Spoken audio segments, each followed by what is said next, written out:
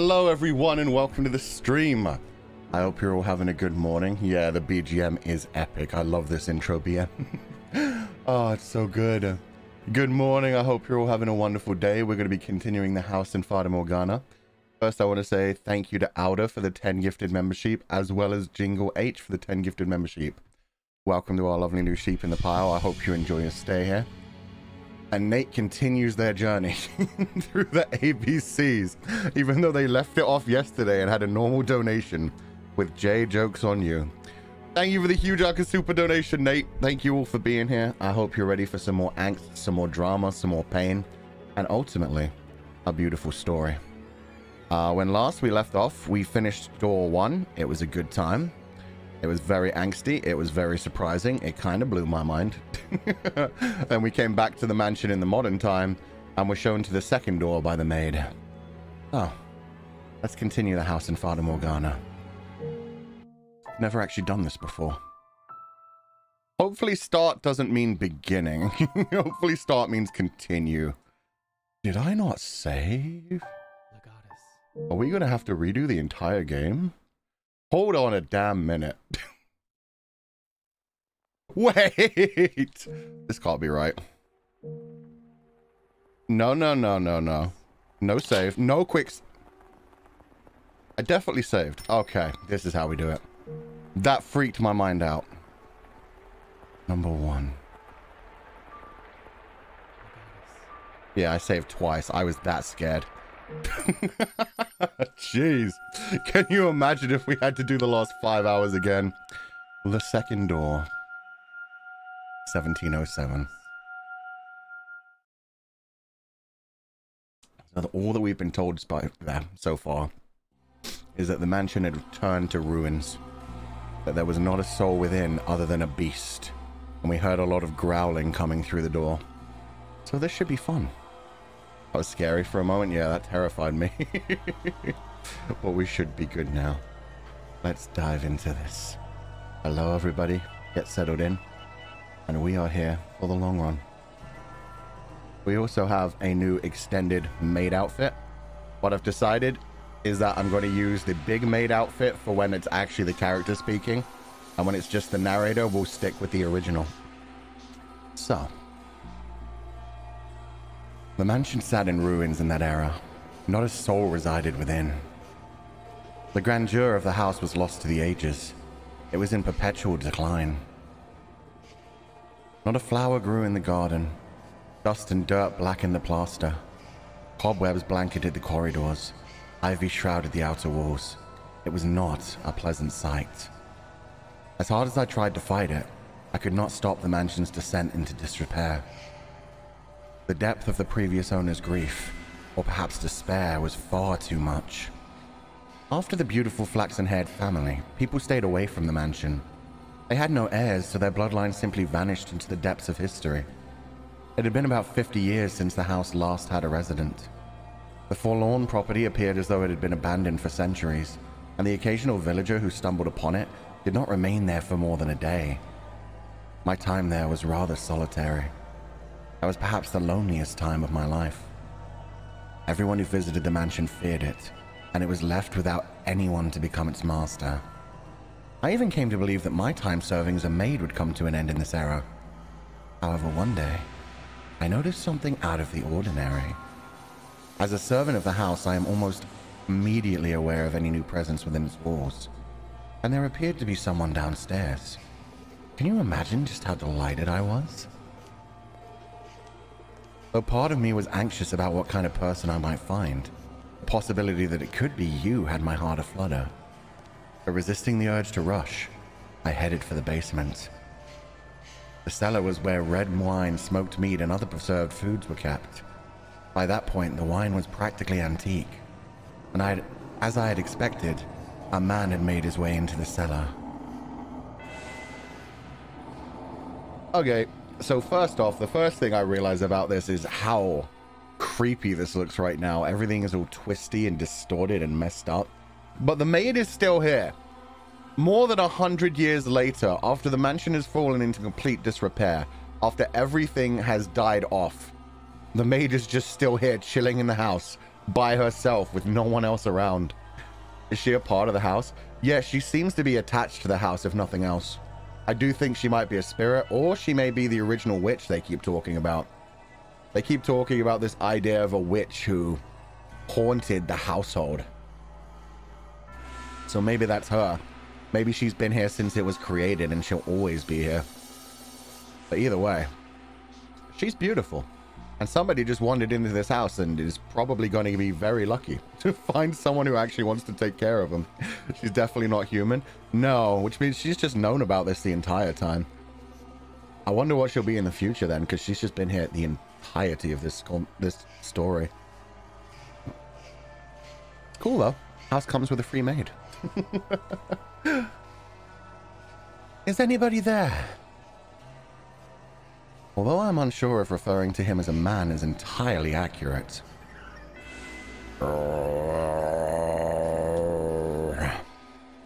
Oh my, this is quite something. Oh. Yeah, that's not a man. Holy shit, that's a cool look.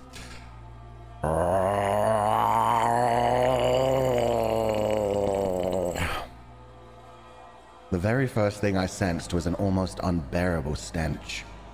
The odor emanated from the man, heightened by the food he had carelessly rummaged through. Blood-red liquid spilled from wine barrels, soaking the floor. His sunken eyes had a piercing, wolf-like glimmer in them. His teeth were sharp and yellowed, visible as he ripped into a chunk of meat. He grumbled in a seemingly inhuman tongue. I was looking at a beast, or perhaps a half-beast. There was another source of odor in the room, though. It had something of a kind of metallic tinge to it. When I noticed this, I nearly passed out. The red liquid was not just wine as I had assumed. The beast had, I presume, stolen a weapon from the village. A sword far too nice for him to lay on the floor by his side. I could hardly imagine how many people's lives he had taken with that blade. It was visibly wet with blood, even in the darkness of the cellar. But at the same time, it had an imposing gleam. The fine, luscious aroma of the wine could not mask the stench of the blood and the beast. Holding my breath, I took a few moments to ponder. Ponder what? Oh, master, you know. You know what I'm wondering, master. Come on, I mean, the beast man. I was like, yo, how you do? No. Anyway, yeah, kind of looks like a werewolf. He seems to have horns. His eyes are totally rabid. His mouth is like all curved. I wonder if they're going into a werewolf, or if this is all going to be like a surprising revelation that he's actually just covered in furs and he is completely human. We'll find out. So this is a Wendy's. I mean, sometimes Wendy's can be fun too. Tell me, were you summoned here by the mansion?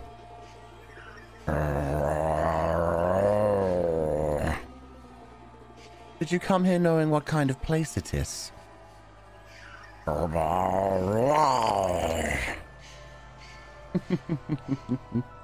If you are in want of money, you're welcome to help yourself to some of the furniture. Now, I imagine the villagers would be willing to welcome you if you dressed yourself up a bit more like a person. Then you can trade the furniture for food and make your way to a larger town. The wolf was able to fool the innocent little girl simply by putting on clothing after all. Well, she is quoting Little Red Riding Hood. I said it's so pretty. Who made it? Did I not? Oh, that's... Oh, no, I put the Pauline... Okay, one second. Let me grab that. I put the Pauline wig in the thing, but not the actual new made asset. Sorry, just give me a second to grab that. Can't believe I forgot to add that on. It was added to the original one. So they took the base of the original hair and then expanded upon it. But it was made by Mel, the Hopeful Abyss. Mel. Let me grab that. Copy link. Edit video. And add made dress asset.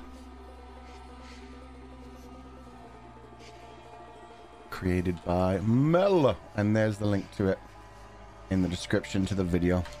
You would just have to refresh your video and you will be able to see it. Perfect. Ah, and that also breaks a couple things on my end. I have to refresh a few things. There we go. That'll fix it. Okay. Back into the game. So I wonder if he's not growling. Does he just not know how to speak? Maybe he's just like... Oh dear. I was afraid you wouldn't understand me. What am I to do? Oh my god, I love her face right now. Have we ever seen her make a concerned face like that before? That's gorgeous. I was in quite the predicament.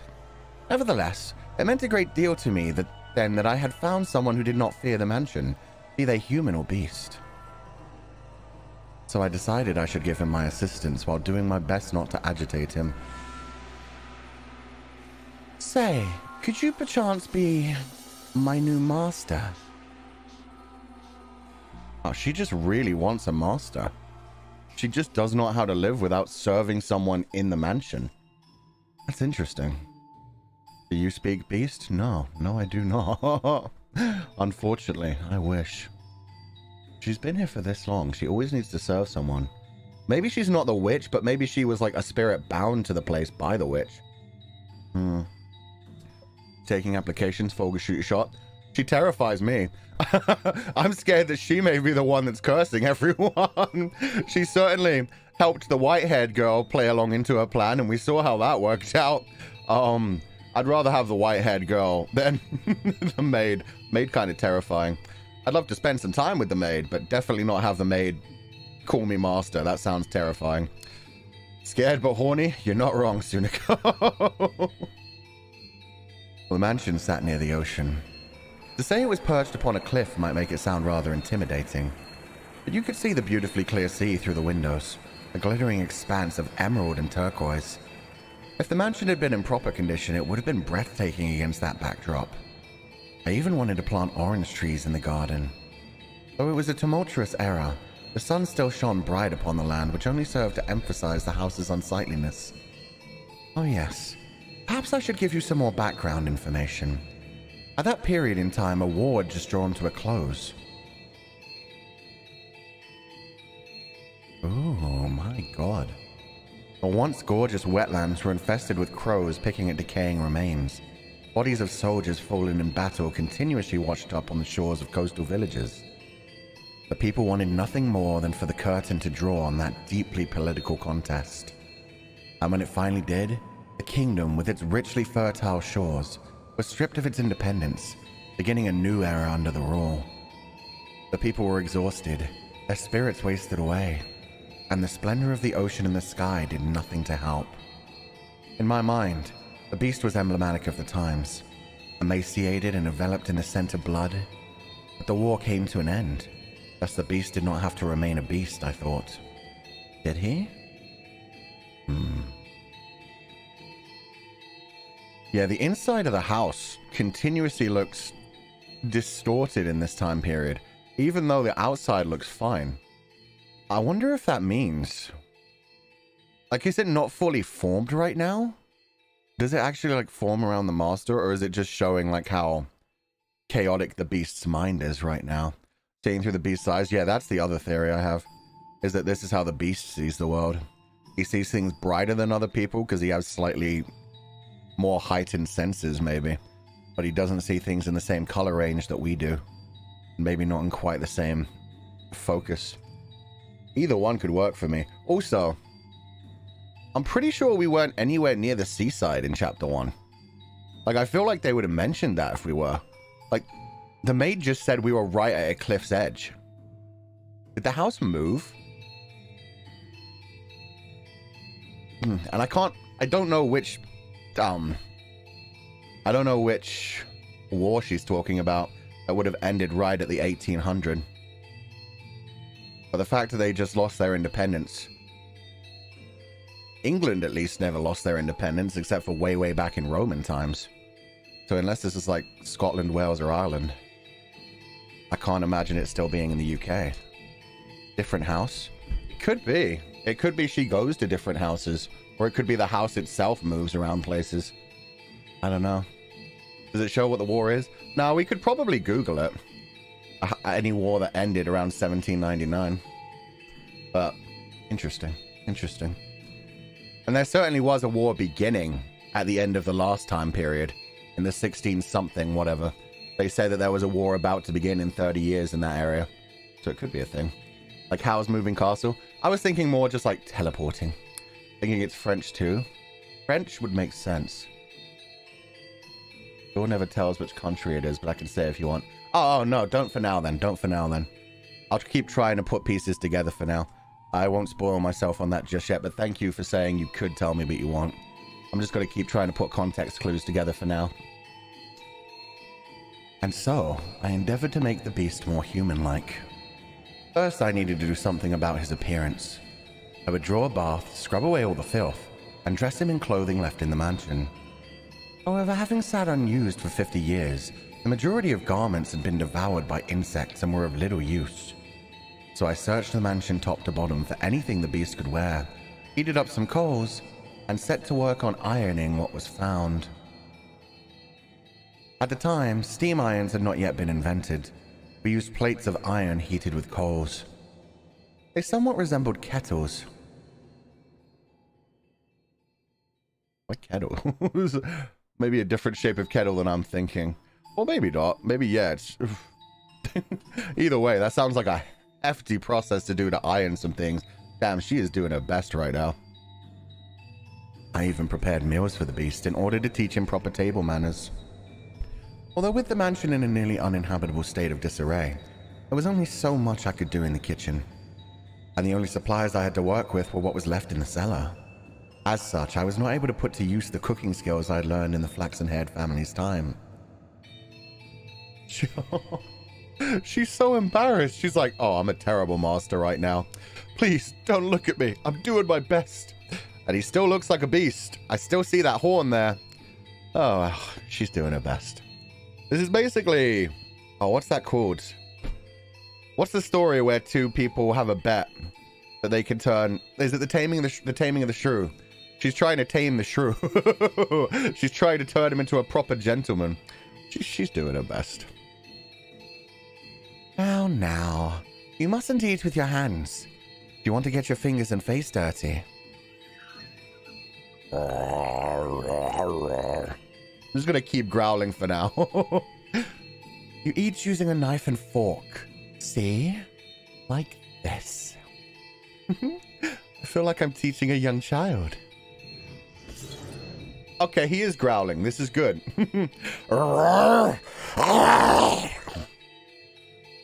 Oh my. What are you holding your head for?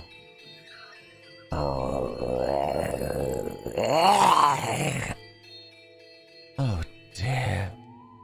Perhaps I should be teaching you to speak before table manners.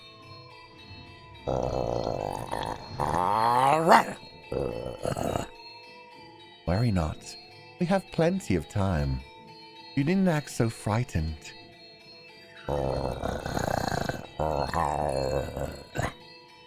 Or perhaps you do not want to be understood at all.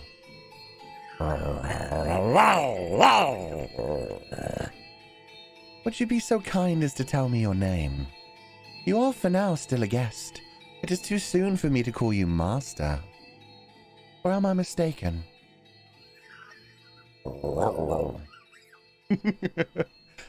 Your name. That is what people call you. How about I start by telling you my name? Yes, please. I am called... I'm so angry. I want to know her name. God damn it. She just cuts out.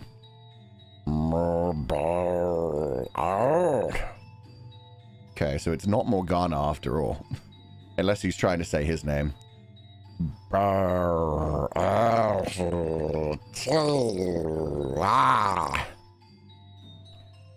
Bestia. Your name is Bestia. Oh shit, he has a name. I see. And that is what I shall call you, Bestia. He has a name. He can say a name. Bestia. I wonder if that's just because people have called him Beast. Or maybe that's another language for Beast. Maybe literally people have been calling him Beast. Bestia. Bestia equals beast. That's what I was thinking. It's probably, yeah, a different language's version of beast, another European language. It's beast in Polish. Ah, let's go. And it's beast in Spanish and in Italian. Okay. We do not know where the beast is from yet, but we know he's traveled through some European country, and people have always referred to him as beast. Bestia. No, that's great. I'm glad to know that. Thank you guys for telling me. So it could be anywhere in Europe right now. Also Latin. I figured it was Latin. That probably made sense to me. Maybe they just all called him Bestia. Okay. My, you seem to be rather perplexed as to how I was still alive. He had in fact attempted to cause me harm. However, I am a servant of the house. The beast called himself Bestia. It is a curious thing. When I learned his name, he seemed to take on new importance in my mind. He was not a mere beast, but the thing called Bestia. Master, should I ever have the chance to hear your name, I'm certain you too shall become more substantial a presence. But you must always remember, Master, and even if you do not remember your name, and even if you never know mine, you have always held a special place in my heart. Oh yeah, she's getting real creepy. She's like, oh, how did I not die when he tried to kill me? Oh, I am a servant of the house. Yeah, she's literally attached to the house. She can't leave. And we will never know her name. And she doesn't know our name, but she's sure we're her master. She's just decided that. Creepy. This is some weird spirit nonsense going on right now. And thus began my tranquil days with Bestia. Slowly he began to learn the human tongue. And I was, to be quite honest, rather thrilled. To be certain, I was afraid of the beast. But my fear was not so strong as my elation that there was someone else in the mansion, someone to whom I could speak, and someone that might become my master. Come now, you must pull weeds out at the roots or they will grow back.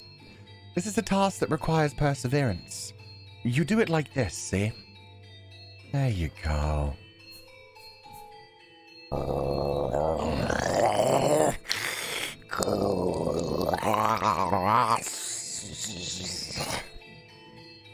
Oh, did you not expect that?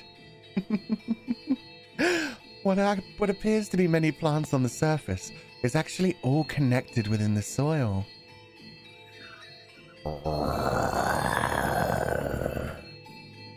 This is a task that requires a man's strength. If there were other servants, they could do it. So I apologize for making you tend to the garden, future master. Future master. I like that. She's like, oh, you will be my master someday. But I refuse to serve a beast. You must learn the tongue. You must learn how to act as a servant first. You must learn human etiquette. I really like that, man. She's cute. You know what? Maybe I would become a master. She could teach me a thing or two, and then I could become a better person, and then I could be a master. Until she inevitably betrayed me. Or perhaps now that you're all dressed up, do you wish to leave the mansion and find someone to fool, as the wolf did the sweet little girl? Have you no interest in remaining in such a disheveled house?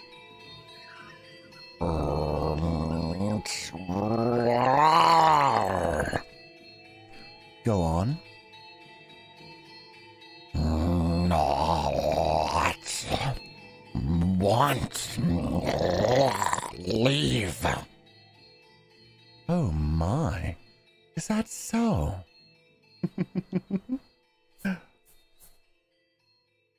If you wish to stay, then I shall not stop you. On the contrary, I will gladly attend to you. I'm waiting for the person who is to become my master. Forever waiting. I should be able to watch over you until the day you depart this world, old and wrinkled. Do you not believe me? Are you interested in becoming the master of this house?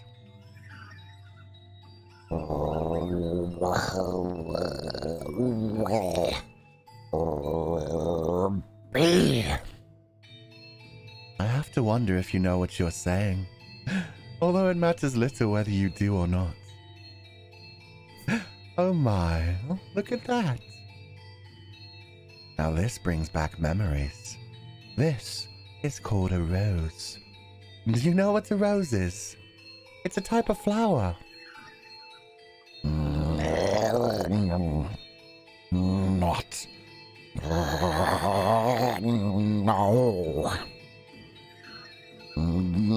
Do not. No. I see. Then allow me to teach you. What you have here is not a real rose. The real rose is wilted and is sleeping in the soil.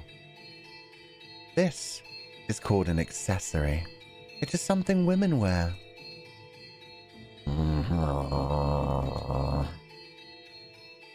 The beast held an ornamental white rose in his hands, an object someone sometime meant to give to someone else. Oh no! This is the one Mel wanted to give to the white-haired girl. So it ended up in the woods. So we are still in the same area.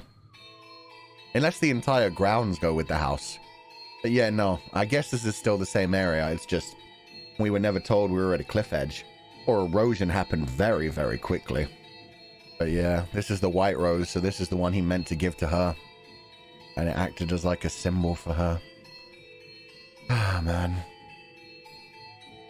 Curiously, the white rose was just as stunning as it had been the day it was made, despite being buried in the earth for so many years. I hear roses make wonderful gifts.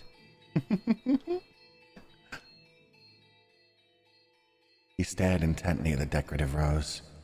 I'd presumed the beast would either discard it, disinterestedly, or destroy it.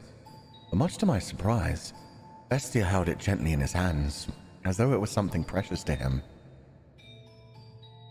Are you perchance considering giving it to me? So you are not. Very well. Oh my god, she actually looks sad about that. Oh, that's so sad. She's looking away like, oh, not me. Oh, okay. That's fine. Nobody ever gave me jewelry. Nobody ever gives me jewelry. I wonder if we are doing a reincarnation thing then. The beast, even though he is a beast in this life, still cares about the white rose. Maybe this is Mel reincarnated. That would be interesting.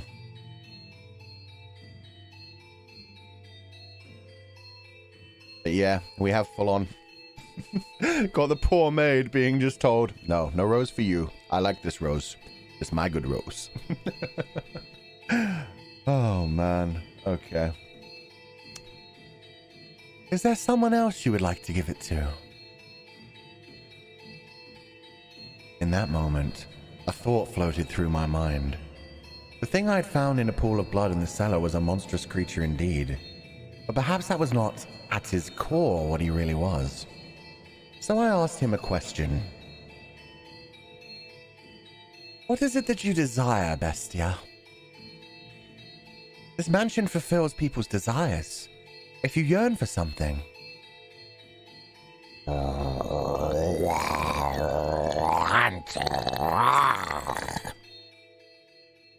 Live peace. He just wants to live in peace. Oh no, is this a flashback? Are we getting like dark pain now? Look at that filthy thing. A beast. It's a beast. It's eating goddamn sand. You really that hungry? Beast, you foul creature. Stay the hell back. Get any closer. Filthy beast. And I'll kill you. Okay, so this has just always been his life. For all we know, he was just a normal human orphan that wasn't raised properly. Everywhere he went, people called him a beast because he didn't understand human etiquette. He just went around eating whatever he could, trying to survive. And because of that, he never learned language. He just became a beast. Or it could be that he isn't quite human. Or that he just has one of those birth defects. Maybe he's like the man who has hair all over his body. I forget what the actual condition is. I think it is like something.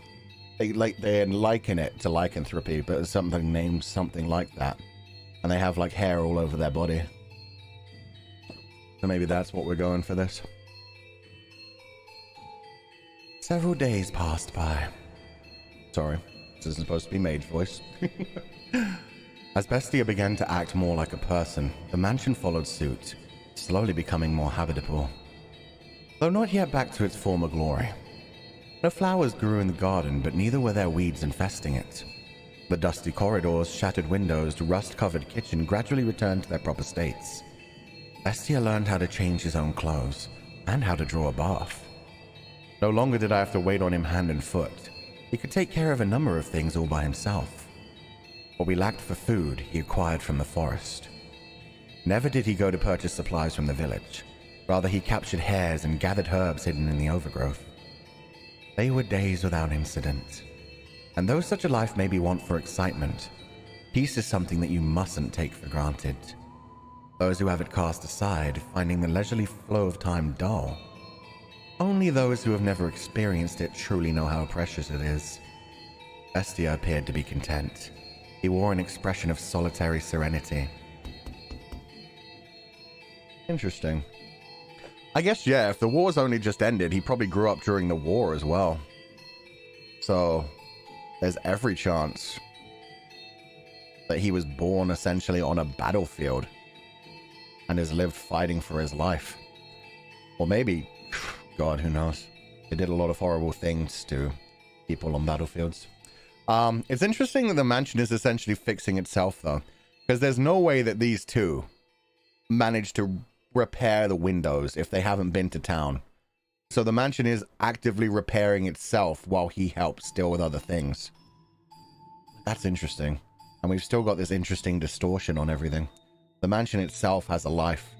Maybe the more it has a master, the more it attunes to someone's wishes, the more it transforms into something else. Because it is also forming, like, we've never seen... I don't think we've seen this backdrop before. Not with windows like that. We've definitely seen that mirror set before. But I don't remember seeing these windows in the flower timeline. In door 1. So maybe it retransforms to suit whichever master joins it. Someone! Is anyone there? And then one day, a crack formed in the uneventful tranquility. Is anyone in there? Could you pop with some food? I don't need much. Some food and water. Just a little. That's all I need.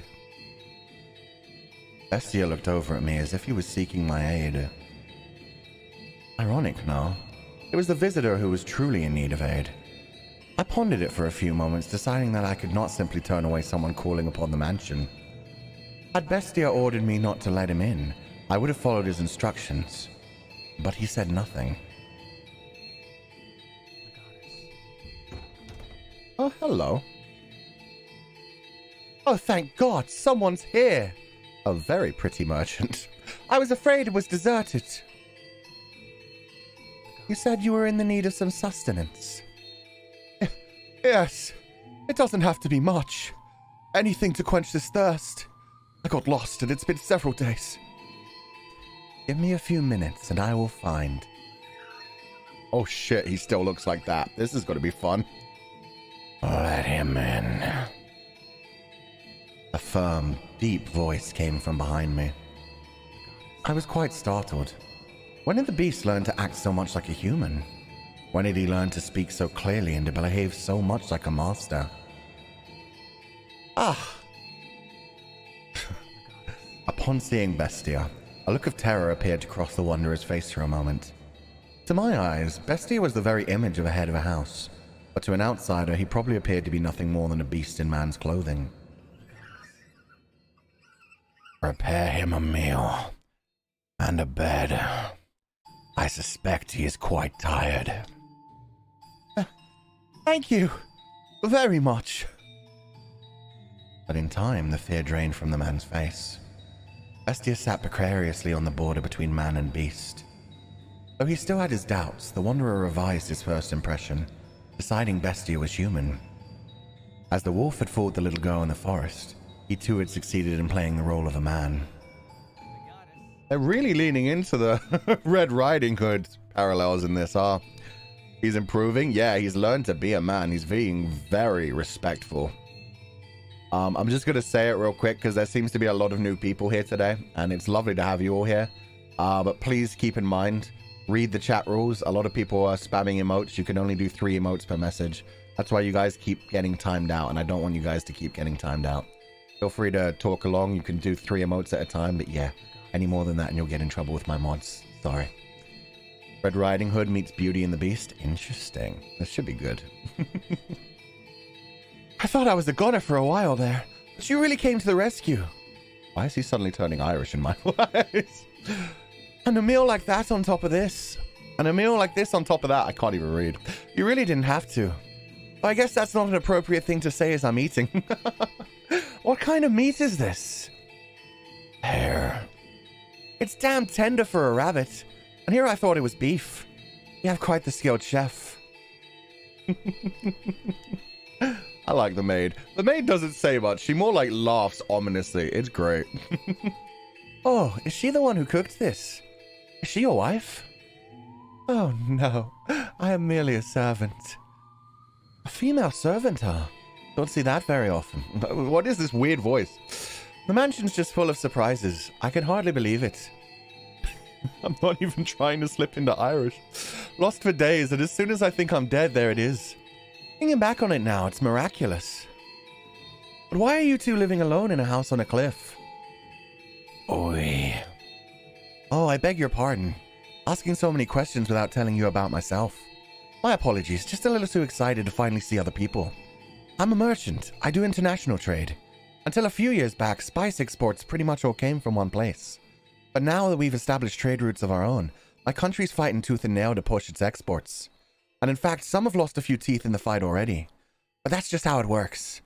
It's a cutthroat world. You do what you have to survive. That's just how it works, the merchant said, a sorrowful look on his face. He was quite clearly putting on a show, though. Confidence in himself and his homeland radiated from that man. I like this guy. What I don't get, did this break? Because, I mean, they showed us the merchant sprite for like 1 tiny second. And then it disappeared. We don't have the maid on screen. We don't have the merchant on screen. We don't have the beast on screen. I'm very confused as to why we have no sprites on screen. The merchant looked so pretty too. What the heck? I came to this land to do business. But much to my own chagrin, the fuck? But much to my own chagrin, I somehow ended up lost in the forest. Had I wandered around for much longer, I'd have lost the chance to ever see my beloved again. Your beloved? Yes, sir. I'm constantly out on business, so we only get to see each other a few times a year. But she always waits for my return. I'd like to introduce you to her if I ever get the chance. She's a pretty girl, if not especially striking. Is that so? The merchant was a man of many words, and I, for one, did not mind a lively supper table. Though I knew not how Bestia felt at the very least, I was glad we had invited the wanderer into the mansion. He was, after all, holding a proper conversation with someone, and he seemed to be having success concealing his piercing, beast-like gaze. However... Oh. All right. I stopped by the village before entering the forest, and I heard a bone-chilling tale there. As soon as the merchant brought up the subject, a palpable tension spread across the room. They say there have been sightings of a beast. It's a creature unlike anything anyone's ever seen before. Oh, this guy's gonna get killed. You shouldn't have mentioned it, man. You shouldn't have mentioned it. Not a wolf or a bear or anything like that. It even attacked the village once, killing several people. Thankfully, the men managed to drive it out. But the creature's still alive. There's nothing in this world scarier than a vicious beast. Oh, that sound effect. That's the literal tension cutting through the air. Oh, God. So you should keep an eye out. Wouldn't want to accidentally let a murderous beast into your home. At the villager's insistence, I had the smithy forge me a knife. Is that knife? Huh? With you now. Oh, fuck. Yeah, he wants the knife. Oh, God. Well, yeah. I've got it on me. Only good to defend myself with, but it's better than that knife. You brought that knife. You're here to kill me with that knife. Oh. You're going to stab me again and again with that knife like they did last time. That's why you're here, isn't it? Oh, what are you talking about? What's gotten into you? Stab and stab and stab. Calm down. What are you so worried about? I'm not going to hurt you with this. What? What did you just say?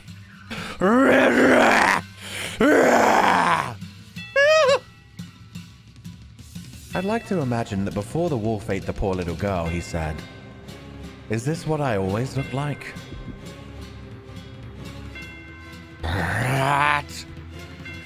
Beast! What's your problem? What's wrong? Talk like a human.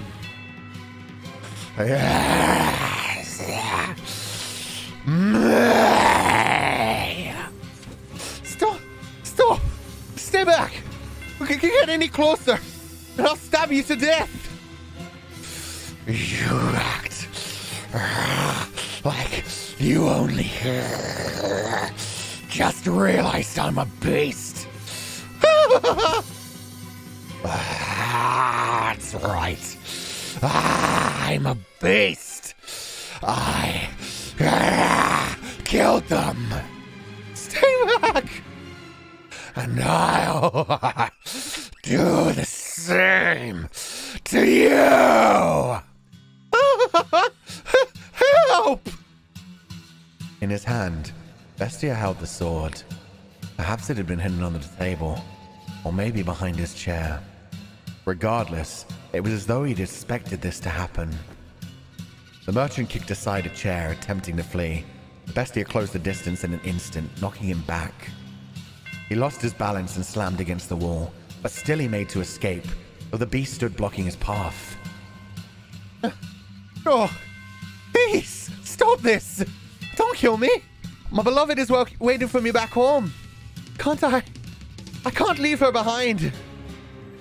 And why should I care?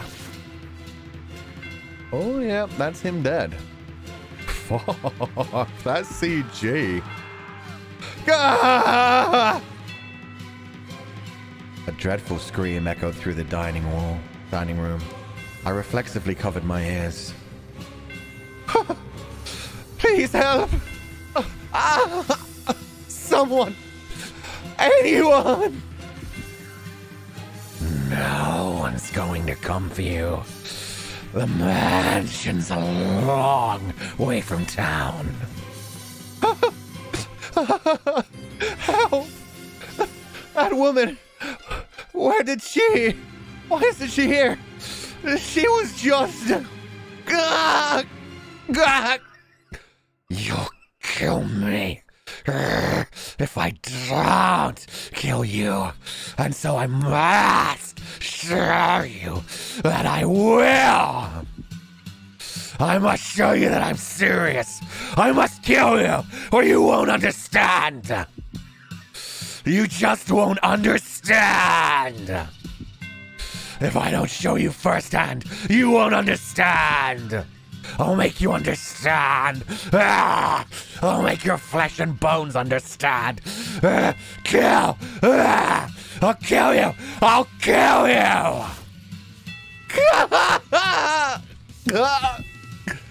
Kill. Yeah.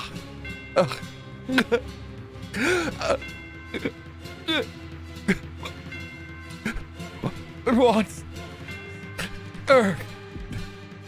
That's right. I am a beast. He's a fun dude. I like this dude. Oh. Oh, it's between the heartbeats. That's so cool. I thought it was skipping things.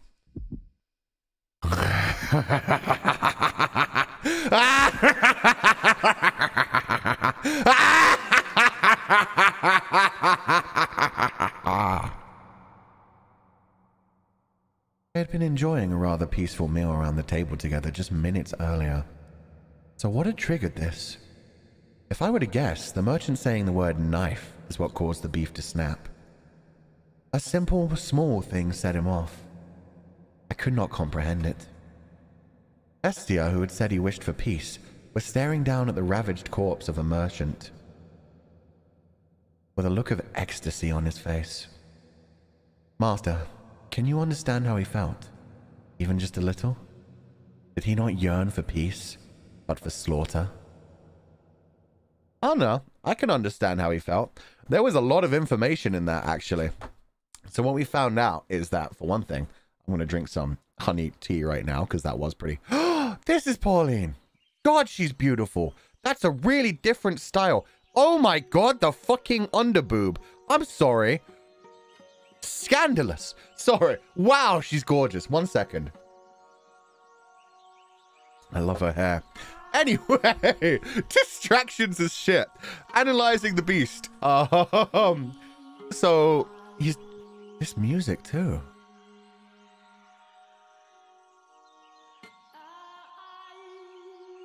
Let me turn that up a bit. It's so beautiful. Okay, yeah, the beast is more terrified than anything else. He's been trying to act human, but as he let someone into his house, he fed him, he was doing his best to pretend to be human, but then as soon as he talked about the knife, he had essentially PTSD. He was triggered. He flew off the rails because he thought the man was going to draw the knife and stab him. It's clear he's been abused a lot in the past of his life. He mentioned the word beast as well. I don't think it was so much the knife itself that triggered him, but the fact that he started talking about this beast walking around. And that made him worried. Because, yeah, all of the flashbacks we saw of his history was essentially him being called a beast and then attacked, scared away. Like, literally taken away from the tiny bits of food he was just trying to find around the world. So he learned to start defending himself, to kill people. He decided if people called him a beast, he would become a beast. And so that was the same thing again.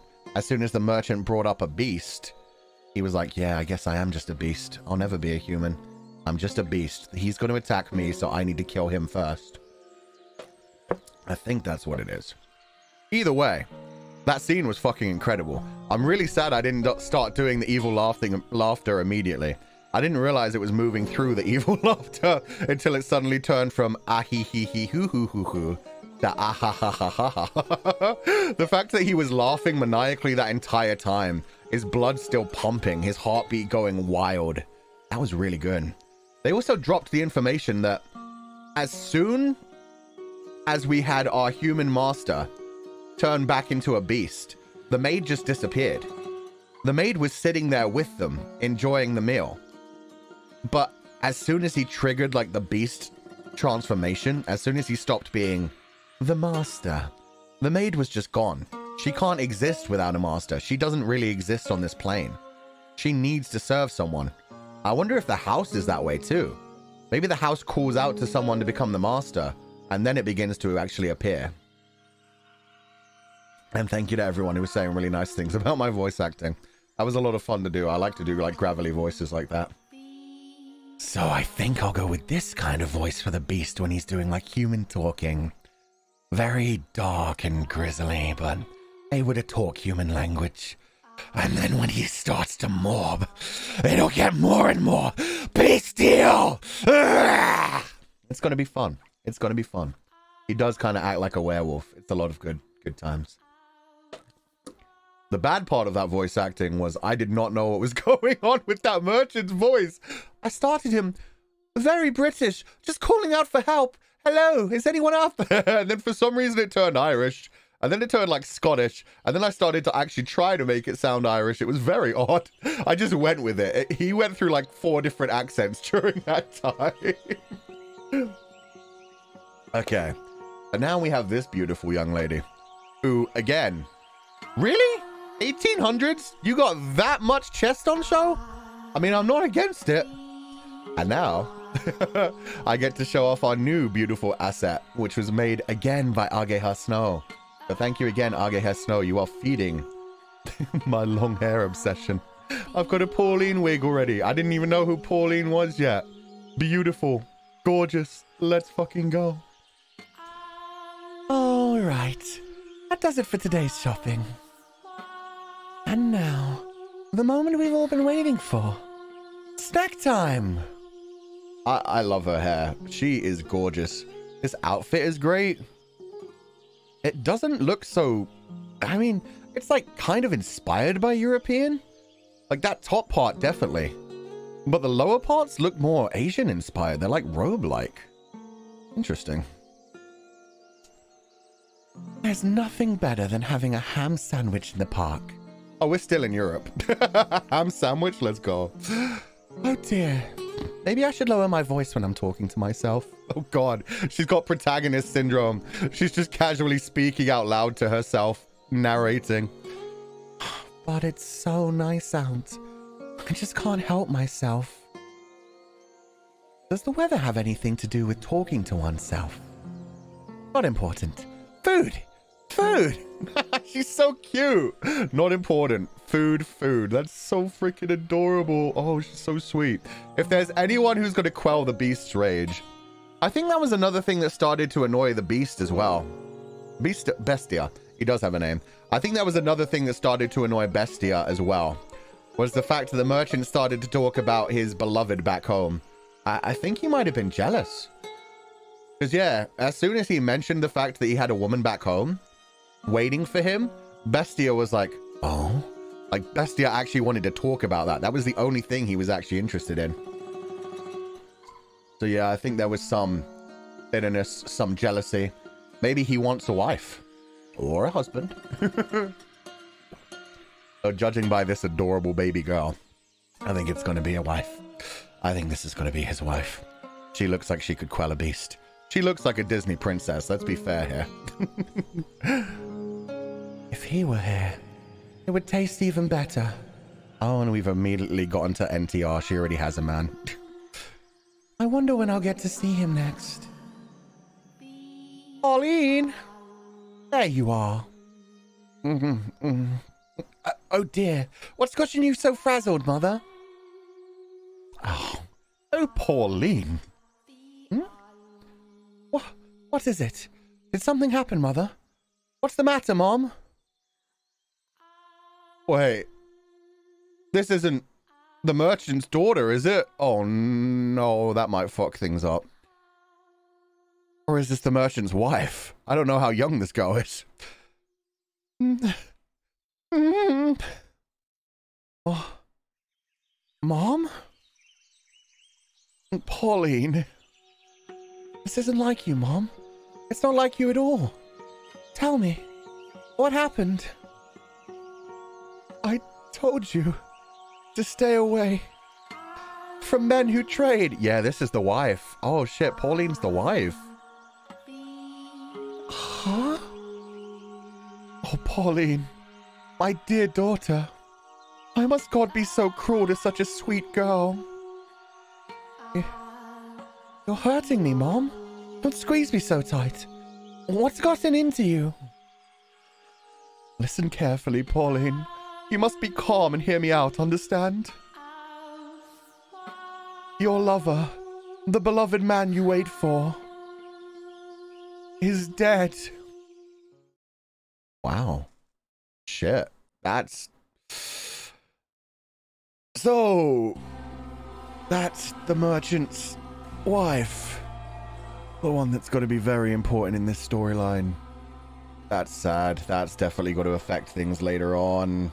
The beast has got to feel so bad. BGM, yeah. And they really did. Like that, even the garden. So she's in a land far away, apparently. But that was still definitely Europe. But yeah, he said he'd traveled a long way away. Ham sandwich. That seemed like it could have been like France, Germany, Sweden, anywhere like that. Pauline. No idea. No idea. Anyway, yeah, they've got a whole new soundtrack for Door 2. The happy music, the sound music, the dark music. This game is going to have a very extensive soundtrack by the end of it. It's wild. The beast's humanity began slipping away from him after that encounter. He'd returned to the thing I had found in the cellar. Pauline is French, I think. So that is French, right? Pauline. Yeah, that does sound like a French name. And the flowers in the garden could have really been anywhere, but that is very symbolic. I know 3 older French women called Pauline. So yeah, it could be French, it could be German. It could be German too, though. Yeah, that's what I mean. It's a very, like, European in general name. But he was Irish.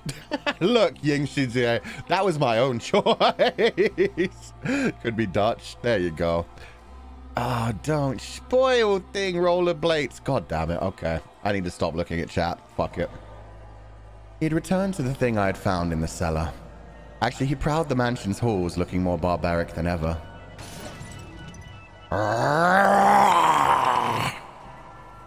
Despite all the effort he'd put into learning how to act like a human, he now ripped the velvet curtains off the wall, howling shrilly, stomping back and forth through the hallways and ravaging the garden. I watched him intently throw from a distance. Bestia was not merely a beast, but an out-of-control, bloodthirsty beast. Just a few days ago, we'd been tending the garden together, but that was no longer possible. I was quite disappointed.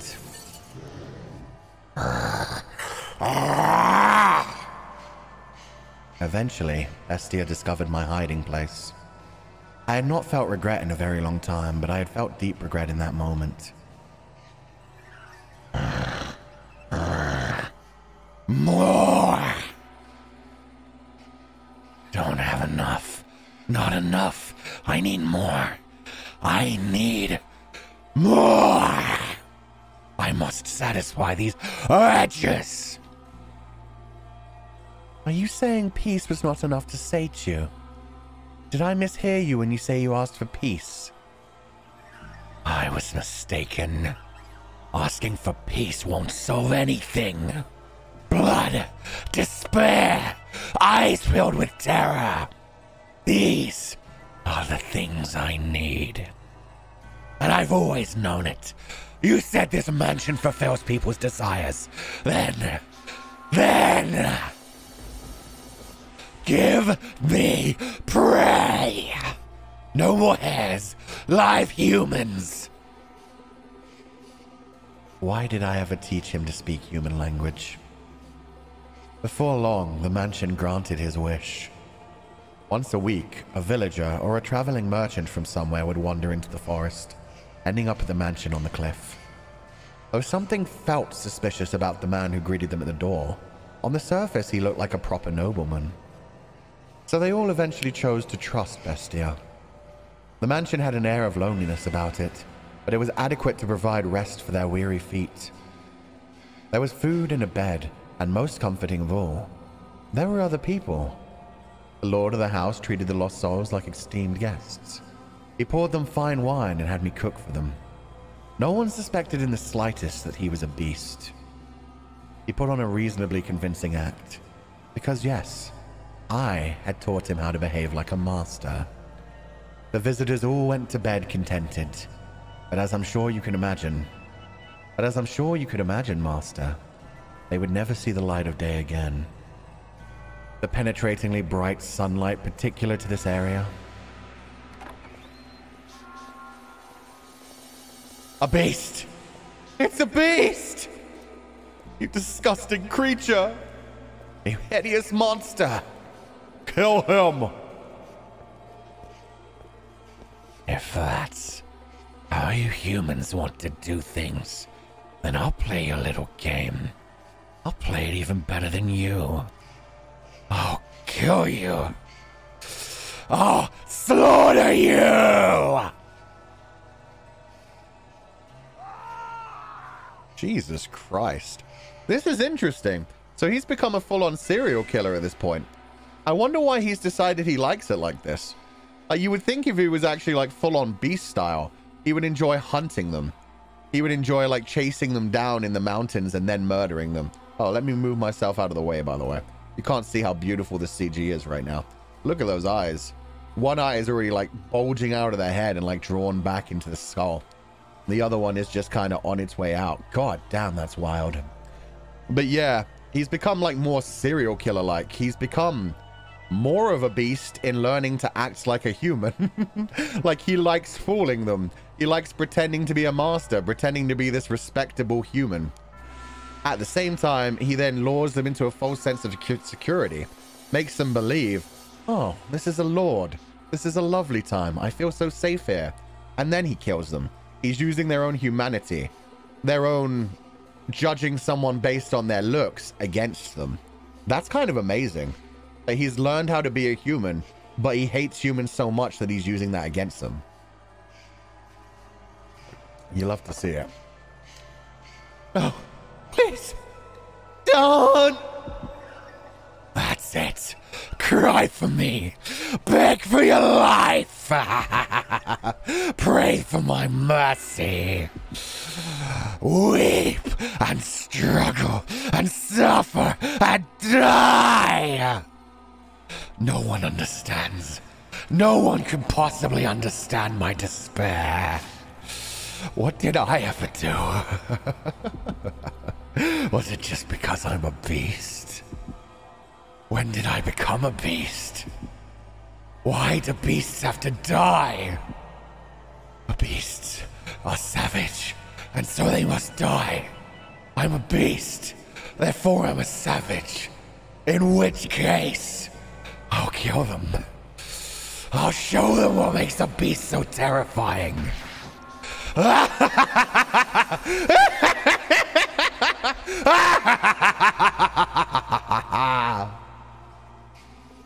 Moonlight crept through the torn velvet curtains, shining down upon the blood-soaked beast. It was a sight that would incite terror in anyone. Look at this. No one can stand up to me. Humans have no chance against beasts.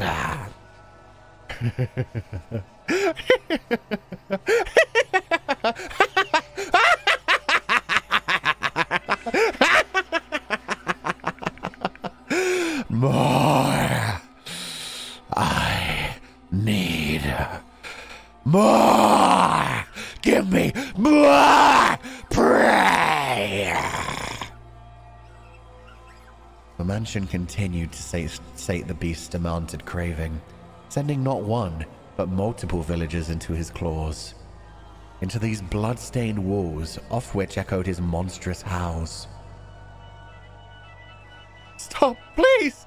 I'm begging you! Spare me! Oh God! Sorry. I'm not familiar with your god. Beasts have no need of gods. He's having a fun time torturing them. I have a wife and a son back at the village. Please, let me return to them. Why don't you bring them back to me? I'll send them to the same place you're going. Damn, he's killing tons. Oh shit, this is a woman, a pregnant woman. I'm with child. Please, let me go. Are you now? In that case, I'll kill the baby first. Fuck. You damned monster!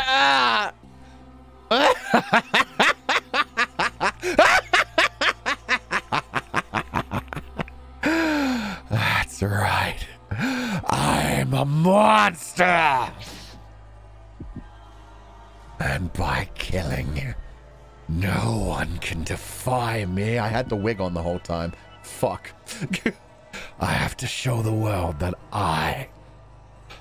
beasts are the most frightening things on this earth. The beast began to change his style, making sick banquets out of his kills. Some days he would tie his guests up in the cellar, playing with them for hours until they finally died. Some days he would drain them of their blood and bathe in it. Some days he would spread them out on the table and feast upon them. Every week, another atrocious party. He did everything imaginable. As a faithful servant of this house, I'm confident I can do most anything I'm asked. Though you can surely imagine my surprise at having to use the cooking skills I learned while solving the Flaxen-haired family to do that.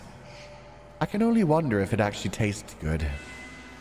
Bestia's peculiar sword was always with him for his twisted banquets of self-gratification.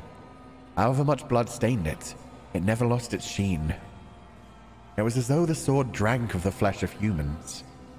Master, can you imagine just how wretched I feel?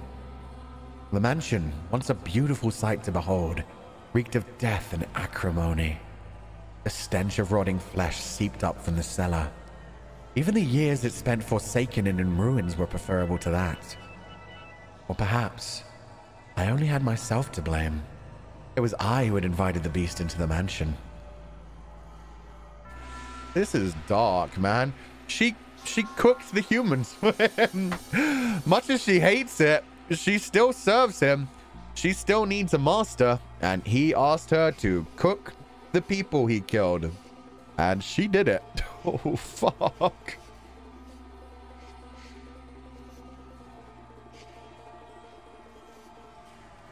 Hell, she may have even helped with other stuff. Who's to say that she wasn't also the one that helped cut them up if he was doing so many fucked up things?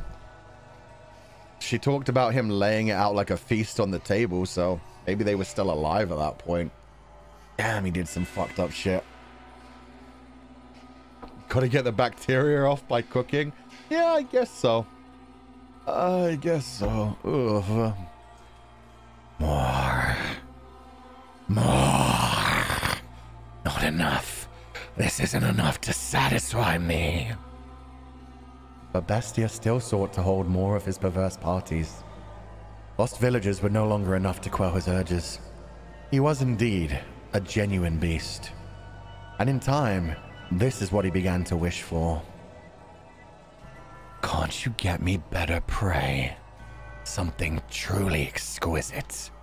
The perfect prey to quench this maddening thirst of mine. Do you know what he meant when he asked for the perfect prey, Master? Perhaps a hero. Someone courageous enough to stand up to him, with whom he could enjoy a battle to the death.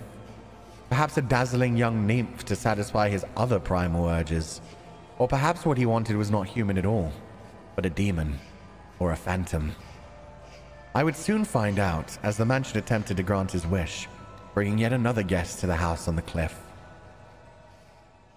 Oh god, yeah, I was worried about that. Jesus, his other primal urges. I thought he was only eating men at the beginning, and then there was the woman begging for her life with a baby inside her. Fuck me. And he, oh god, he went for the baby in the tummy first. Jesus. Pauline? Yeah, this will probably be Pauline arriving. The question is he immediately going to think, oh, this is fun, I killed her husband, she's looking for him, now I'll kill her? Or is he going to instantly, like, fall in love with her when he sees her? Gonna be interesting. If the devil guides us, if God guides us, then perhaps I could accept that this was fate. Then it makes sense that I am here. Yeah, this has to be Pauline. Is anyone there? I've lost my way. Would you please be so kind as to spare me a little food? Ah, there it is. There comes the poor little offering. They never learn.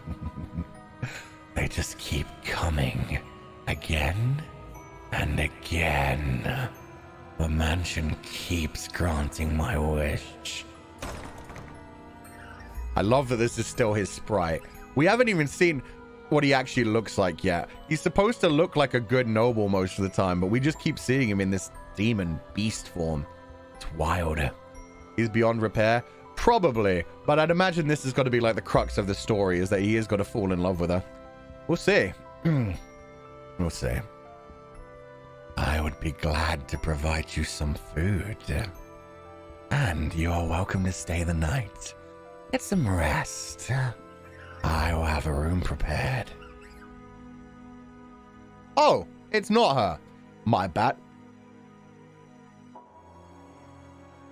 The white-haired girl. It's not even white-haired girl. It's the white-haired girl. What the fuck? Then I suppose I shall take you up on your generosity. She does look the same. She's got the same face and eyes. I've been wondering for a very, very long time. What was that, Master? You recognize her? I imagine you would. That white hair, those red eyes, skin the color of freshly fallen snow, and that flawlessly beautiful visage. You could not possibly mistake her for anyone else. And no, it is not someone who happens to resemble her. I can understand why you'd be surprised, Master. It's been 200 years, that's... At first, I could hardly believe my own eyes. The wanderer knocking on the door that day was the very same fair-skinned young woman who visited the mansion so many years earlier. The white-haired girl must have spent many, many a night in the forest. Her crystalline skin was covered in red scratches from where she had brushed against stray branches and tree bark. She'd even lost her shoes and was standing there barefooted, looking quite disheartened. But that did not make her any less beautiful. In fact, you could just imagine the dense forest canopy parting to allow the sun to shine down upon her. The beast appeared surprised by her angelic beauty as well. It seemed as though all the madness drained from him in a moment. He said nothing, but his eyes told all. He was entranced by the sight of her ruby-red irises and her pure white hair.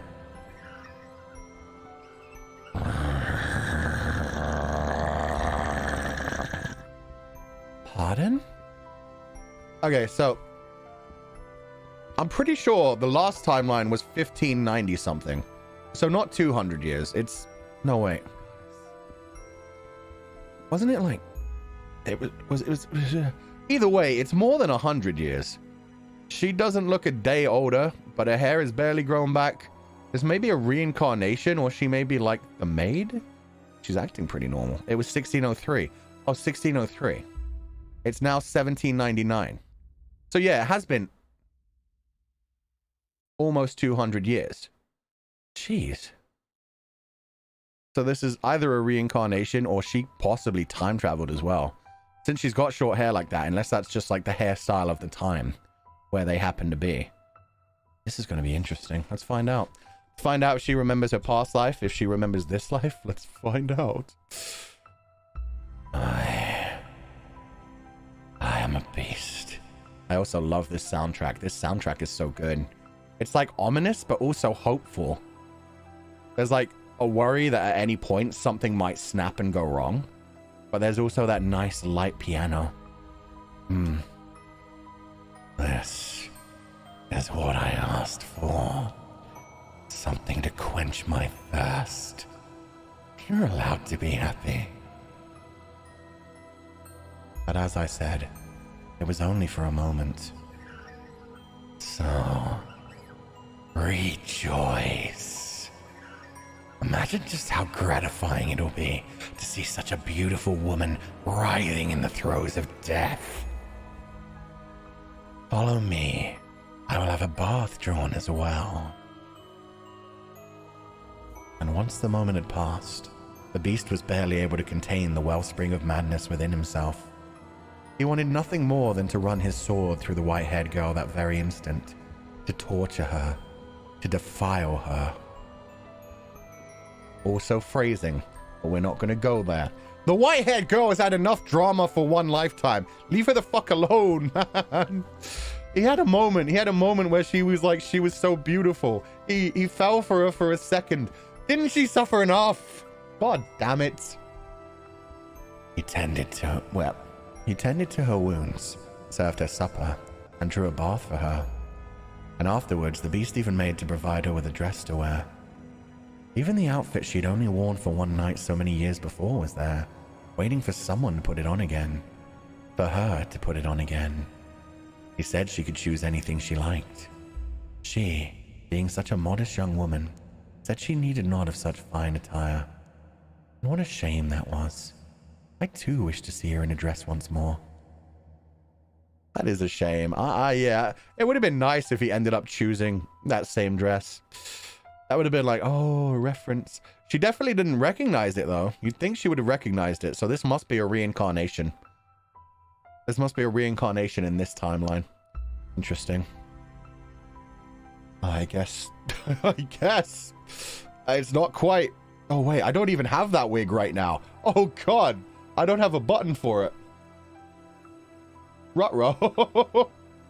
What is this? This is the other girl. I don't have the white-haired girl wig right now. Okay. Doesn't matter. Her hair's different anyway. I need not such fine clothing. I got rid of it. I thought I wouldn't need it. You needn't be modest. No, that's not why. Oh, her face. She's still got the same facial expressions. This is killing me. Are they not to your liking, then? No, I just... My apologies. You're very generous. Foolish girl. Smiling and calling me generous. I was simply imagining what a pretty sight it would be.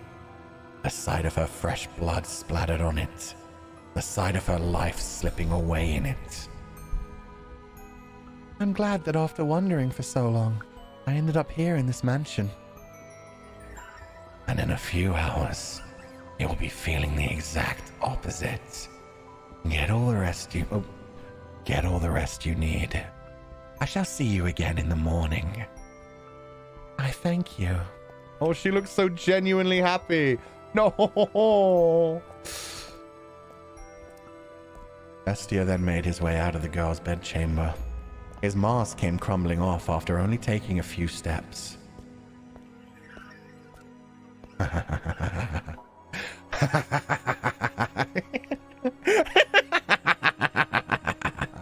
There.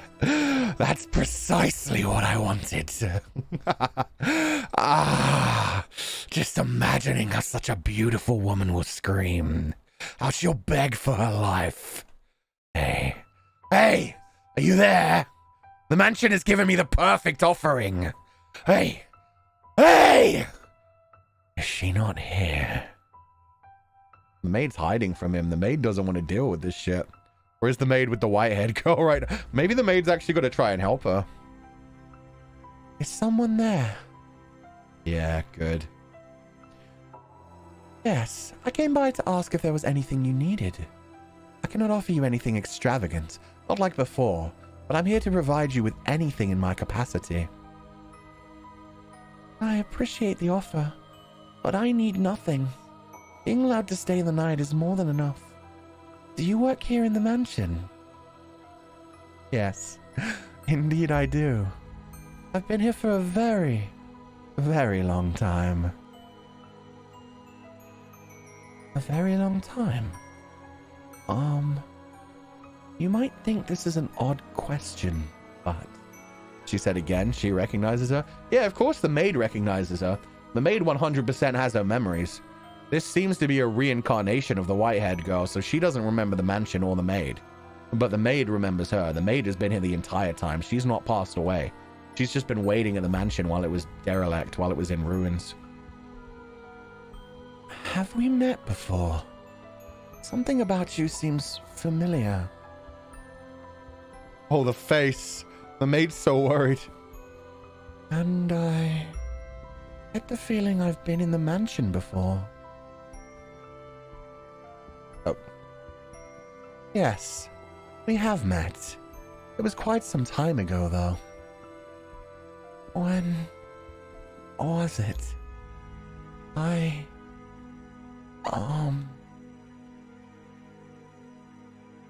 It was an unimaginably long time ago. Do you remember a boy and a girl with flaxen hair? Flaxen hair. Legatus. I apologize. My memory fails me. Do you not remember me either? I see. You should probably not push yourself to remember them. Legatus. There were joyous times. And there were less than joyous times. But would you be so kind as to answer one question? What might your name be? Oh, my name. My name is... see. So, you are again. Again? You should get some rest. I'll make tea for you in the morning. Also, go on. Close your eyes. Okay, so for some reason we are 100% being blocked off of seeing the name. And that also 100% confirms that she's been reincarnated. But she has the same name again. Interesting. Even though being reborn, like she said again. So you are blank again. So she knows she's been reincarnated. She might have had the same name since the dawn. I'd imagine she was one of the first masters, mistresses, whatever of the mansion. Maybe she was the one who was locked inside. Maybe that story she told, because she said she thought it was about her. Maybe that's the original timeline, and she passed away in the mansion. Maybe she's the one who caused the original curse. This game loves teasing us. Yeah, there's a lot going on. Maybe she lost her memory. I think it's more that she's been reincarnated. Because if she didn't remember anything, I'm sure she would have said, rather than just, my memory fails you, about the maid, I'm sure it would have been, oh, I'm terribly sorry. I can't quite seem to remember anything. How did I end up here? Where am I? Like, I feel like if she completely had amnesia, she would have mentioned that rather than just, my memory fails me. But I don't know. We'll find out. It's interesting.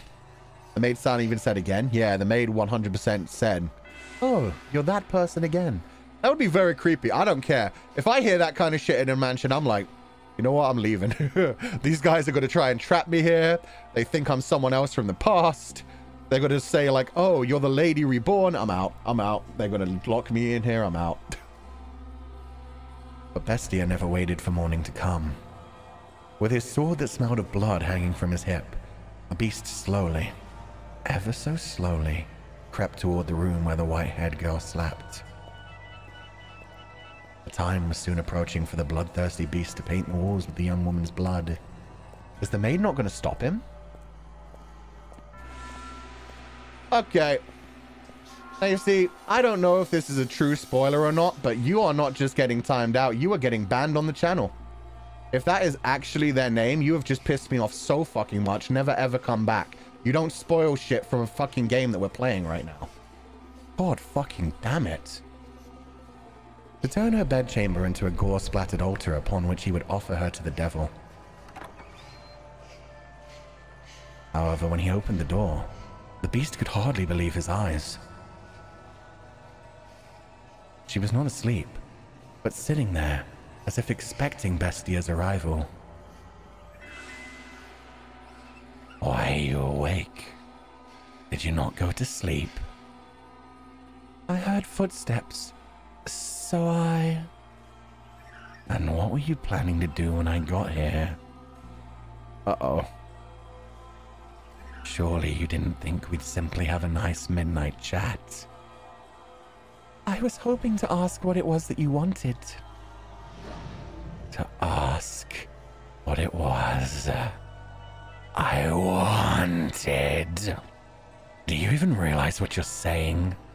Can you not see what's in my hand? You know exactly what I came here to do. Aren't you going to beg? Aren't you going to plead for your life? Aren't you going to ask me not to kill you? If it's necessary. But is that what you want? What I want is something much, much more gratifying than your pleas. I want to hold a banquet. It's not enough. No matter what I do, it's not enough. You will be enough to satisfy me, to quench this unholy thirst, to completely, wholly fill me to the bursting point. You want to know what I desire? I desire to devour you. Oh, shit. That's an interesting CG. This may turn very adult right now. Keep your mind If you need to head out, feel free. Yeah. Bestia shoved the girl back, slamming her into the mattress. He then stabbed his sword through the sheets beside her, looking down upon the girl, the moonlight at his back. Clenching her slender throat with one hand, he drew his sword once more, holding the tip but inches from her nose. No matter how much blood it drank, the sword continued to shine gloriously, as though it had just come from the forge. It was an awe-inspiring, tear-shedding blade, the sight of which would cause anyone to imagine the misfortune about to befall them. Go on, mock me. Ridicule the hideous, barbaric beast standing before you. From the moment you saw me, you thought me unsettling, no? But you averted your eyes, because I had food for you. Because I gave you a place to rest. You pretended not to notice the beast. This is retribution. Retribution for you damned humans. So beg for your life like they all do. Cry! Plead for mercy! If you say that you're ugly, then I must be equally ugly. What? What came from the girl's mouth was neither a plea, nor an insult, nor a scream. Full-grown men had wept before him, and yet this slight young woman did not. Despite this terrifying beast being upon her, moments away from extinguishing her life, even I almost shrieked in fright. Bestia could not believe neither his eyes nor his ears.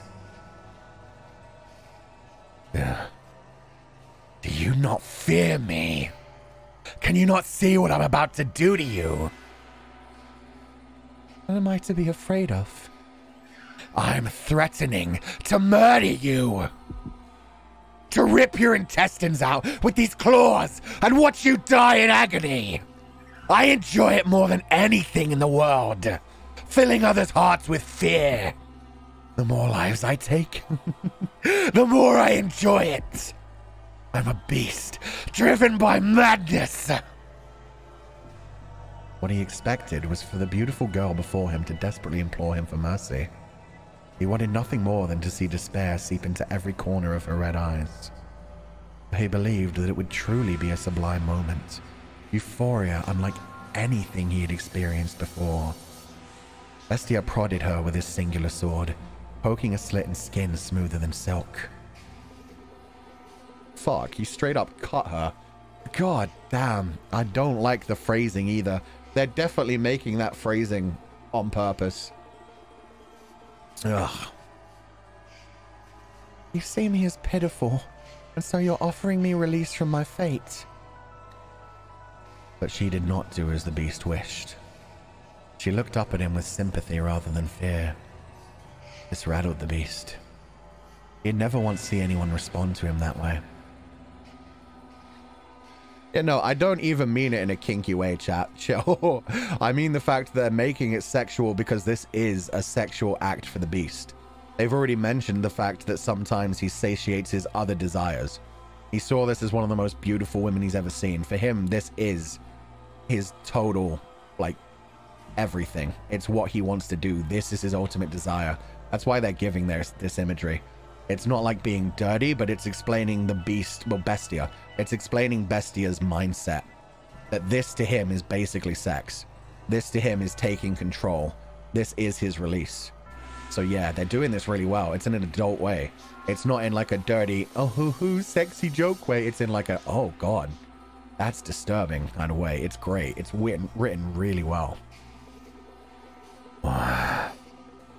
What on earth are you talking about? What is going through your head? Pity. Release. Do you not comprehend this situation? How can you be so calm?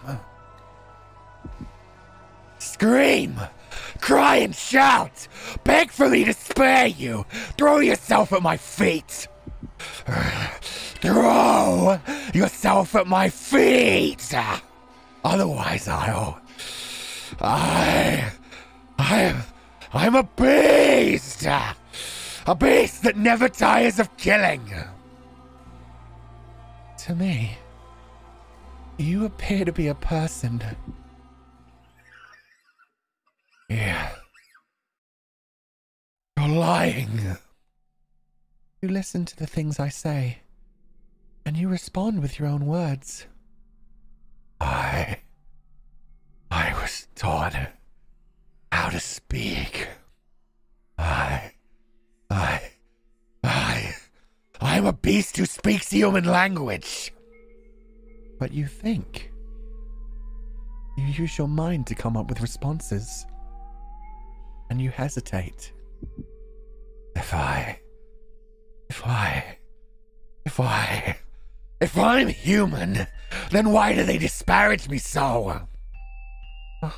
Why do they reject me and try to kill me?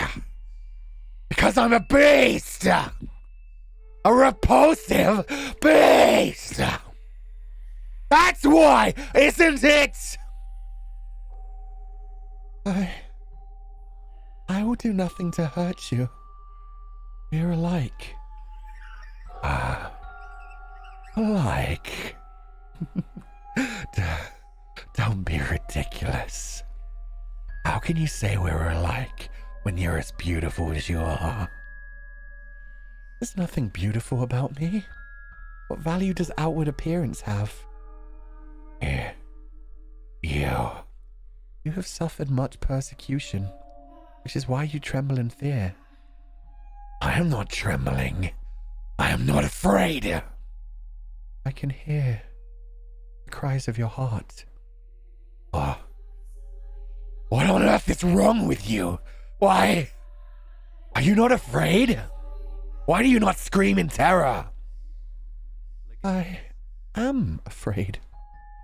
But more than fear, I feel like I know what my role is. Your role? If you will have me, then I would like to remain here in this mansion. Are you mad? I'll eventually kill you, torture you, put you through hell, make you wish you were never born. That does not change my mind. Please, allow me to stay. I find it very hard to believe that what you want deep down is to hurt people. And I get the feeling that I'm meant to be here, that it is my role. Yeah. Estia was at a loss. He was perhaps afraid of this girl who did not fear him, and even attempted to embrace him. She behaved too differently from all the other humans he knew of, who only ever harassed and pushed him away. Oh, why are you so kind to me? To this beast, this murderer. Estia's sword slipped from his hand, hitting the hard floor with a metallic whine. When the sword died down, the white-haired girl extended her hands for the beast with the utmost of affability. Her fingers were white as freshly fallen snow, something this area never saw. They traced his distinctive frame. They ran along his unusually shaped nose. They slid across his rough, yellowed skin. They drifted around his rather small eyes. The beast trembled once more, this time not out of twisted desire from deep within, but from the unimaginable comfort of physical contact. Her fingers moved so gently, so pleasantly, wrapping him in their warmth. Are you crying? A single teardrop slid down the arc of her finger. Looking into her clear eyes, Estia came to a realization, and at the same time, he felt somewhat dismayed. You are without sight. Taken in the throes of his primal urges, the beast had not noticed, but there was an emptiness in the girl's eyes. She appeared to be gazing far into the distance, not focused on the man despite being close enough to touch him. Tears had been running down Bestia's cheeks earlier when she had called him a person, but it was not until one of those droplets had slid across the back of her finger that she had realized. She would indeed have no need of extravagant dresses. After all, she could not see what she was wearing. That is correct. I am blind. But whoever decided that reality is only that which can be seen? I know not what appearance I have. In the darkness, everything is as one. There is no difference between beast and man. If you are a beast, then I too must be a beast. To call the girl a beast would be paramount to eating sugar and insisting it was salt. You pardon the trite analogy, please. But you know rather well, Master, that the white-haired girl was not at all what you would call a beast. Not simply in appearance, but all the way down to her core. There was nothing beastly about her. Her words brought him faint pain, but the beast still felt on some level that he wanted to keep her at his side, to see what would happen. His next words were in large part impulsive. To the people asking in chat, I can't imagine she was blind in the last chapter. Remember, this is a reincarnation of her. She is definitely blind now. But in the last chapter, she'd managed to look at things that she couldn't see without her eyes. She was like looking at portraits and things. It is impressive that he didn't notice that she was blind the whole way through this, though. The fact that she managed to make her way through the mansion, I guess that shows just how much she really does remember this manor. She was able to move through it without him ever noticing that she was blind. That's really impressive. She noticed the rose lost fruit. Yeah, she noticed like the white rose turn red. She noticed the portrait when she saw the portrait of her and Mel. So yeah, she definitely had her eyesight in the last chapter. This is a reincarnation of her. In this one, she's definitely blind. And I wonder if it's because she was in the sunshine too long in this. The maid did mention earlier on in the chapter, and we also got a second mention of it, so it definitely, the mansion has definitely moved, because this is an area that doesn't have snow, and the maid also mentioned the dazzlingly strong sunlight. So maybe that's it. Maybe she couldn't avoid the sun in this time, and it actually blinded her from the damage, because she has, yeah, albino eyes. Not sure about that, but that could have been like a hint when the maid was talking about that. They had... Did they have snow in door 1, or did I imagine that? Did she recognize the maid by the voice? She doesn't seem to quite recognize anything. She just feels like she might have been here before. So it's a past life memory. But she seems to know, like, the mansion exists. Like, she has some memory of the mansion, and she has some memory of the maid. But she doesn't actually remember her last life. So it's more just a general feeling. There was no snow last time? I don't know why I imagined there was. No, it was just really cold one time. They kept talking about it always raining. Like, it always rained during the seasons. During one season, they said it particularly rained, like, pretty much every other day. Okay, thank you. That was, yeah, just me imagining snow for some reason. Okay. I am grateful that you cannot see. Oh, that was the end. I really should have finished that bit.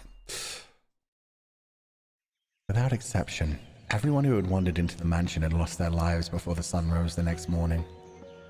She was the first visitor who had not met this fate. Over time, Bestia's madness gradually subsided. He even began to seem rather tame. You would hardly believe it was the same beast who had once reveled in those perverse festivities. Again, this beautiful soundtrack. I didn't say it in the middle of the last one because I didn't want to distract from like what was going on. I wanted to like finish that scene as much as I could. But yeah, they went through like 3 different OSTs during that one scene as well, with him getting ready to eat her and then her calming him down. Like, it went from like a really dark one to a really sad and gentle one and then to a hopeful one. That was so good. This game is so good with the sound and the music. What else was I going to say? There was something else. Oh, and yeah, that scene also kind of reminds me, it's like a reverse version of her past life. Her sneaking into the bedroom with Mel, wrapping her fingers around his throat. and starting to choke him to death. But then him just being like, "You're beautiful. You wouldn't want to do that to me." Like him being so calm in that moment and completely stopping her from trying to kill him anymore. Her completely losing her resolve. It was very similar. Her giving up on her anger at that point, and this beast realizing, oh, she doesn't see me as a beast. She doesn't deserve to die. She's not like the other ones. So yeah, I like that, how they've linked those two. He was, I imagine, at a loss for how to behave. I too would be flustered in the constant presence of such beauty. But it was not just her appearance. She had said she wished to live with him, a beast who had committed countless atrocities. Perplexing indeed. What is the matter? Do you honestly not fear me? Do I appear to be afraid of you? No. You do not. But you would. If you could see me, you would react the same as everyone else. You would mock me. You would despise me. You would want to kill me. You don't know what I've done because you can't see. I enjoyed it. I basked in their terror. So why? Why do I not want you to find out? I don't want you to know how many people I've tortured, how many I've slaughtered, how much blood I've imbibed. All the horrible things I've done. Horrible. I'm aware that what I've done is wrong, but I relished in it. I wanted so long to slaughter them. I desperately desired to see blood. Human blood. What is it I crave? Murder? Or laughter? I said that I had no need for peace, yet here I am. Is something the matter? No, some tea. Oh, shall I make some? Are you thirsty? No, I made some tea. It's probably cold by now. I thought you might want some. Oh, he made her tea. He's trying really hard to take care of her. Holy shit. Oh. I didn't even realize. Oh my god, they've even done that with the sprite work. If you look into the girl with white hair's eyes right now, they're not focused on anything. They're not looking like... Previously, like you could see his eyes are looking at her. Their face like straight forward, whereas hers are kind of off to the side. She's not really looking at anything. That's so detailed. Yeah. You don't. No. No, I'll take it. What are you laughing for? 'Cause I'm happy.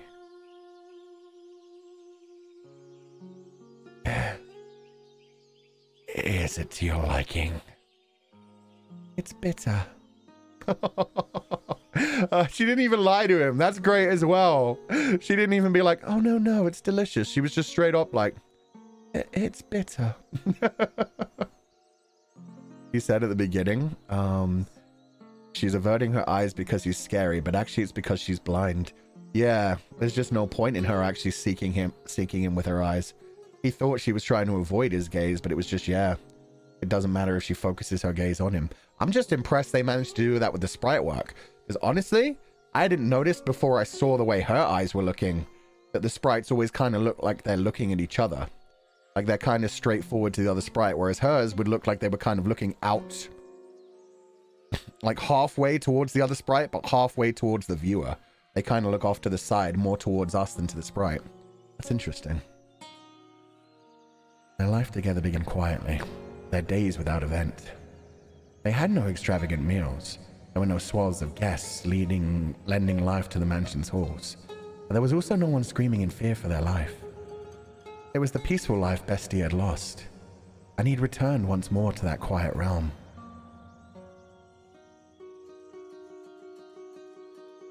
What's the matter? You're always so quick to notice my presence. My world is one of darkness, so I have heightened sense of hearing. What is it like? How do you perceive the world? I cannot imagine living in complete darkness. Occasionally, I can see the light. Light? Yes. Not a radiant light like the sun, but a soft light floating in the darkness. Like a candlelight, I suppose. That only perplexes me all the more. I find it difficult to understand what you're describing. Is that so? It's difficult for me, too. I'm not sure how to explain it. But it's not complete darkness. I can sense your presence, for instance. I can tell how windy it is from the way the windows vibrate. And also, I also feel as though I can sense the wavering of emotions. The candlelight begins to flicker erratically. From fear, intense sorrow, or other similar emotions. My emotions. I do not know. It could be yours, and it could be mine. This mansion is a very peculiar place. The candlelight is always wavering, and yet it seems somehow stable. It makes me feel as though this is where I belong. I don't think I understand. I'm a beast, and so I lack the intelligence. But you? I'm going to go hunting. Is there anything you would like? Whatever you like. All right then. If you find any fruit, that would be nice. Fruit. He's defensive about that. Like, he worries about the fact that, like, he puts up the whole, like, I'm a beast as a wall. Like, the whole, oh, I don't understand that. I'm just a beast. He uses it to separate himself from her right now. As I'm guessing he's kind of scared of her in another way as well. Like, he was scared when she first appeared since she was so different. Now he's more scared about the fact that she could leave, probably. That this is his one part of peace, that she actually can be around him. And that he could lose that at any point. That's cute. This is interesting.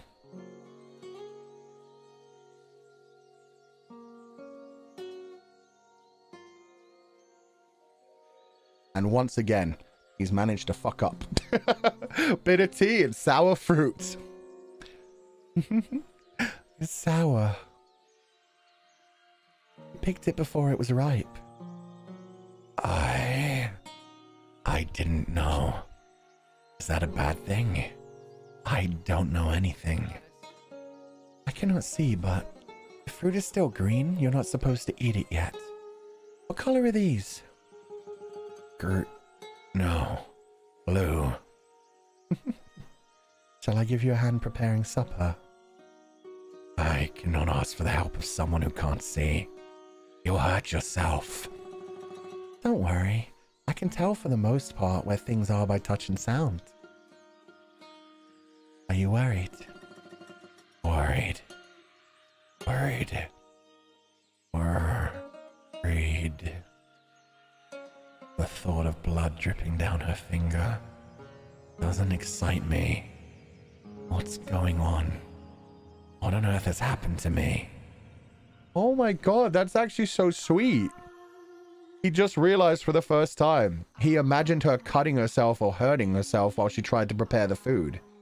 And instead of the blood actively enticing him and him hoping for that to happen, he's like, no, I don't want that to happen to her. I don't want her to cut herself. This is the first time he's ever felt concern for someone else. He doesn't know the word worried. God damn. I'd appear to be in any danger of harming myself. Please let me know. And you have nothing to worry about.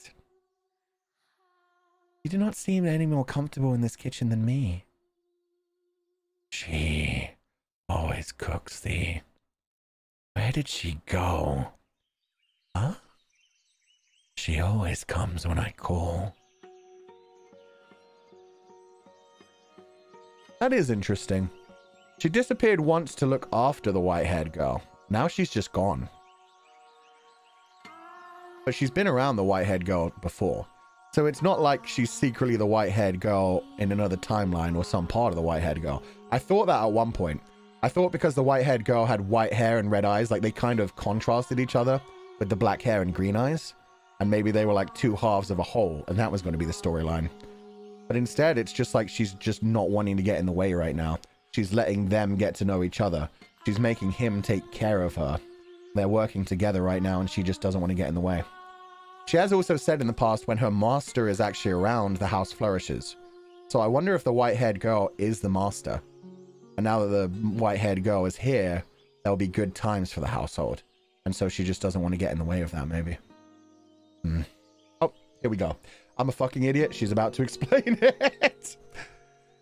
I had hidden myself away. Bestie had learned how to go about his daily life without my assistance, and the two of them had no need of others in their peaceful world. Oh my. What is the matter, Master? I was not lonely at all, no. It was an absolute pleasure simply watching them. I mean that. It was not my role to be at his side, nor was I the one to be at hers. If she could make Bestia into the master of the house, then my presence was unnecessary.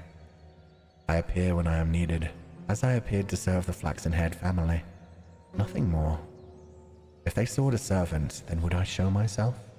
Yes, certainly. After some time, they began to sleep in the same bed. Scandalous. Oh dear, no. Not for the reason you are imagining, Master. They just like the comfort of each other? You thought no such thing. Though they slept in the same bed, they did not lay together. They did so, it seemed, because they were more comfortable in the same place. The two acted more like family than lovers. She reads you? Yeah, she does. She called me out immediately. And apparently the master of the current timeline was like, huh? I don't know what you mean. I didn't think they were doing the monster mash. I guess the beast mash. The beast with many backs kind of thing. No, they're too innocent, whoever this master is. Whether it is anyone. But yeah, me on the other hand, I was like, oh.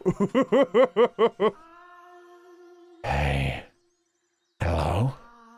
Are you asleep? No, I'm awake. Is the candlelight wavering? Right now, it is very calm. I see. Say, tell me about your childhood. What? Me? Won't you? My childhood? Yes. I have no such stories to tell. When I was a child, my father took me into the... I lost everything. My mother, father, brothers, everyone. So for as long as I can remember, I did not have a father. I lived alone with my mother, but I never felt like that was a bad thing. Was she kind? Yes, very. She was a compassionate woman. But we were poor, and because I cannot see, my mother was the only one who could work. She'd be away for long stretches of time, supposedly because she served at a respectable house. I do not know whether or not that was true. Perhaps she was doing much more demanding work. Oh. Even she was like, I don't know what my mother was doing. She was out there making money. She left for... That's a believable thing. I never asked. I believe not asking was best for her. Yeah, probably. Just believe her lie. If she tells you she's working as like a maid in a respectable house, that's good. That's good. That's what she wants you to think. She's protecting you. From time to time, I would receive letters from her. Someone who lived nearby read them to me. The letters went something like this. Life in the mansion is difficult, but everyone treats me so well, and they say I do good work. I'll be back with more money soon, so you be a good girl. Other than that, she allegedly expressed concern for my health and safety, as well as repeatedly saying how much she loved me. You have a good mother. I did. Nearly everything I remember my mother saying to me was written in her letters. So much kindness and warmth. Why do you not live with her now? How did you end up here in the mansion? Before long, she lost her life at her place of employment, and I was sent the money she had earned. It was, I imagine, enough to survive on. When my mother was alive, she often lamented my blindness. If only you could see, she would say. I could show you just how extraordinary this world is. So I decided I would visit a renowned physician in order to fulfill my mother's dream. A physician in this country. However, upon examining me, he said that he could not restore my sight. Dejected, I was on my way back home when bandits attacked. They robbed me of the money I brought to pay for my treatment. I lost everything my mother saved for me. The money she gave her life to earn for me. I failed to repay her for everything she did, which cast a dark cloud over my heart. My world has always been wrapped in darkness, but at that moment I was in the deepest abyss. It was not even a speck of light. I was at a complete loss. With nowhere to go, I simply wandered, no destination in mind. And that was when I miraculously arrived at this mansion. It was as if it had summoned me here. You were being summoned by the mansion to fulfill my craving. But it didn't end up that way. I wonder if the mansion is disappointed. I see. I apologize for not having a brighter tale to tell. I imagine you were hoping to hear joyful childhood memories? No. Did they hurt you? Pardon? The bandits. When they attacked, were you hurt? You're so compassionate. I am no such thing. I am not compassionate. I was perfectly fine. I took a few scratches, but nothing you need to worry about. I see. I believe that I'm happy now. I was unable to regain my sight, and I haven't the money to return home. But I believe I left in order to come here. Is your life right now happy? I am terrified. I'm volatile. I'm growing accustomed to this woman's comfort. I'm afraid of losing her. A beast should not have these feelings. A murderous beast. Take this. What is? It makes a good gift, supposedly. Oh, he's given her the white rose. Oh, she deserves that. It was always meant to be hers. I was planning to throw it out when I learned that. But I couldn't. I felt like I was meant to give it to someone. That could only be you. It is a fake white rose. A white rose accessory? Do you not want it? No, I do. I just... for some reason... Never mind. Is she gonna touch it and turn it red? Thank you. I appreciate it. The one from Mel? Yeah. When they were first cleaning up the garden, they found the white rose out on the grounds. So the white rose has just always been left here near the house. It never got given to the white-haired girl in his timeline, remember? So he probably just lost it at some point. Damn it, I wanted to see her take it. I wonder if white roses always turn to red roses when she touches them. Monster appreciators going me when. Yeah, this is very Beauty and the Beast as well as Little Red Riding Hood. Yeah, he does have horns. Okay, I'm not just imagining that. He looks weird from the other side. Do you not desire more prey? But you were so hungry for blood before. I've had enough. I don't need any more. Although she's blind. No. Because she cannot see, she does not push me away. She's the only one willing to accept me, to be with me. Such a fickle creature. You obtain peace, cast it aside, and then pick it up once more. But you'll never be able to escape it completely. After all, you're enchanted by the pleasure murder brings. You have been for a very, very long time. This time I'm done. I won't kill anyone anymore. Being with her is far more satisfying than the joy killing brought me. To be with her is what I truly want. So very self-centered. You certainly are. Hey. That's interesting. At first I thought he was speaking to himself. And yeah, I still think he is. But I think he thinks he's talking to someone else. They have kept talking about the sword. Like drinking blood, needing its fill. So maybe that's what he's always told himself, that it was the sword. Maybe that's what he's now telling himself. Before he was calling himself a beast. He's either talking to like the beast within, or I had a feeling there that maybe they were blaming the sword. Maybe he's trying to shift it now. Maybe he's saying it wasn't him. The sword needed to drink blood. It wasn't him. He's actually a person. Maybe.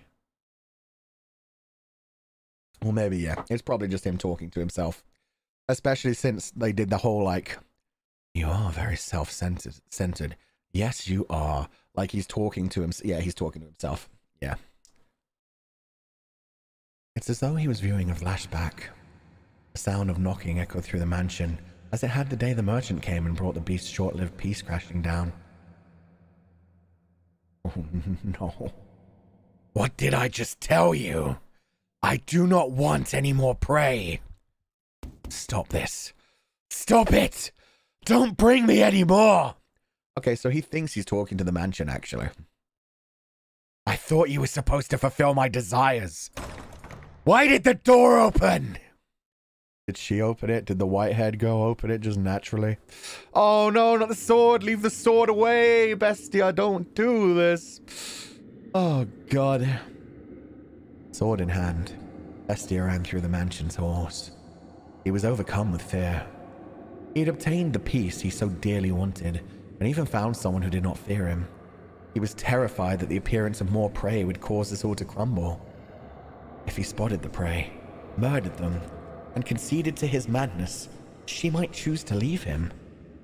As much as she claimed he was not hideous, if she witnessed him doing that, I'll just chase them out. I'm done with this. My desire has changed.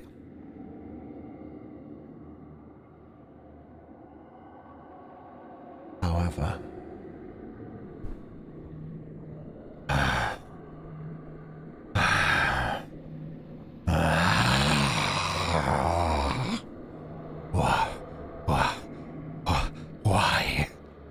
Why?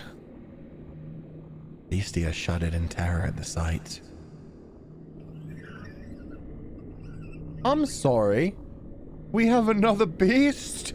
What the fuck?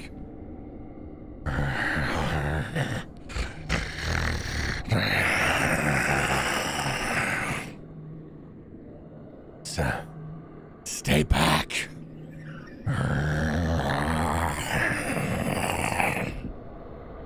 Stay away from me. He broke into a run.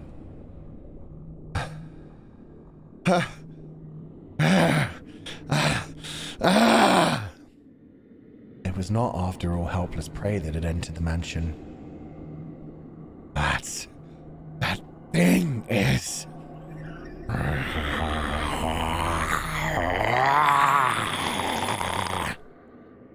The monster's voice seemed to slither along the floors behind him. He felt as though if he were to turn around, it would be right there on top of him. Why are you chasing me? Bestia shouted with fear in his voice, uncharacteristic of the beast who had so readily slaughtered his prey. But can you blame him?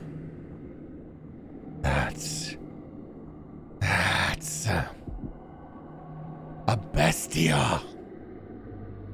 In that moment, I had an epiphany. I had assumed he called himself Bestia unaware of what the word meant. A Bestia other than me? Bestia is not in fact a name. It is a word that means beast. Indeed, a second beast had come to the mansion. Why are you chasing me? The better question is, why aren't you fighting it? Because there's someone else in this mansion that it could go after, my man. And I think you'd rather die than see that happen. Are you here to kill me? Is it because I settled down? Because I wanted to stop being a beast? Ah! Oh, there we go. No, no, no, no. Fuck. And also, maybe this is the mansion fulfilling his desire. Maybe it's giving him a beast, a monster in its own right, so that he can kill the beast and be the hero. He no longer has to be the beast. He can be this beast slayer. He can defend his girl with the white hair, maybe. Maybe. Is something the matter? When the white-haired girl poked her head out of the bedchamber, Bestia was aghast. He frantically attempted to return her to her room. Yeah, you mustn't leave your room! And as he was doing this, the horrifying creature, no, the beast's voice drew nearer. Do not open this door for any reason. I will protect you.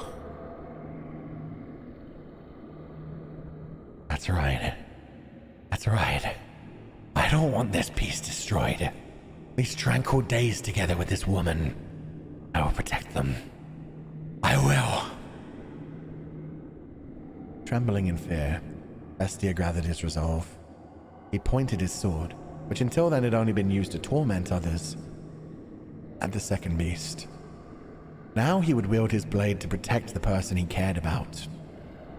This was the same beast who had killed and killed and killed to satisfy his own primal desires. I will not let you destroy this. I will protect it from you. From a rational point of view, the things he was saying and feeling were rather idealistic. But Bestia was desperate. He did not want to lose this peace. Before long, the beast, the one chasing him, appeared from within the darkness.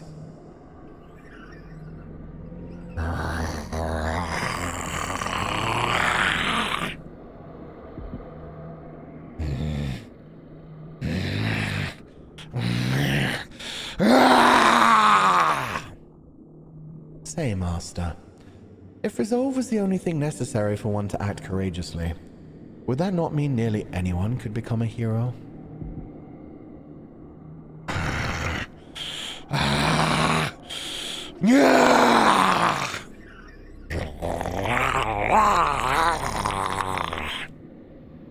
Bestia had viciously slaughtered so many people before.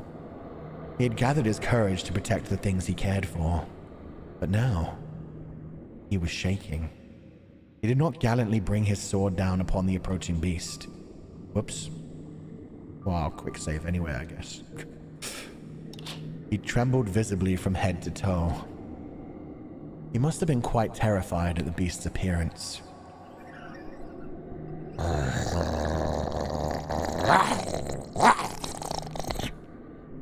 Stop. No. Stay away from me. Don't. Stay back.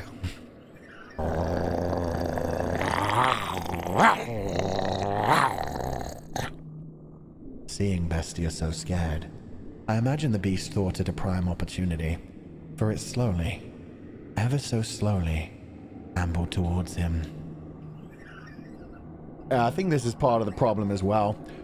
Beasts like fear. He knows that he used to love fear, and that was a lot of the reason that he had a lot of fun slaughtering people. They always begged for their lives. They begged not to be killed.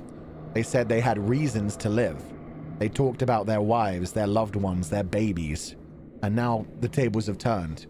Now he's the one that's scared of this. Now he's the one who doesn't want to lose the girl with the white hair and his piece. And now the dog is coming for him. Fuck.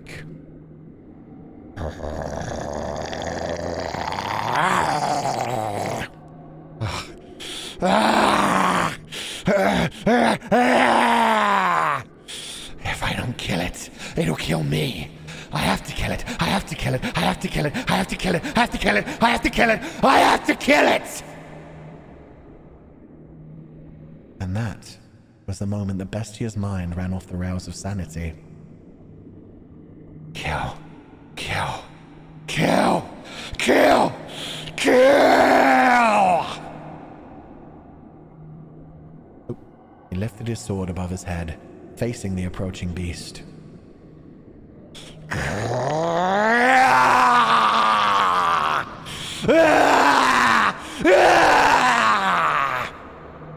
And ferociously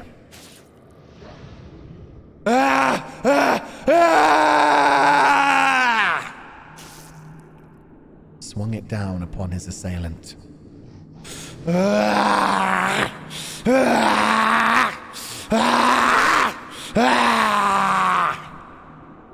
And again, and again, and again.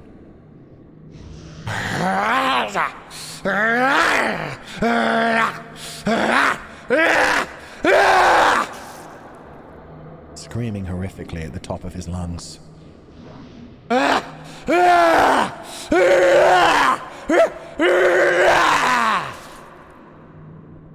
He continued swing after swing until the other beast had gone completely still.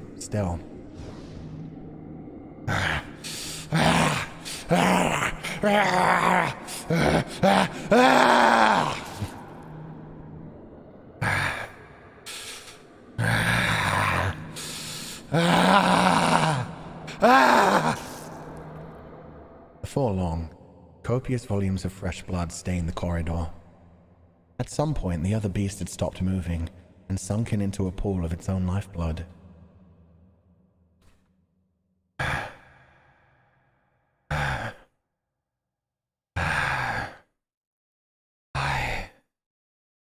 did it. I did it. I killed it. I killed the other bestia.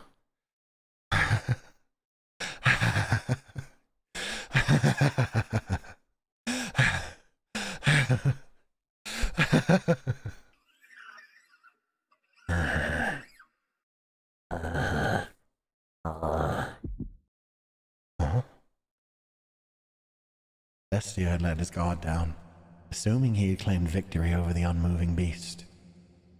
I had not imagined either the beast could still be alive after shedding so much blood.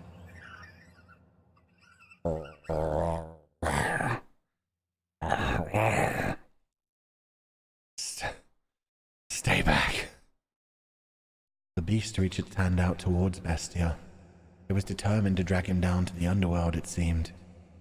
Slowly sliding along the slippery floor, it dragged itself toward him.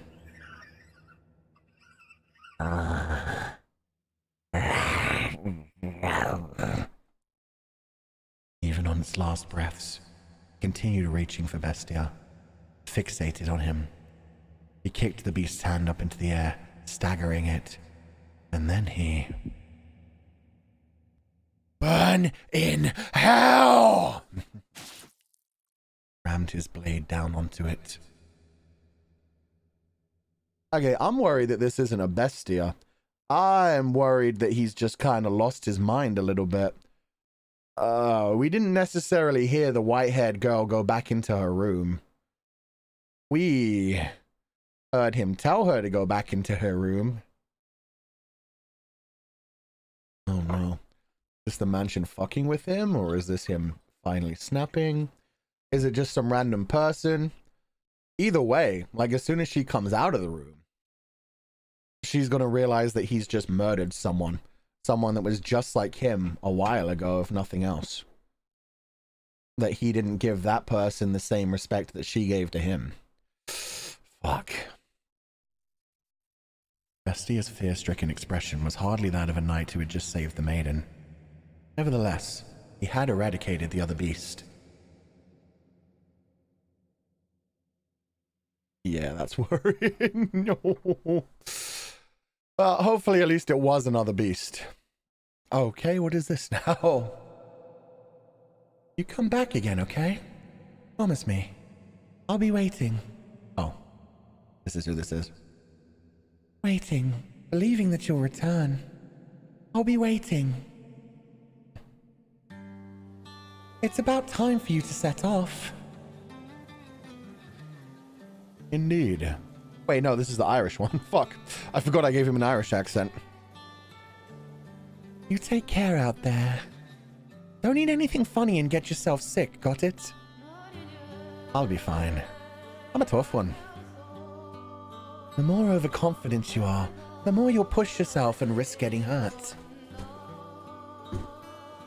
Make sure you drink lots and lots of water, okay? Take care not to get heat stroke or sunstroke, okay? You worry too much. Relax. I know how to take care of myself on a ship. Now it's not even Irish. I don't even know what I'm doing. I can't do accents today. He's just going to have an ever-shifting accent, and he does look like Levi. He really looks like Levi. You know, but you never know what might happen.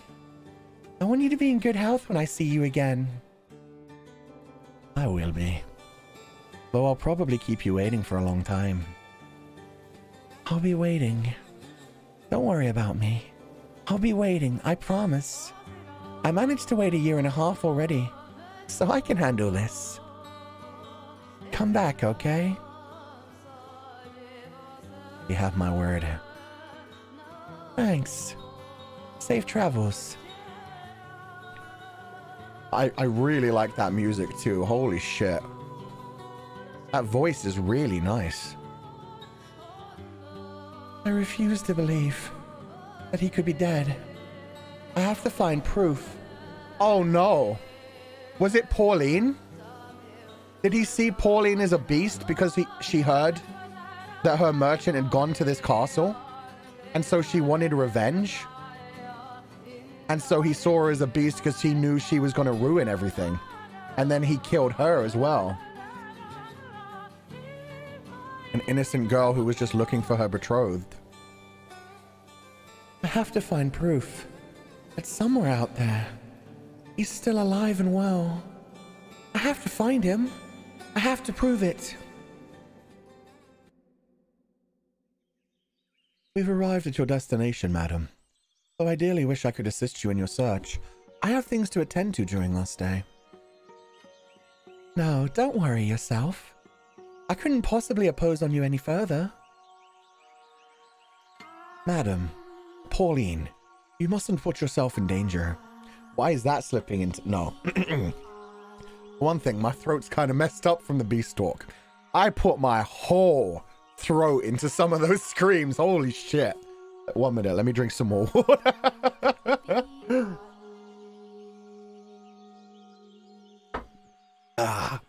Much better. I actually felt like my bottom jaw muscle get tired during that. That was wild.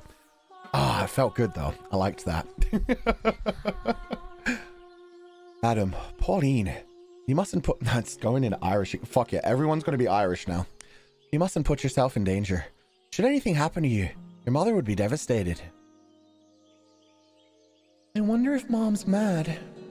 No, she's probably sad. Her sorrow is expansive as the Albufeira Westlands, as deep as the ocean into which the sun sets. And it's all my fault. But... Don't worry, I'll be fine. As soon as I have certainty of his well-being, I'll go straight home. Me and him together. Pauline, your lover is... I have faith in him. He'd never break a promise to me. He always comes back to me, no matter how long it took. A man like that wouldn't just suddenly disappear on me. There's been a mistake, and I have to prove it. I have to be the one to do it. Because he'll oh, this is her. Oh, shit. That makes more sense. I was wondering why the maid was blaming herself. Because he'll remain gone unless I see it with my own eyes. I wonder... who you inherited your stubbornness from? What? nothing. An acquaintance of mine lives in this village. I shall be staying with him. I still got the fucking wig on. I'll let him know about you. He should gladly welcome you into his home. Thank you, Orlando. Oh, fuck.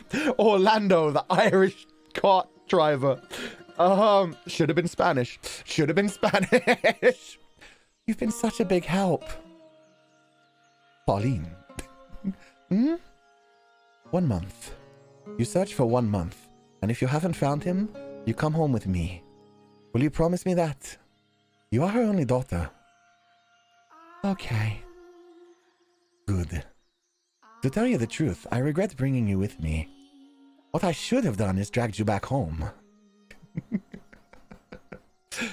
But I couldn't bet. I can't do accents today. Everything turns into Irish. But I couldn't bear to see you like that, Pauline. It was like I was looking... Ah, God, my voice. What the fuck? Bien. Si. It's actually Italian, isn't it? Orlando? Or is that both? I think that's both. Could be either. But I'm going to go with Spanish. Spanish is better for me. Bien. It was like I was looking at her when she was younger. Orlando. Anyway, 1 month. Understood? Yes. Yes, don't worry. A month will be plenty. I will find him before a month is up.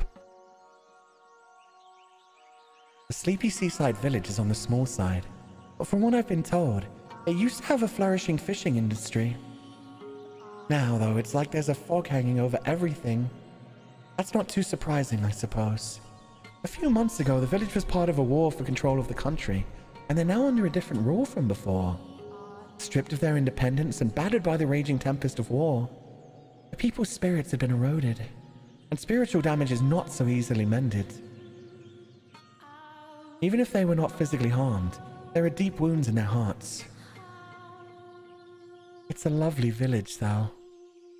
The breeze feels different than it does back home. Beneath it all, I'm sure the people are actually quite friendly and cheerful. A long, long time ago, I went on a trip to a land in the south.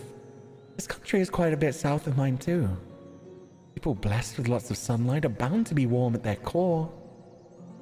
Say, Orlando. Yes? May I take a look around the village? I don't see why not. The sun's still up. I'll need some time to catch up with my acquaintance, so I suppose this is as good as an opportunity as any. Do you know where to find me, madame? Yes. You go down that way, turn at the second crossroad, follow it straight for a little, cross over to the other side, and it's right there, right? Are you sure you can find it? Don't worry. Alright then.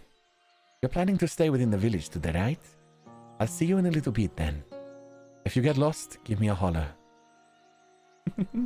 As much as you may insist otherwise, you really do care, Orlando.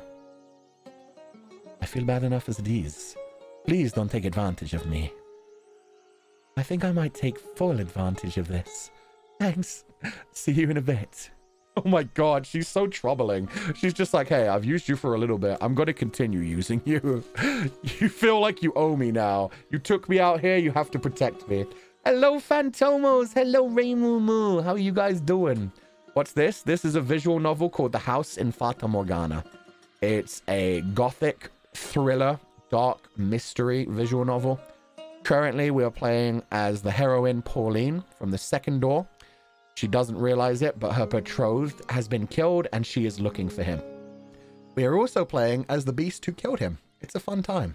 We are in the middle of chapter 2, so if you don't want to be spoiled, feel free to leave. It's apparently one of the best visual novels of all time. And so far through chapter 1 and the beginning of chapter 2, this has been absolutely incredible. The visuals are gorgeous. Everything is incredible. So yeah, if you want to stay, feel free. If you don't, then head out. It's freaking dark. Yeah, it is. I'm loving it so far. What's he doing out here all alone, I wonder? There's no one else around. I wonder if something happened. Would it seem odd if I tried talking to him? I didn't want to get labeled as suspicious on my first day here. That's asking for trouble. But... the boy stands all alone on the shore, looking somehow precarious. as though a breeze might whisk him away into a million grains of sand. And if I look away, he won't be there when I turn back. That's how the boy appears to me. Hmm? You never know until you try. Besides, it's important for me to communicate with the natives. Got to build trust with the people of this village. He looks like Mal. He kind of looks like Mal. He's got that look. I think it's more the flaxen hair than anything. And the colors he's wearing. You know what? He does look quite a bit like Mal. Let's go. Good afternoon. What are you doing out here all alone, little man? Harvey. Ah. By force of habit, I spoke in my native tongue. How dense can you be, Pauline? You may just have been talking to Orlando, but that's no excuse. This isn't your homeland. But everything's all right. I studied the language, so I should be able to hold a simple conversation. You don't need to be afraid of me. My name is Pauline. I'll be staying in your village for a while. Nice to meet you.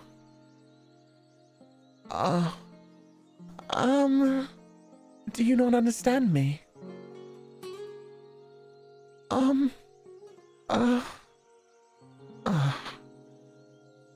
My name is Pauline. What is your name, little man? No, no. She did the every foreigner thing of being like, me, Pauline. You, nombre es que. Que es tu nombre. God damn it.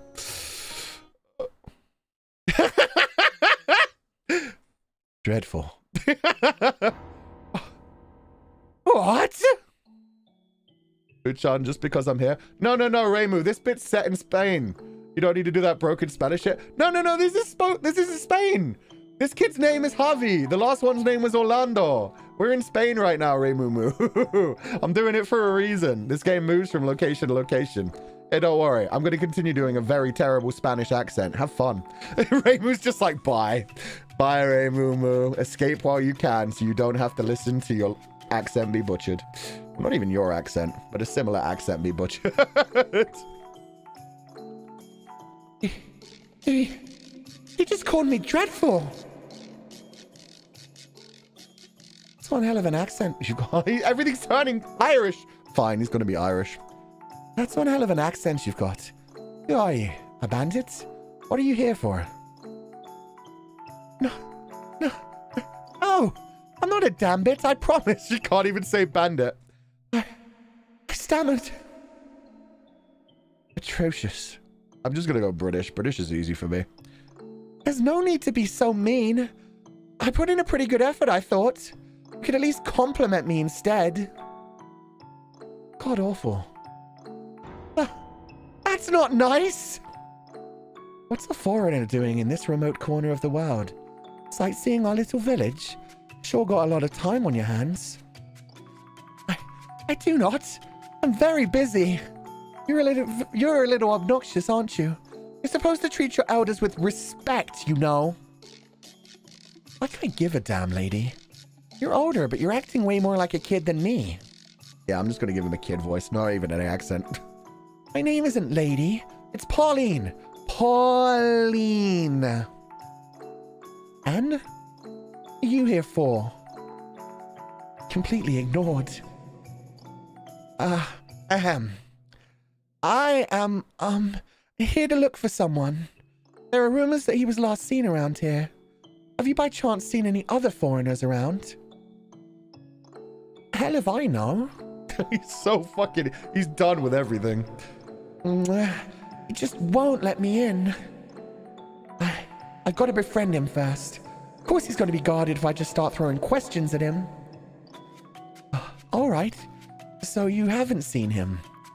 Then why don't you tell me about yourself? What are you doing out here? Is that any of your business, lady? The boys out here on the beach all alone? Wouldn't that make you curious? Don't you have any friends? Oh my god. She's really bullying him about being lonely? Maybe he's one of those kids who doesn't have any. Say, if you don't mind, could we be friends? I'm not really familiar with the area, so it'd be nice to have someone with me. What do you say? Stranger danger, lady. Absolutely stranger danger. You're talking to her. Immediately before she went up to him, she was like, I shouldn't look strange. Goes up to a child, gets insulted by him, decides, oh, do you want to be my friend? I don't need any damn friends. And who the hell would be dumb enough to say, sure, I'll be your friend to someone they just met? How are you so jaded? You need to be more courteous, kinder to others, not so antagonistic. I just thought it'd be nice if we could talk a bit. That's all I want, really. How about you quit being so damn nosy, lady? It just so happens I like being alone. I feel that. Ugh, I've got some strange woman ruining my alone time. I'm out of here. Hey, wait a second. Oh, he's gone. This is going to be really, really hard. Yeah, she's a sheltered young lady. She does not know how to deal with this. This is great. Okay, we need to find out what happened here. Who exactly the fuck did we kill? This is going to be interesting. So to everybody who's new to this is back at the mansion. We're playing as a beast here. He's a man, but he considers himself a beast. He's a vicious, sadistic murderer, but he's trying to change. Master? Master? Ah, you've returned to me. You suddenly started staring off into the distance. I was quite startled. Now, let us continue our tale. The mansion's corridor was a horrifically repulsive mess. Splatters of fresh beast blood covered the walls, and there was a repugnant odor. Anyone would be compelled to avert their eyes at the sight.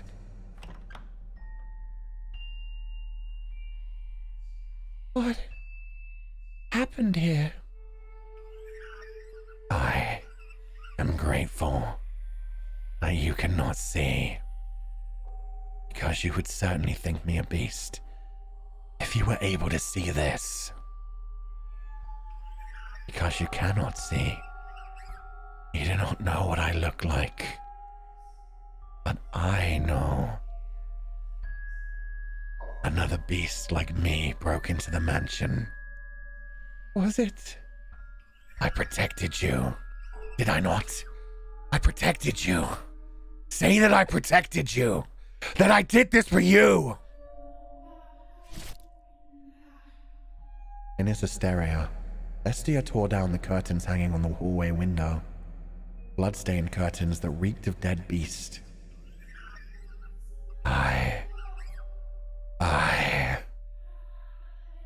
What did he have to be afraid of, though? He had exterminated the other beast encroaching upon his territory. I would understand if he had puffed his chest in pride, but far from that, his terror merely intensified. Yeah, he knows he's done wrong. He killed someone just like him, and she saw him as a human. Means she would have seen the beast as a human, and he killed it. Calm down. The white-haired girl extended her hand for Bestia, but even her gentle, lovingly outstretched fingers evoked fear in his eyes. Instinctively, he feared anything that entered his territory, and then attempted to remove it. And driven by those instincts, he shoved aside the white-haired girl, the one he had said he wanted to protect. Ah! Being without sight, she had no way of reliably catching her balance, and she fell onto the floor with a splash. She had landed in the pool of blood left by the beast. Red seeped into her clothing, slowly spreading through the fabric.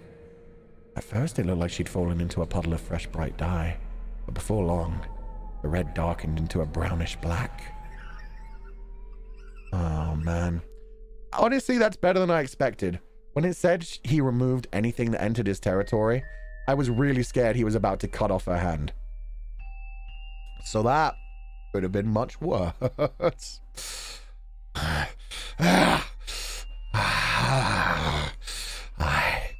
I'm sorry. I didn't know. It's okay. I'm fine.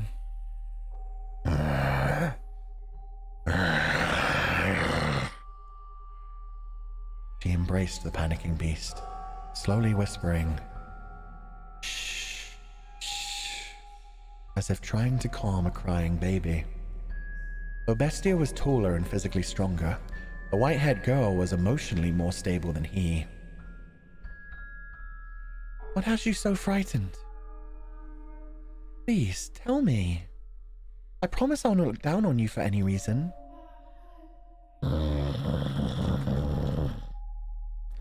All I want is to free you from the depths of your suffering. Sometimes, talking about things can lighten the burden they place on you. We have the ability to use words, both you and me. With language, the gift God bestowed upon man, we can communicate our feelings with one another. It's all right. Don't be afraid. Talk to me, please. Am I a man? You act as though I'm a man. No, you treat me like one. I cannot see you as anything else, as I have said before. Only because you cannot see me. You're the only one who says I am a man. You who are without sight. But I was content with that. You treated me like a man, so I felt as though I'd become one. The time I spent with you, I had real peace. I almost forgot that I was a wretched beast. I no longer sought after prey. Prey. Oh, yes. Before you arrived, I murdered dozens of humans. I didn't want you to know that I was such a sinful creature, leaving a long trail of bodies in my wake. But I thought that if I didn't show them my strength, if I didn't force them into submission, then I would never find peace. I was drunk with power. I took great pleasure in it, in slaughtering people. The fear was so overwhelming that you turned the act of killing into one of gratification. You did it to protect yourself.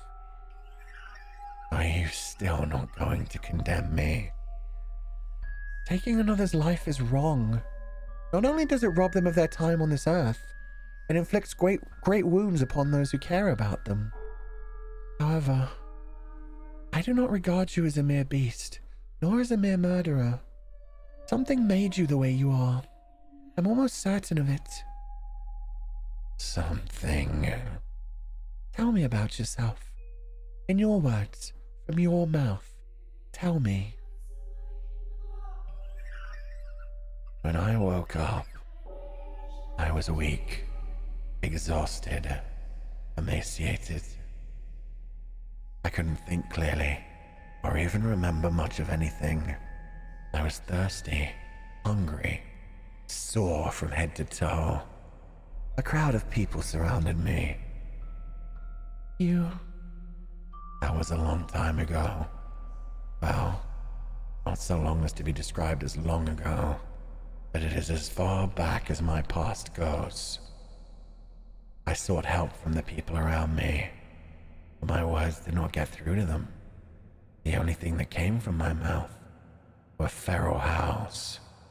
They scowled at me, and then... Stinking gross. I've no interest in any more trouble. Shall we kill it? Never seen anyone like this before. What is he anyway? Beats me. A bestia by the look of it. Bestia. Bestia. Bestia. Bestia. I didn't understand what they were saying about me. All I could pick out was the word bestia. The humans brought sticks and fishing poles with which they poked and prodded me. At first, they probably meant only to chase me out. But before long, their actions began to escalate. Bestia! Bestia. Filthy beast.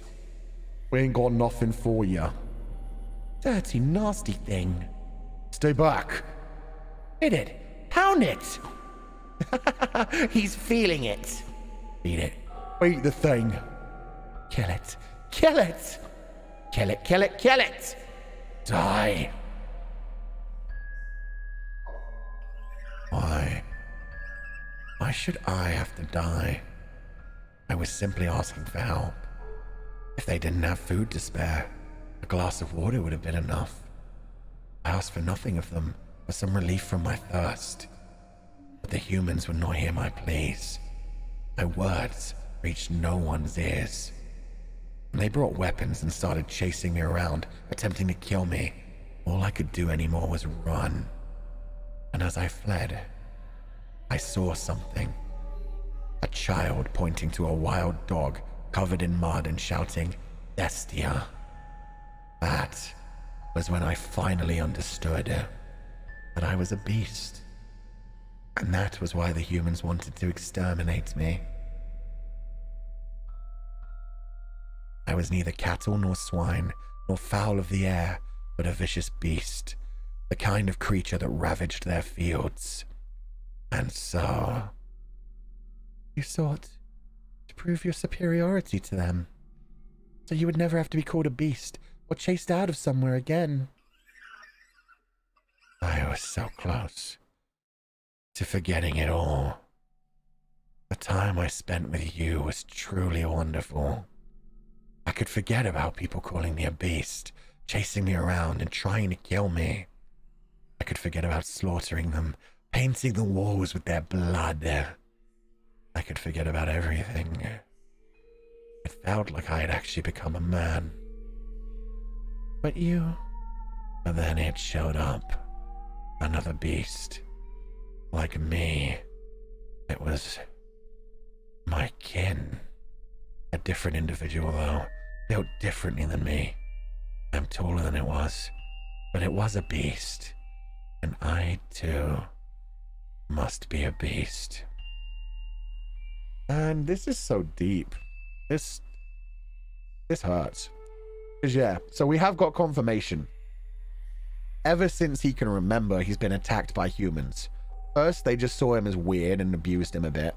But then they decided that wasn't enough and started beating and torturing him. And then they finally tried to kill him with actual weapons. And he was just trying to survive.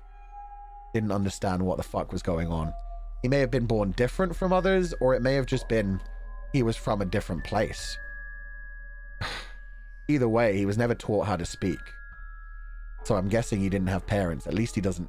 He said at the beginning that he had parents, but they were murdered as well. Like, he said that. He said his brother, his father, his mother, they were all killed. He said that. So there's something he's not telling us as well. That he did have a family at some point. Maybe that's another thing that he's trying to hide, essentially. Interesting. But yeah, this fucking sucks. I also like they've shown this really dramatically. Like, he was always on the left before. His sprite was always on the left, looking to the right. But ever since the other beast showed up, he's been on the right, looking to the left. So it's like he's now a mirror reflection. He saw his mirror in the other beast, and now he's become the reflection. So that's another good, like, artistic way to show that he's become a bit more introspective. He's seeing himself in a different way. That's deep. I love this game so much.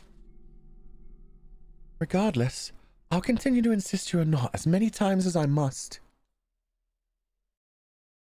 Should you be troubled by these painful memories and attempt to cause someone harm again, I'll be there to remind you of your humanity. Is that which you can see with your eyes? The whole of the world? I cannot see you. That is correct. But I can feel you, sense you, hear you, and I can learn what you bear within your heart. You worry, you fear, and you think. And you also show concern for me. These things all prove that you are human. This woman, she really is going to change me. If I remain with her, I can become a man. I don't like the if. I feel like that means he's about to leave of his own regard. No.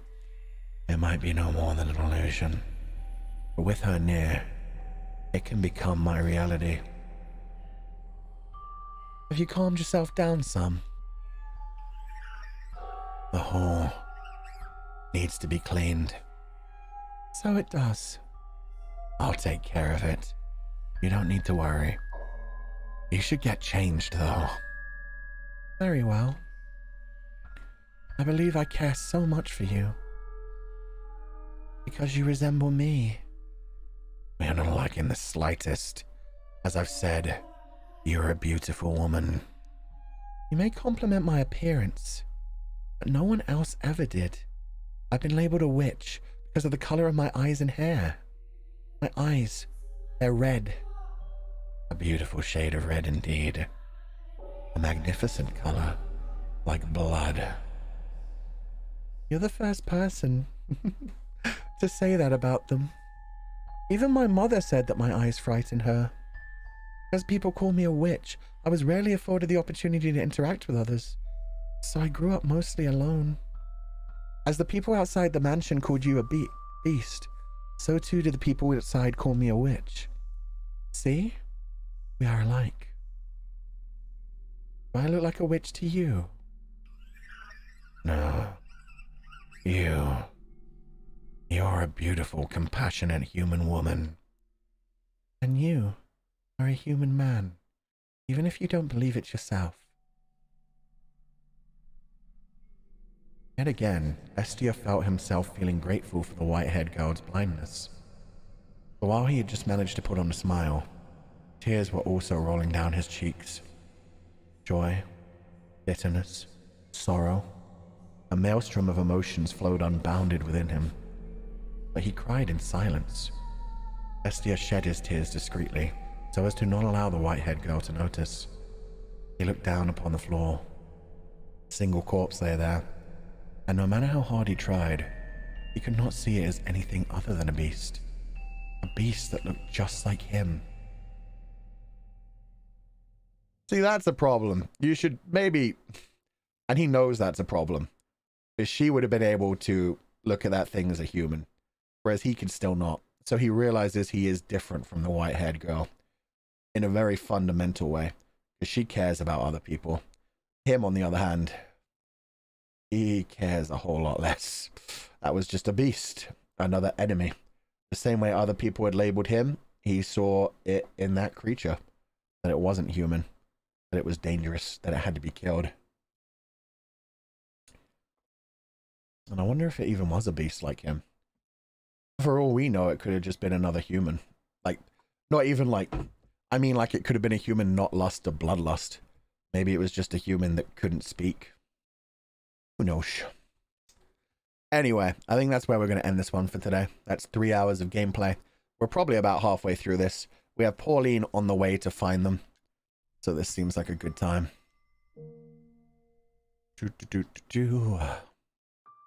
Save, yes. We save multiple times. I always fear. Ooh! Little vines. That's cute. That was fun. Yeah, and that beast voice destroyed my jaw muscles even more than my throat. That's what's wild about it. Oh, God. But it was good. It was worth it. I'm glad I put my whole effort into that. I hope you guys enjoyed that part of the stream. Okay. What music should we put on? Calm. Let's see if this is the depressing one. No, that's a good choice. That's a good choice. So hello everybody. I hope you enjoyed the stream. It was more enjoyable with your voice acting. Oh, thank you. I'm glad you enjoyed it. Thank you. Thank you guys for joining me today. It was also good VA work. Thank you. I had a lot of fun. The Beast is an interesting character, and it was good to be able to get all those growls into him. Be able to like really bark out some of his voice lines. It was great. Part I caught was so good. I can't wait for the next part. Thank you. No problem. I'm glad you enjoyed it. Oh, let me grab my comment grabber. There it is. So fun time. This helped me feel a little better from being sick. Oh, I'm sorry to hear you're sick, Kay. Please do take care of yourself. Hope you feel better soon. But yeah, the house in Fata Morgana has been such an interesting story already. God damn. They're doing like a lot. Like they talk about communication a lot. They talk about like the way we see others a lot, the way we judge others. It's been really good. Chan, it's a great game so much. Yeah, it's been amazing so far. Thank you guys so much. I'm so glad you enjoyed it. Atsufu-chan, that was so good. You did an amazing job. Thank you so much, Fu there. I'm glad you enjoyed it. Hope you rest your voice from all the growls, Fufu. Yeah, I'm not going to be doing any more talking until we get to Uki's stream tonight. Yeah, we've got one more stream tonight on the show, not on the channel. It's going to be on Uki's channel. We're going to continue the story of Unravel 2 on Uki's channel. Human nature, basically. Yeah, essentially. The beast within. The man and the beast. The last chapter was all about like judging people by their appearances, where we had Mel like judging the white-haired girl for her beauty at first, and then for everybody judging each other by social class and also by monetary value and blood, literal blood. Oh god. Yeah, there was a lot of like oh god, I didn't even put that together originally. There was a lot of people like judging people by their bloodlines. Like the white-haired girl just had to have come from a well-established family. And then there was Nelly and the way that she judged bloodlines in her own way.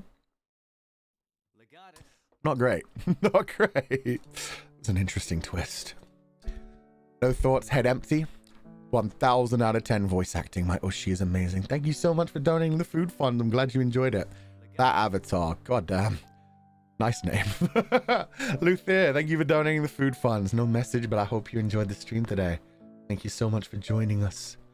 Oh no, I did message second one. Thank you again for the second donation and even more money this time. Thank you so much. I really hope you enjoyed the stream today. Fata Morgana has been so much fun. Unravel 2, I'm gonna have to be Vodgang for that. That's okay. That's at 9 p.m. EST, so in 9 hours from pretty much now, and it will be on Uki's channel. No worries if you can't catch it. Can we talk about how amazing Fu-chan's voice acting was? I felt chills and was really into it. Almost like I was listening to an audiobook. Bye, you. Oh, thank you so much. That's too kind. But thank you for donating the food funds. I'm glad you enjoyed the stream today. Like I said, I had a lot of fun going through the story and I had a lot of fun reading the different parts. Nelly. Yeah. Nelly was an interesting character. I'm not going to lie. That CG was still kind of impressive. Somebody else redrew that scene with me as Nelly. And I was like, damn. Okay. Now I kind of like the yandere look. Didn't like it when it was Nelly. When it was a video. Oh, god damn. I like yanderes. Nia. Otsufu-chan. There's historical references tucked away in the background. While they're not super necessary to understand the story, they really enhance the enjoyment of the story about why all the characters behave that way. Yeah, they definitely like, they keep mentioning different styles of wars and yeah, this whole thing where this whole land is now essentially under the control of some other opposing country. Like it used to be a free country, but is currently being occupied by a different force after the war. So I'm guessing they lost the war, but I don't know which war it was or which country it is yet. In fact, now that, yeah, someone kind of spoiled it in the chat earlier. But yeah, I'm assuming it's Spain since, yeah, we've got like a Javi and an Orlando. So yeah, I'm thinking it's Spain probably. I'd imagine. In which case, yeah, it makes even more sense that everybody keeps talking about coming from the north. Like they say they traveled far, but yeah, specifically we had Pauline say that she had come from the north, that she traveled far south to be there. The architecture too. Yeah, I didn't even really pay attention to the architecture when they actually showed us the town for the first time. Seems nice. Thank you for donating the food funds, Nia. And thank you for the 5 gifted membership, Mochidot, sorry. Welcome to the membership pile. Anybody who's just joined, I hope you enjoy your stay with us. And Mochidot, thank you so much for the 5 gifted. You may hire TY for the stream, Fuchan. Your VA is so good. The story is so good. Loving this so much. Oh my god. I was going to try to sleep a little before work, but this was way too interesting to sleep through. Oh, I'm so glad you enjoyed it. But I hope you get some rest before work. Please do take care of yourself before anything else. Feel free to head out now. Have a wonderful evening, and thank you for being here with us. Thank you for donating the food fund, you may hire. Is Bestie a foreigner? That's why he has to be taught how to speak, not because he's a beast. I was wondering that as well. Because there is this, like, opportunity. I didn't want to, like, throw that out there, but there is this opportunity that they could really, like, drive home the different, like, countries fighting against each other. Especially if he came from the occupying force. So, like, it's not that he couldn't speak. Like, especially from the fact that we heard the growls. But that's how he imagines himself. Meanwhile, every time it did, like, those X's out, the maid was saying, oh, I don't understand you. Like, she wasn't saying stop growling. She wasn't saying, like, I don't, like, you're not speaking. She was just saying she didn't understand him and she needed to teach him how to speak. So it could be he was just speaking another language. That nobody understands him here and they all treat him as a beast when he could just be a foreigner in this land. Especially since he has talked about his family having been killed. Maybe he was part of the occupying force and his family was killed off. So he was left at the whims of these people. And they all treat him as a beast because they see him as an occupier and he can't defend himself. So they all attack him because they hate him for that. Once they realize that he's alone in the world and he doesn't have family members that will help him. And that would be even more terrible for him seeing the other person as a beast. If the other person was just another foreigner that came knocking on the door. Because it was very interesting to me that the other beast did not do anything. Did not actually try to attack him. He decided the other beast was going to try and kill him, so he had to kill him first. But even in those final lines where he was just trying to... The other beast was trying to communicate with him. He was just reaching out his hand to him. And he described the idea of that hand dragging him down to hell. But maybe that's because he was going to realize that he wasn't ever actually a beast at all. That he was just a foreigner. And he was so scared to admit that to himself. That he didn't have this shelter to hide behind that he was a disgusting beast. But rather that he was just killing other people. Because they had turned him into a beast. It could be something like that.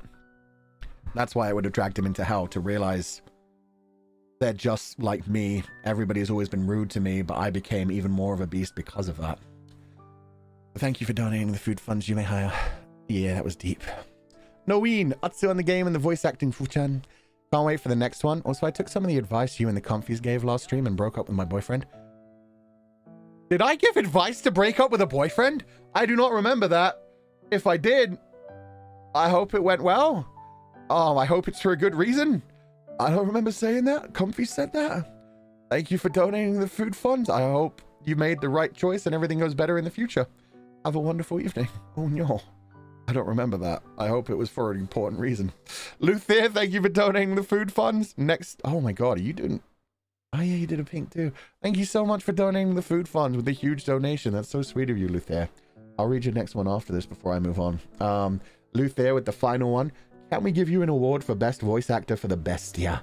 So sick, sir. 100 out of 10. We scared so much. Oh my god, yeah, that was a lot of fun to do. Thank you so much for donating the food funds with the huge, like, 3/4 of a rainbow. Thank you so much. I hope you have a wonderful evening. Thank you for joining us, Luthier, and I hope you have a wonderful evening. Oh man, please do take it easy and rest well. My god, thank you for the amazing voice acting, Otsu. No problem, I had a lot of fun doing it. It definitely adds to the game and makes it more interactive, scary, interesting. He was so good at switching between roles, except for the fact that I couldn't do accents today. The merchant just for some reason became Irish without me trying to make him Irish. And then when I was trying to do a Spanish accent, it worked for a while with Orlando. And then for some reason, it just did not work when it came to the kid, Javi. I kept trying to do a Spanish accent for Javi as well, but instead it slowly slipped into Irish and then to British, and I was just like, fuck it. Everybody has a weird accent today. Everybody's just going between things. Oh my god. Jojo VV. The VA was so immersive, I actually got chills. I'm so glad to hear it. It was a lot of fun doing the Bestia. Thank you so much for being here, and I hope you have a wonderful evening. Lin Yi, thank you for donating the food funds. Bye, you. Reverse Uno. Oh my god, I forgot I have so many buttons now. I have to go through so many layers to get back to the main one. Reverse Uno card. Thank you for donating the food funds. I hope you have a wonderful evening. Lo-fi. Had a crappy day at work, so this stream was what I needed. Thanks for the lovely stream, Fuchan. I hope you have a nice day today. Bye. Thank you so much. I'm glad you're feeling better now. Thank you so much for joining with us, and I hope you have a wonderful evening. He's not doing what? Uh-oh. Oh, there's got to be a happy birthday. Uh-oh. Oh. Winter Fox. I'm not one to sit and watch a whole stream, but this whole stream was so enjoyable. Oh, I'm so glad to hear that. Thank you so much. I'm so glad you enjoyed it. Yeah, I'm not really normally the type to watch a whole stream either, unless I put it on and just kind of fall asleep to it. I normally just drop in for an hour or two. Sometimes I get sucked into streams where I can't turn them off. Like sometimes I'm like, I'll just watch this for 10 minutes and then I'll go do my work. And then I end up watching one of the other Nijisanji members stream and I'm just like stuck there for 2 hours like, oh, this is so good though. It's leading up to something. It's so funny. Painful. So I hope I didn't take you away from anything, but I'm glad you enjoyed the stream and I hope you have a wonderful evening, Winter Fox. Thank you for joining us. And Luthier, this is that pink one. Thank you so much for donating the food funds and the huge rainbow super. I hope you have a wonderful evening. Akuas R. Atsufu-chan, it was so immersive with your VA, but some of the growls, I was like, oof, he's gonna feel that later. But it was so good. Bye. Thank you so much. Yeah, I still, like, I keep rubbing the left side of my lower jaw. It may have been because I had my head slightly twisted to that side as well, and you can definitely hear it in my voice right now. And I kind of strained my vocal cords a little bit, but it's fine. I won't speak at all for the next few hours. Doing Unravel with Uki will be fine, and then tomorrow I've got the day off, so it's perfect. We'll be recovered by the time we next do a stream. So worth it anyway. Thank you for donating the food funds. I hope you enjoyed it, and I hope you have a wonderful evening. Tink. Damn, kudos to Fuchan's VA today. You guys are being too nice. Get some honey water to soothe your voice and hope Bestia can keep his sanity so you don't need to growl that much next stream. Yeah, I like doing his basic voice. Like, his basic voice is just like a slightly more gravelly legatus. So that's nice and easy for me to do. That's very much like a comfortable thing at this point. It's just kind of not trying to smooth my voice out and just making it relax a little bit. Ah, fantastic. So that's nice and easy at least. Thank you so much for donating the food funds. I hope you have a wonderful evening, Tink. And yeah, I'm sure I'll be recovered. Paulie! Not gonna lie. Hearing Pauline made my head constantly turn towards the stream, do the name. Also, seriously amazing VA today, Sweet-chan. Thank you so much. And yeah, I thought that when I read the name Paulie. I was like, oh no, that must have been confusing. As soon as I read your name, I was like, Pauline! But I hope you enjoyed this stream today. Sorry for distracting you so much, and I hope you have a wonderful evening. Thank you for joining us. No thoughts, head empty again. Rolls in. Uh-oh. Hey, Fuchan, did you hear they arrested the devil? Apparently they got him on possession. Terrible, terrible. We'll deal with that on Friday. Thank you for donating to the food funds. And yeah, that wasn't actually too bad. I give that one like a 6 out of 10. That's not the worst. That's not the worst. It could have been a lot worse. So yeah, not bad. Noeen, it was getting pretty painful, so I yeeted.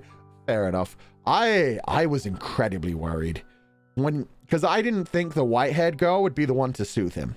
Like, I knew we were going to get somebody calming down the beast. I thought it was going to be Pauline. And so when the white-haired girl showed up, I was so scared for her.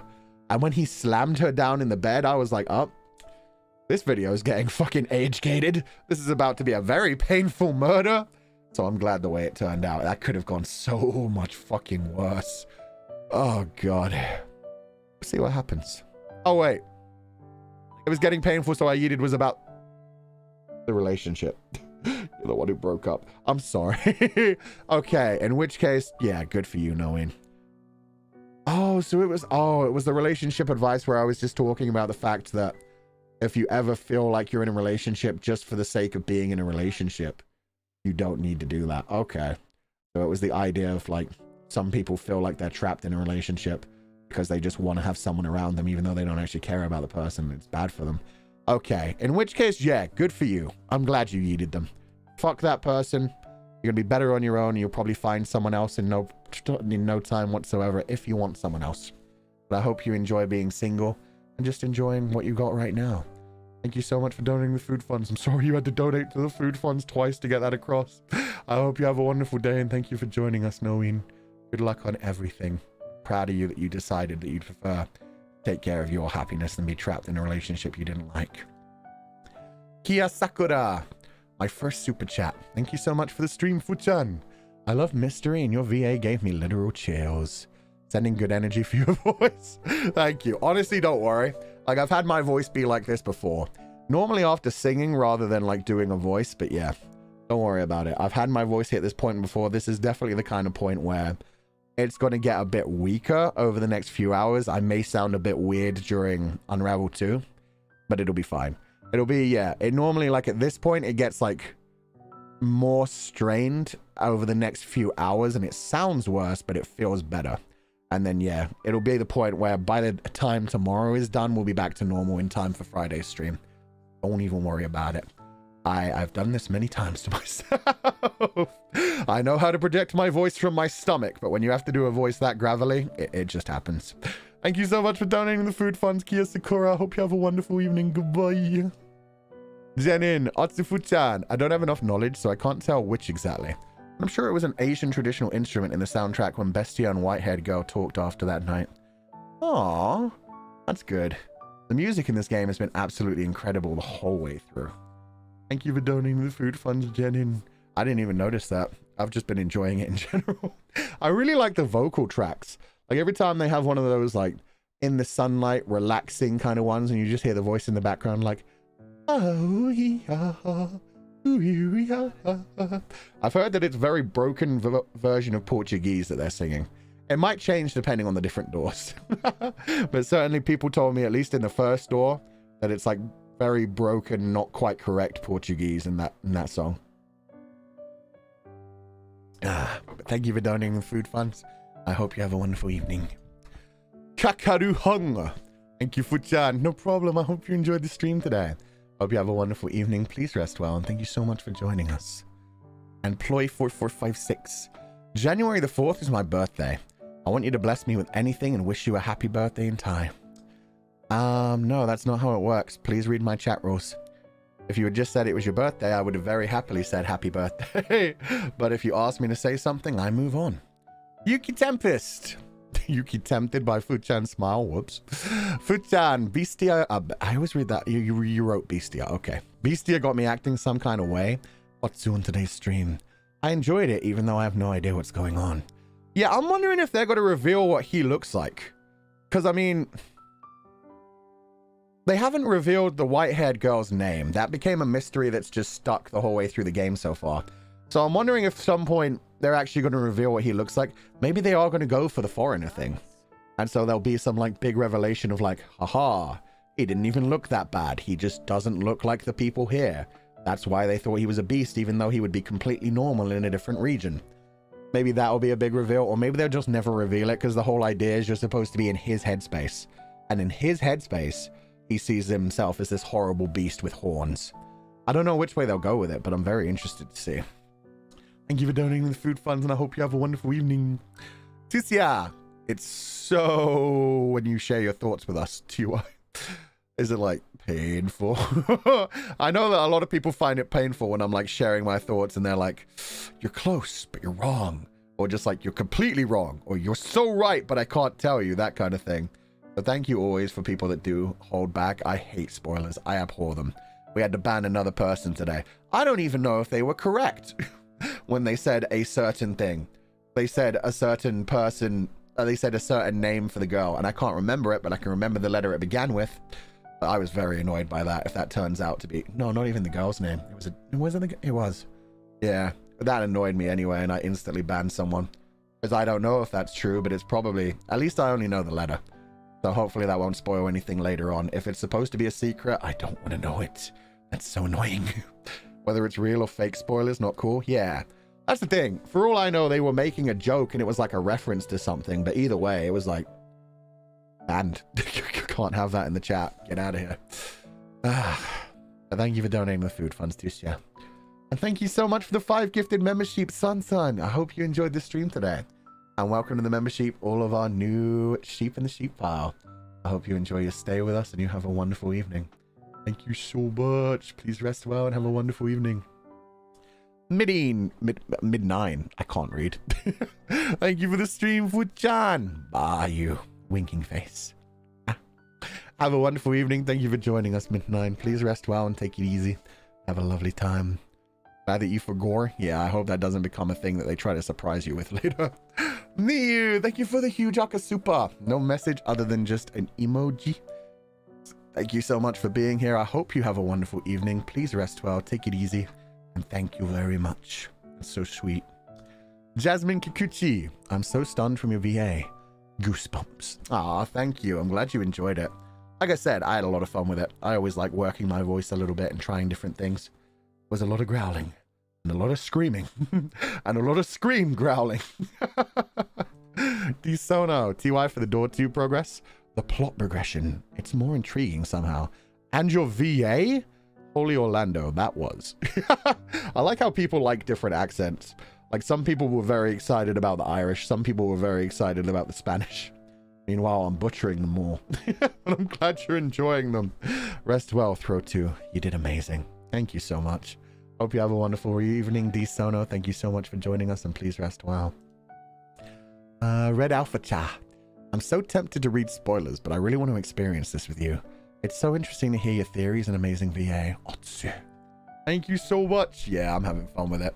And that's the thing. I like thinking out loud about like the different things that come up in the story. Like, could Bestia be a foreigner? Or could... maybe he's even from here. Like, that's the thing. He was definitely a foreigner, but he also said he'd traveled a long way to be where he is now. So for all we know, he was actually from here and happened to travel back to here. And here he looks completely normal, but he keeps killing people. Who fucking knows? Because he's only seen one person who possibly looks like him if he is a foreigner that he considered another beast. Or it could be he's not a foreigner at all and it is just like, yeah, some sort of health condition or just dirt.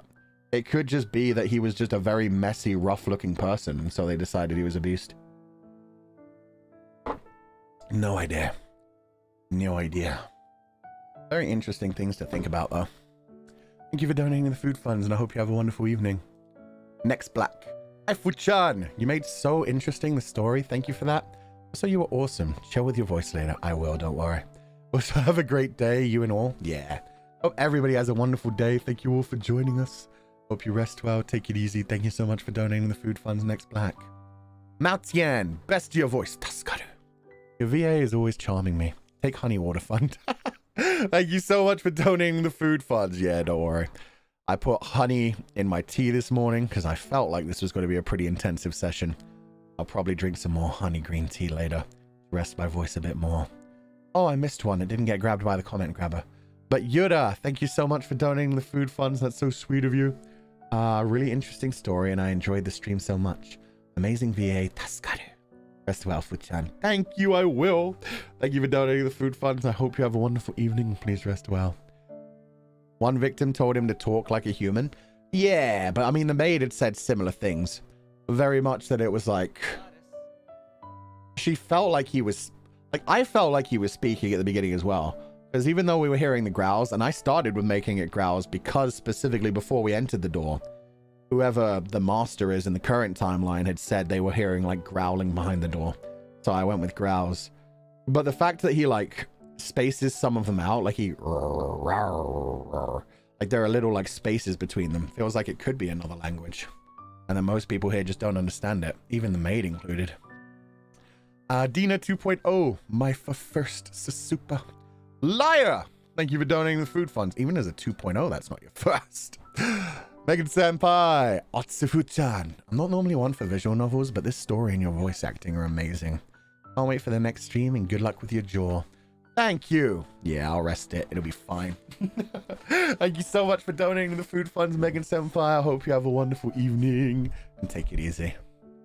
Yanez, ba ba ba. Fuchan TY for introducing an interesting game. The story is so well written. Your VA is amazing. It feels like to open an audiobook. The writing in this one is definitely amazing. I'm always blown away by it. Like, when we were talking about the fact that it's written in a very adult way, like they put so many Chekhov's guns into it. They do like the artistic imagery very well, the way they write things metaphorically and add like to the depth of the storyline. The way that when he was about to attack the white-haired girl, it all felt very carnal. They brought it back to the idea of lust and satiating his desires throughout it all. It's written so well, especially every time the maid does take over to narrate things. It's so deep. I love hearing her cut in and just be like, oh my master, did you think X was going to happen? Oh, don't be silly. Like, I love the way she will sometimes like break in and tell the viewer, oh, don't worry about that. we're just going to focus on this thing. What do you think, Master? Can you understand the way Bestia was thinking? I couldn't. Like, it's lovely to hear her occasionally, like, jump in and, like, tease you a little bit with the story. That pathologist, thank you for donating the food funds.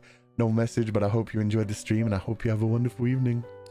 She calls us out from time to time. Yeah, when we were thinking about, like, dirty things, when she was like, they began to share a bed. And she was immediately like, oh, no, don't think like that, Master. They weren't laying together. They just seemed to enjoy each other's company and closeness. And it was like, ah, well played. Apple Spider. If the dog in the doghouse, because I bought the Uki puppet when my BF wanted to get it for me. Aw. Had to save it by buying him a Fuchan puppet to match. Oh, I love the stream today, and I hope you have a great day. Thank you so much, Apple Spider. That's so sweet. Okay, so now you have the cyborg puppets. That's adorable. Thank you for donating the food funds, and I'm glad that got you out of the doghouse. That can be kind of a problem. Rest well. Have a lovely evening, and I hope you enjoy the puppets. That's so cute. Yeah, it is. Katsuya, Google Translate. Otsuhuhu. I'll be away for a while for my vacation of about 3 months, but I'll be back before your birthday. Wish you all the best. Yo, that's a long vacation. I hope you have an amazing time. Thank you so much for the huge Akasupa donation.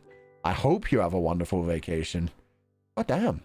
Yeah, rest well. Take it easy. Have a ton of fun. Whatever you're up to for 3 months, yeah, I hope it's worth it. Thank you so much for the huge donation, Katsuya. Thank you so much. Have a wonderful time. And yeah, thank you for being here while you could. I hope you enjoyed the stream today. And if you don't have time to watch anything, you'll have a lot of time for VODs when you come back. There's going to be so many VODs. You should be able to steam through most of the way of Fata Morgana by that point. Oh, maybe even the whole Fata Morgana. Yeah, have a wonderful evening. Ukesuke. Man, Beauty and the Beast do hit different. Yeah, they do. This is like adult, dark, scary Beauty and the Beast. It's definitely an interesting time.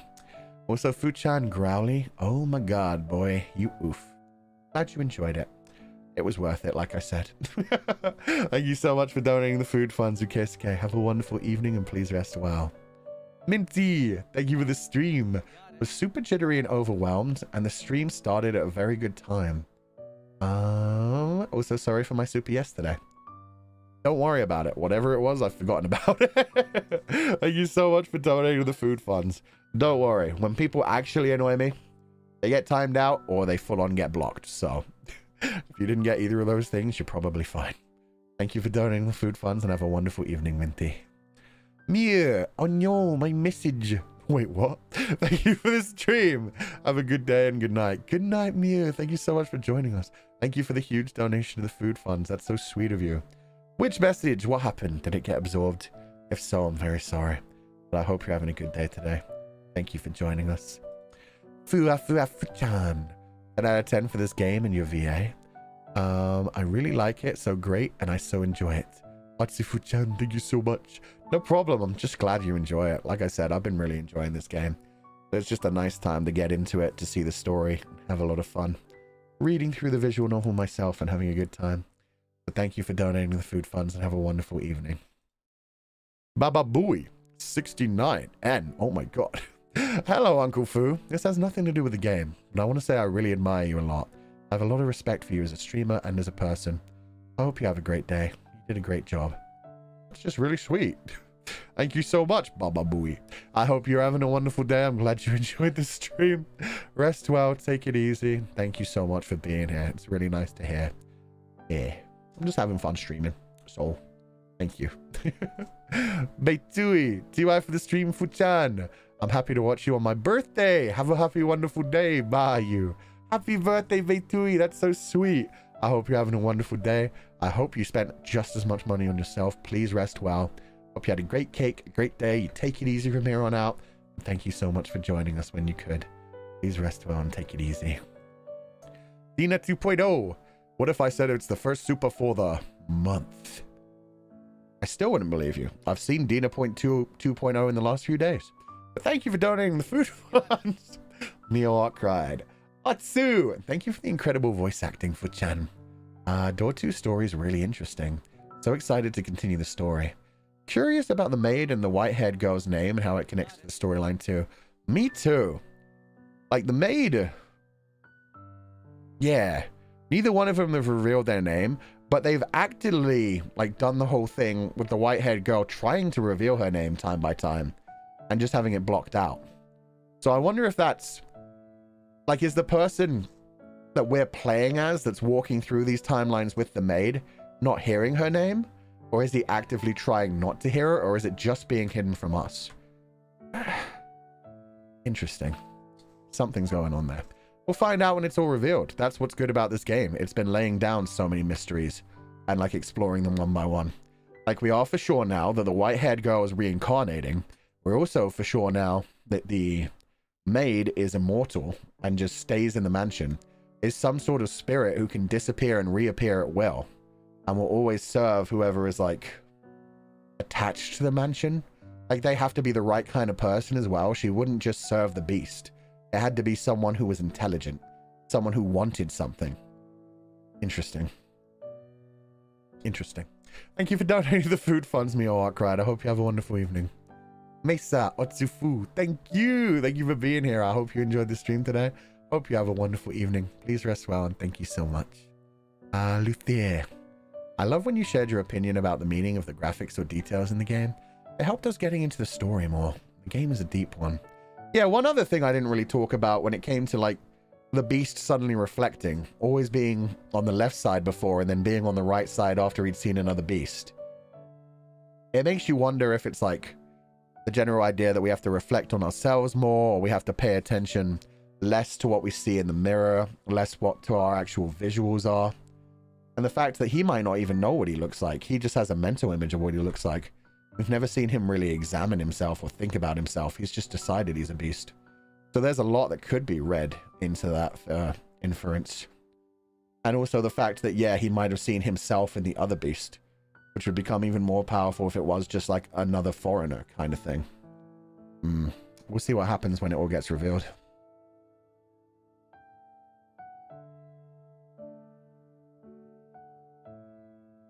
And for all I know, that was just completely incidental. For all I know, that wasn't like dramatic imagery they put in. And it was just like, hey, they wanted the beast on the left side from here on out. Thank you for donating to the food funds, Luthier, though. Thank you for the huge donations today, and I hope you enjoy the rest of the streams in the future, too. Rebo Binot. Wait, did I skip a bunch? Wait, I don't even see this. Oh, there it is. Oh, yeah, no, it skipped a bunch of them. Okay, so we've got... I'm going to get to this one in a second. The comment grabber did not grab Amagure. Otsufu-chan, TY for the stream. Honey Green Tea Fund. Thank you so much for donating the food funds, Amagure. Don't worry, I'll definitely take care of my throat after this. Thank you so much. Bujida! Totsufu-chan, and good night. Totsu. I'm guessing that was meant to be Otsu. Totsu's good. Do you listen to music when you're working? I always confused whether to listen to music while concentrating. I do. I tend to listen to piano covers of things. Recently, I've been listening to piano covers. I forget the name of the girl, but she always like cosplays as like the anime and video game characters of the things she's playing, which actually like is a lot of people.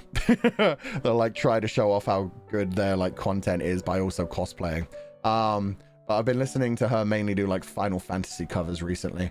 Like there's one collection where she does some of my favorite songs all in one go. Aerith's theme, Suteki Dene, and Eyes on Me from FF8.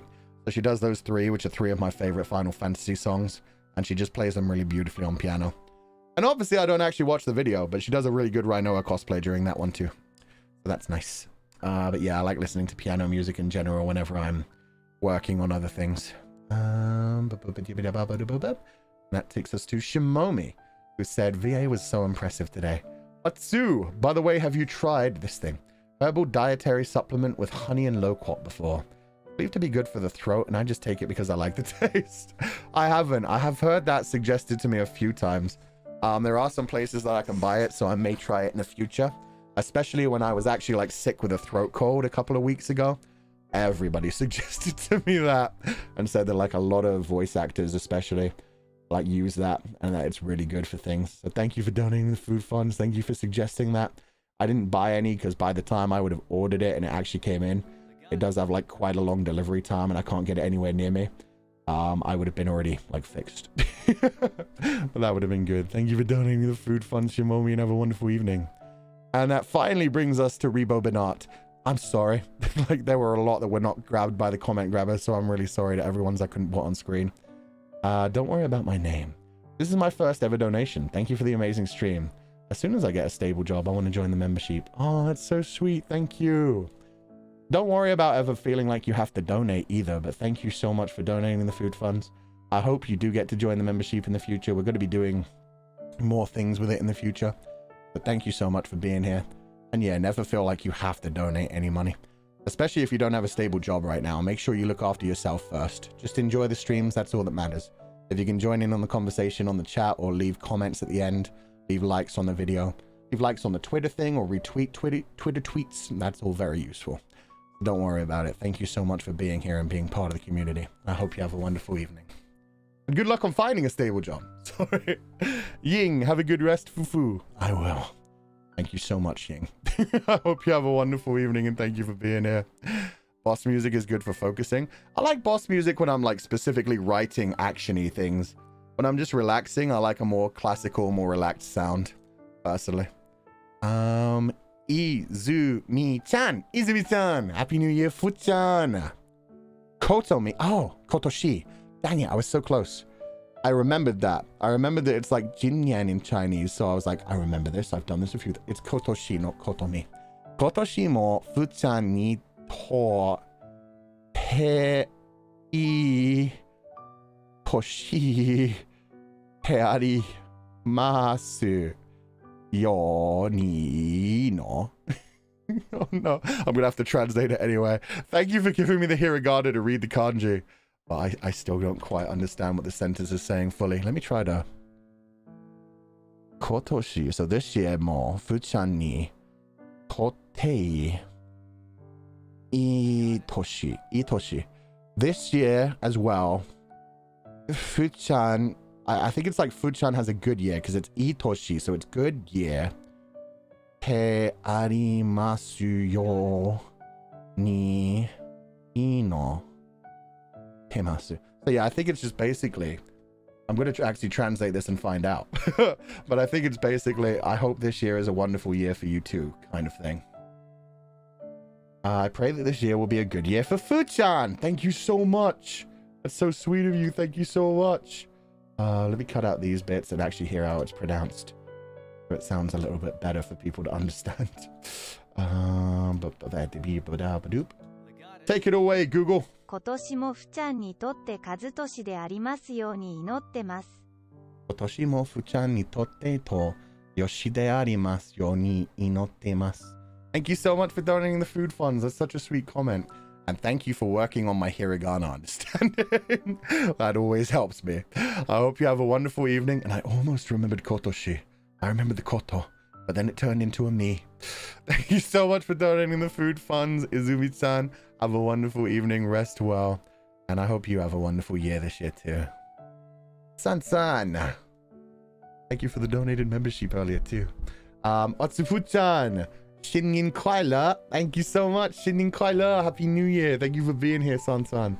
Hope you're having a wonderful evening, thank you for joining us, and please rest well. And no thoughts head empty, this one didn't get grabbed by the comment grabber, unfortunately. Hey Fu-chan, I recently started dieting. Whenever I try to eat healthy, a chocolate bar looks at me like looks at me and snickers. Oh no. Don't look at the chocolate bars then. They're evil. But yeah, I get that. Every time you actively think about it, like there are times that you could just naturally slip into being healthy and it's just like, you know what? I'm just going to be good to myself today. You don't even think about it. You just decide you want like a nice healthy salad.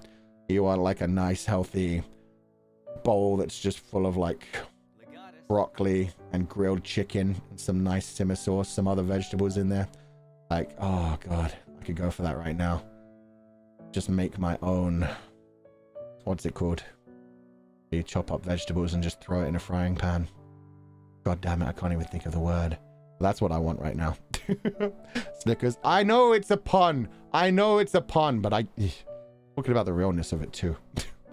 Guys, I get the Snickers, but fine. Fine. Thank you for donating the food fund. Everybody has decided it's just a pun and we don't need to talk about it. We're moving on. Jenin! If someone sends a super chat asking you to time them out, they will get it because they break the rule, or they won't because you just don't want to do what will not happen. They will be banned from the channel forever, and I may remember to unban them after the stream. But I would definitely ban them since it's not what they want and it's also breaking the rules, so it's a double whammy. And then hopefully I will remember to unban them after the stream, but who knows? There's a lot of people on our ban list. It might be hard to find. Up to you if you want to roll those dice. Step. Oh, and also thank you for donating the food funds. Jenin, sorry, I didn't add that. What if they asked to be banned? I honestly don't know. I honestly don't know. That's a worrying one. Step. Atsifu-chan. Super chat for you to celebrate a special day tomorrow. I normally wish for nothing on my birthday, but I'd like to make some for you and everybody this year. I wish you more health and good things keep coming to you. I wish confidants have an amazing 2023 too. Oh, that's so sweet. Thank you. And there's a second Akasupa. The comment grabber did not grab it though. Part of my life was being full of joyful memories last year. Meaning a kind, funny, mature, and cute OG-san is such a blessing for me since I lost my passion on things for a long time. Thank you for everything you've done for us. I buy you all. Oh, that's so sweet. Happy birthday, Step. Thank you for the double, and that's like over in Akasupa as well. Thank you so much for that. I hope you have a wonderful day. I hope you have a lovely year. Thank you for sharing your blessings with everyone in the community as well as me. And yeah, I hope you continue to enjoy this community and your passions continue to go fulfilled from this year on. Thank you so much for joining us and being part of the community and bringing your warmth to it. Happy birthday. Have a wonderful year. Thank you for being here. Have a wonderful evening. Please rest well and take it easy. Gonna log off a bit early. Thank you for the stream, Fu-chan. I hope everyone has a great rest of the day. I hope you have a great rest of your day too. Thank you for being here. And yeah, feel free to go to bed whenever you guys need to. Your mom... Your voice acting always impresses me, Fu-chan. Otsu! Yes, can't believe you really timed me out. Asian powers don't work on you, I guess. I mean, no. No powers work on me. I own this space. Remember, this is my duoverse. I can do whatever I want here. I control this world. It's mine to do with what I wish. Indeed.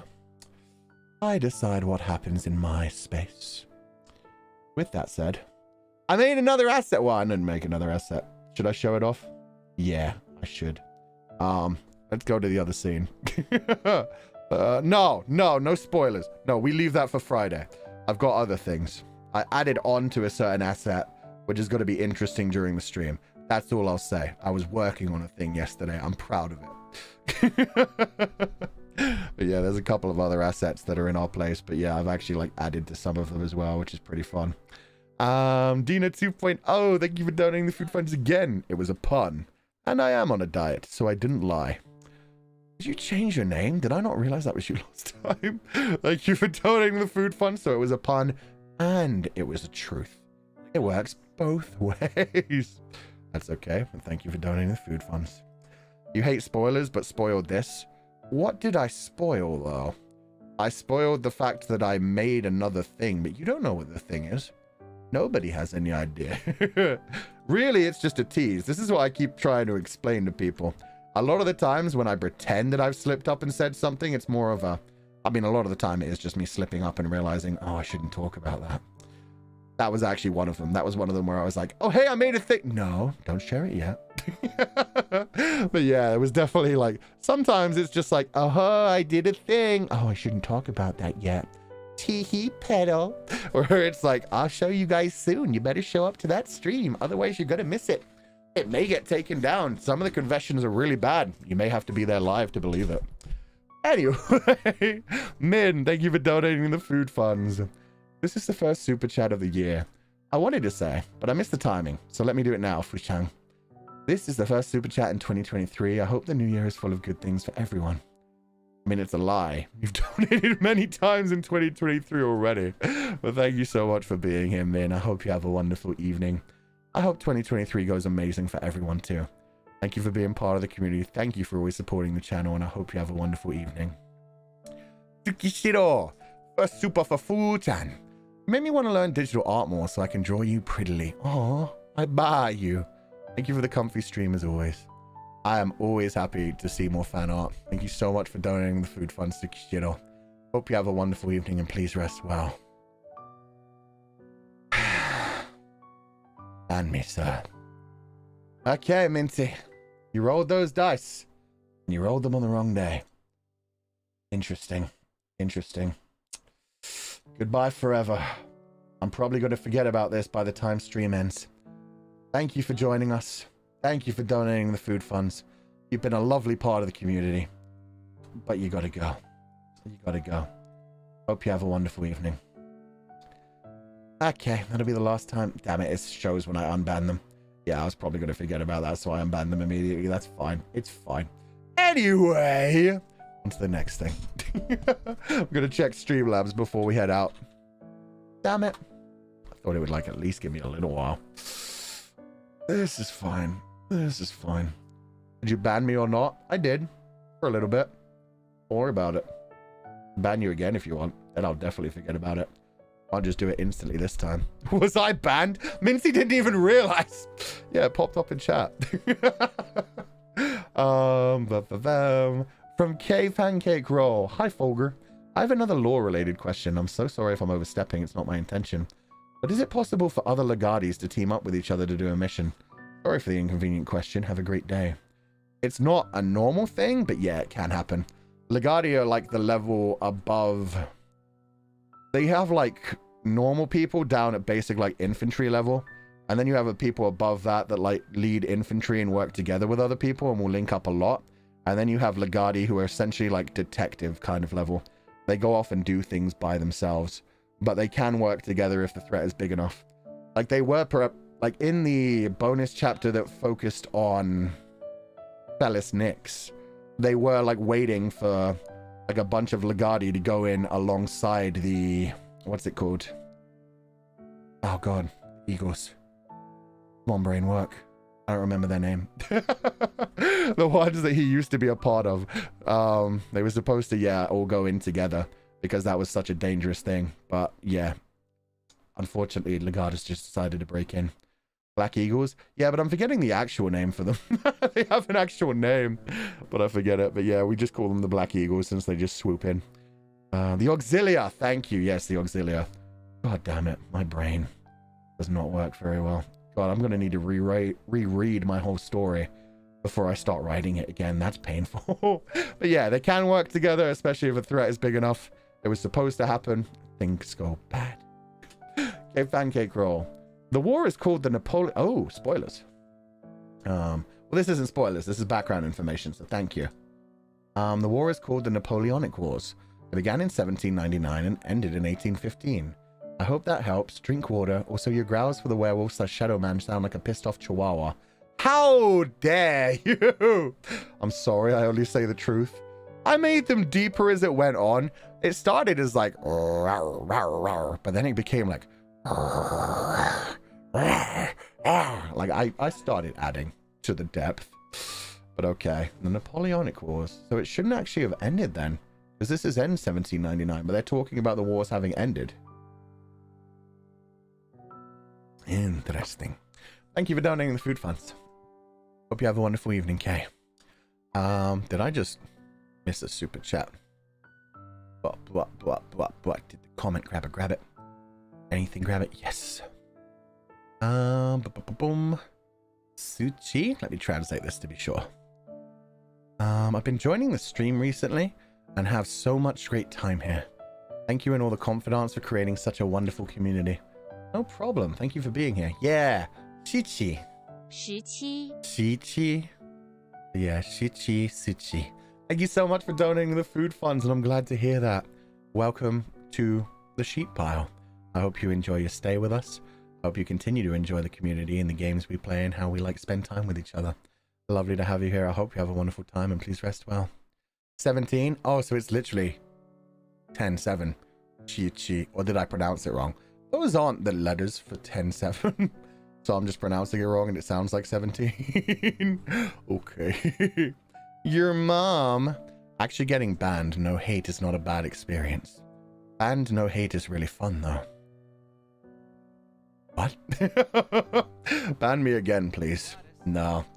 And in fact, maybe I should ban you. Maybe I should leave you banned. Starting to challenge the system now. We need to make an example of that. So maybe I should ban you. It's fine for now. I would suggest not continuing to push the buttons. People will get banned and stay banned. Jenin! What a community that dare to challenge the VTuber. A brave community. A silly community. One that wants to be gone forever. Thank you for donating the food funds, Jenin. Miss Munchkins. Overheat maybe. Good job. Thank you. Adorable Calvoji. Holy shit. Look at that happy sheep. I'm going to decide that that's a tail rather than a movement thing. Yeah, I've decided that's a sheep's springy tail. Let's go. I like it. Thank you for donating the food funds, Miss Munchkins. I actually have 2 accounts. I'm on my second account. That's the 2.0. I'm name jailed on both accounts. You've locked yourself in both. Anyways, Otsu, Mr. Borg, rest well and eat well. Thank you, Dina. I hope you have a wonderful day. I didn't realize. I thought you just changed your name to Dina 2.0. It's funny that you're now trapped on both because you changed your name so damn much. Have a good evening. Minty, I wasn't kicked from the live. You were banned, though, for a brief 2 seconds. I decided that wasn't a bad enough offense to stay banned. Jenin, I regret asking that question. Fair enough. That's fair. Oh my god. Puppy! Oh, it's a donation from Doggo Paws Puppy. Had a lot to do, but now I can finally watch your stream again. Here's some food fun for you.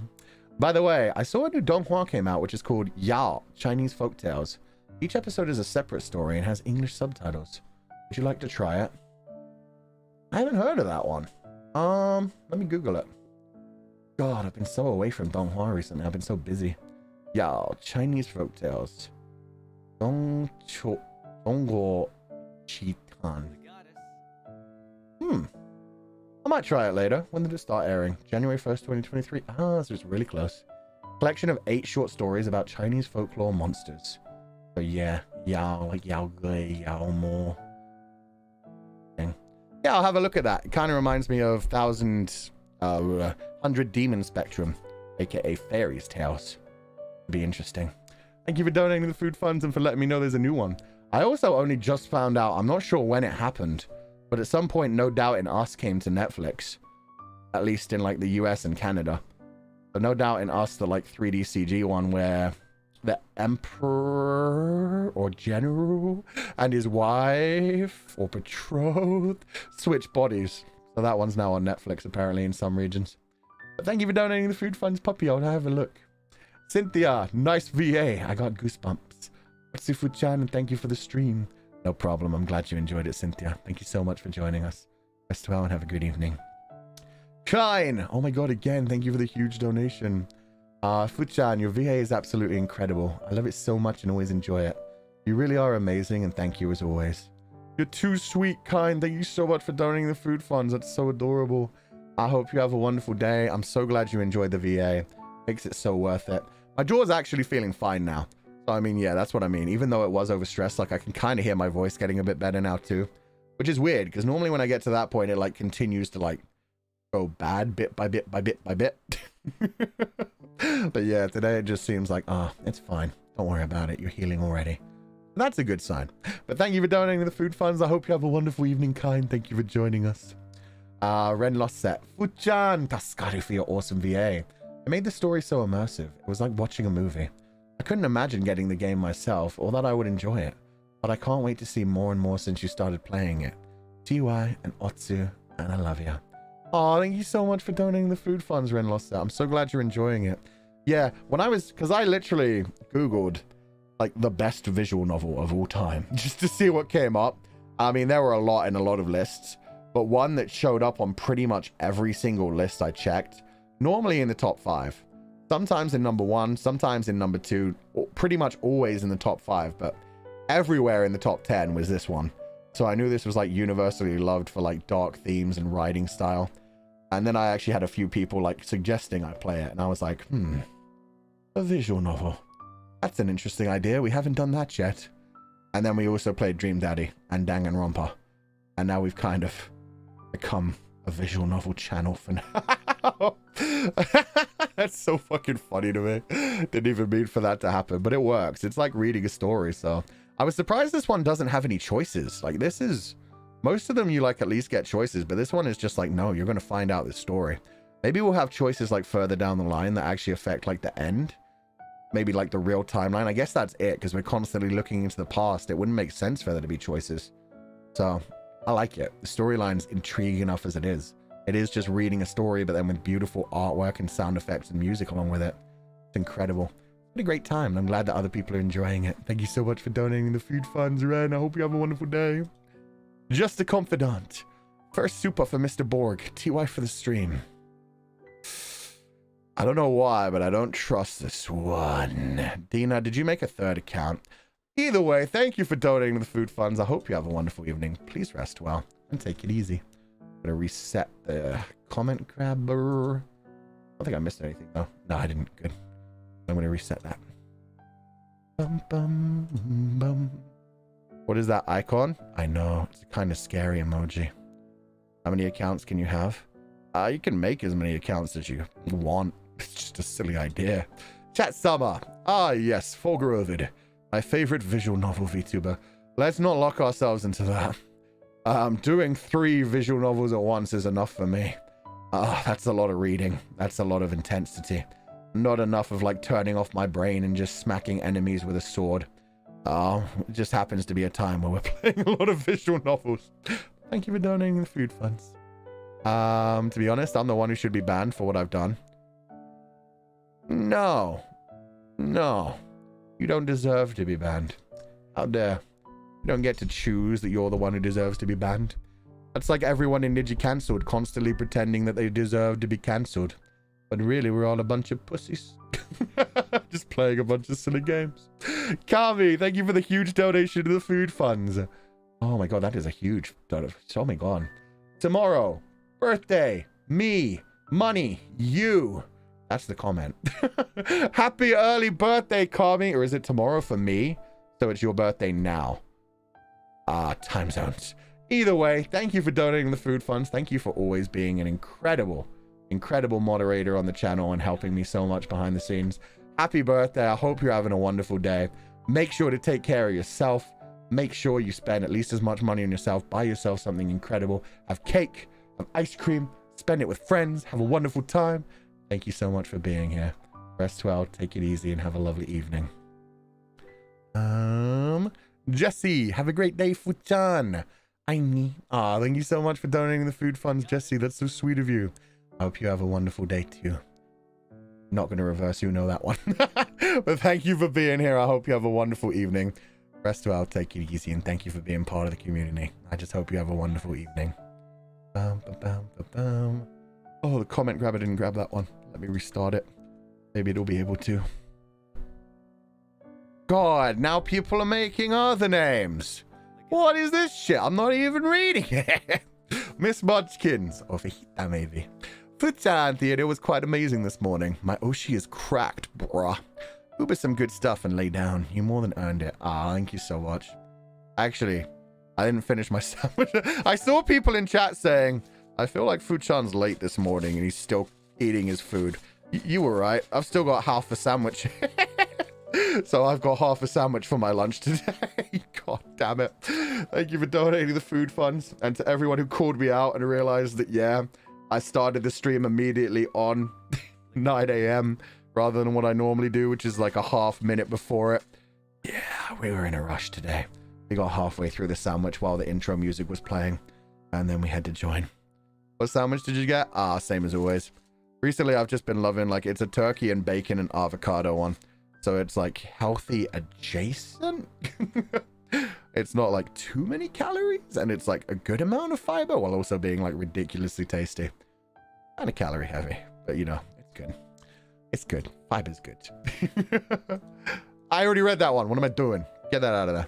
Sounds yummy? Yeah, it's very tasty. I have a good time. Not even reading that one, Jenin. How dare. Thank you for the money, though. Final. Oh, nope. Second to final. Megan Senpai just sent one. Second to final. Streamlabs. Akari. Otsufu-chan. Thank you for the stream. Your VA is always amazing. Hope you have a good rest. Oh, thank you so much, Akari. I hope you have a wonderful evening. I had a lot of fun with this one. House in Fata Morgana is incredible. I never know what way the story's gonna go. Like the way I was, I love how this one played me so hard. With me being like, oh, there's Pauline. This is gonna be great. Oh no, she was the one who was like betrothed to the man. Now I know what's gonna happen. She's gonna show up and she's gonna cure the beast, but it's gonna be terrible because then she's gonna find out what happened. And then the fucking white-haired girl showed up. The game was like, you really thought, bitch. You really thought. It really just existed this week to make me go, you idiot. You don't know what's ever coming. Oh, it's great. Bye, ban, if we can just also TY for the stream. Thank you, Vapucha. Also, I didn't say thank you so much for donating the food fund, Zakari. That's so sweet of you. Hope you have a wonderful evening. Love is a game. It deviates from expectations. True. The plot twist, the double plot twist. Like the first plot twist when Pauline appeared and turned out to be like related to the first merchant. I was like, oh, okay. Then the second plot twist where it was like, nah, this isn't the tragic love tale that's happening. Here's your tragic love tale. Just a confidant. Calorie, we don't care. Eat well, Fu. True. You know what? As long as you're being healthy, exercising, taking care of yourself, that's all that matters. Just take care of yourself and make yourself happy. Thank you for donating the food funds and have a wonderful evening. No, I'm not reading because of the name. I'm out. I refuse. You guys are working together now and I hate it. Megan Senpai on Streamlabs. A New Year's resolution of mine was to get timed out less. I'm following tradition for resolutions and breaking them within the first week. Are you a booger? Because I want to pick you first? Oh, that is a -3 out of 10, Megan Senpai. That, I would actively... Ugh. That's what it actively does. That's a -3 out of 10. That's a... Yuck.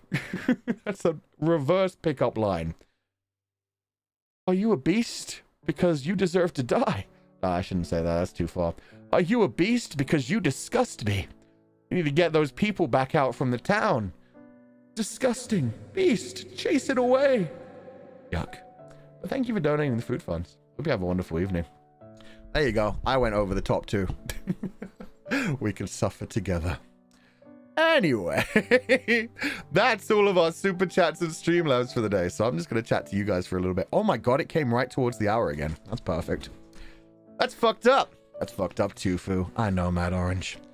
I know. As soon as I said it, I was like, that's a bit far. I was quoting from the game, to be fair. I just quoted the wrong part.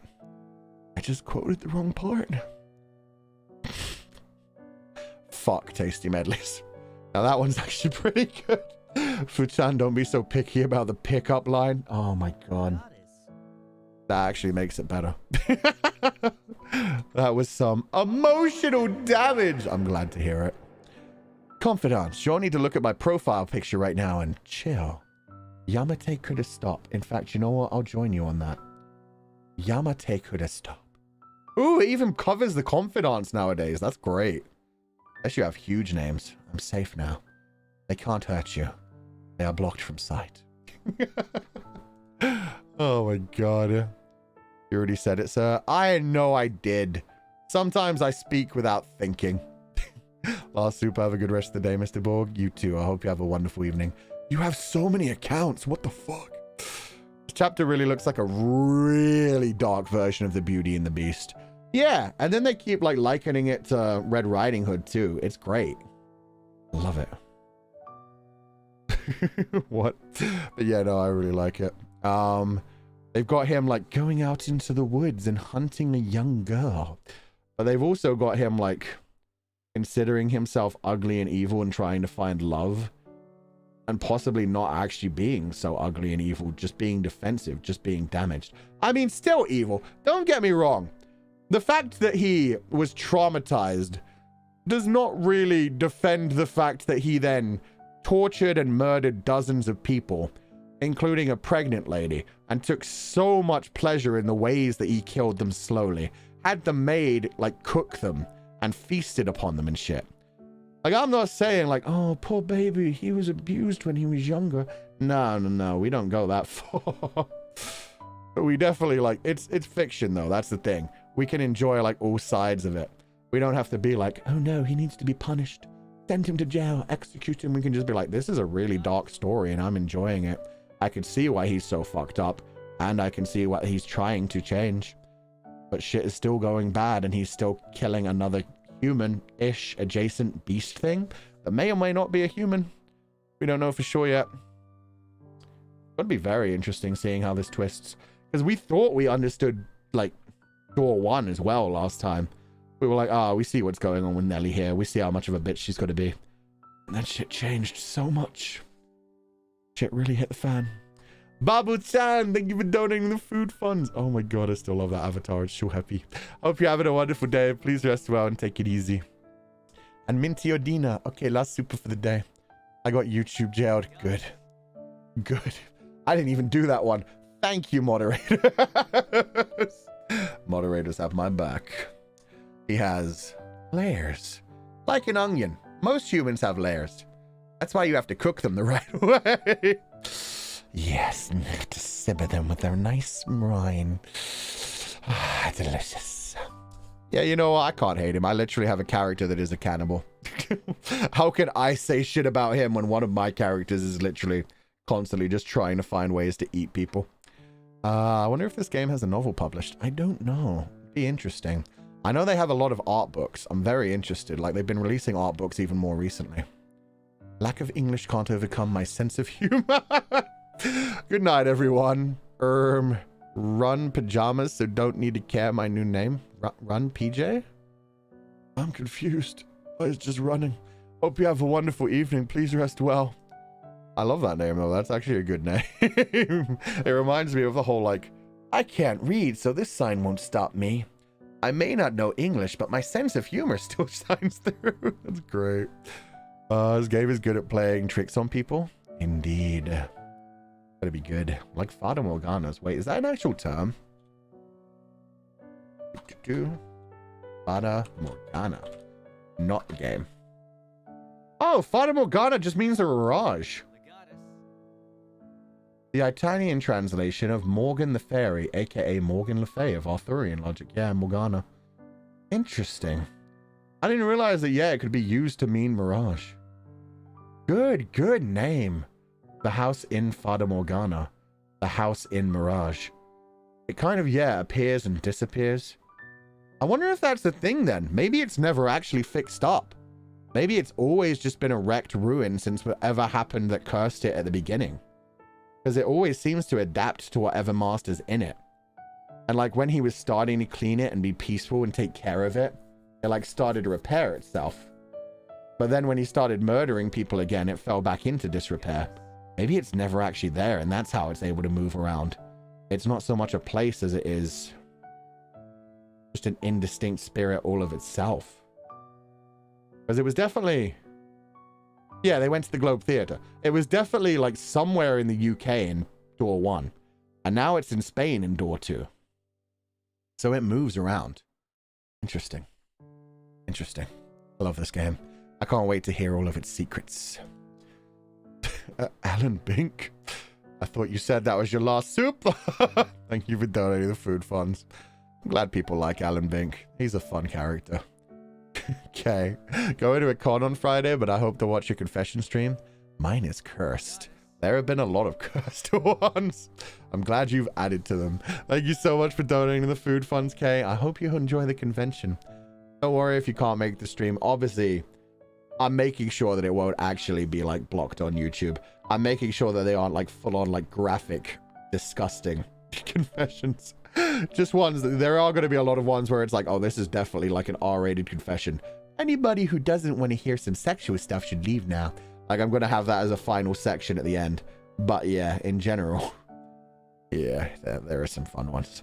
Thank you for donating the food funds. And yeah, if you can't watch it live, just enjoy the VOD later on and have a wonderful evening. Sayo-chan. Fuchan Otsu, to for the stream and good night. Bye you. Thank you so much for donating the stream. Hope you have a wonderful evening. Bye you and rest well. Thank you for joining us. PG equals project. There are so many. Oh yeah, you did say PJ for project last time as well. I just don't normally see people shorten PJ into that. By the way, it's me, your mom. I could tell by the Tom and Jerry one thing. Thank you for donating the food funds. I was just rolling with it. I was just like, it's fine. People change their names so much on this channel, I never know what's going on anymore. Choo Choo Genie. I'm gonna pew pew. Be careful, sir.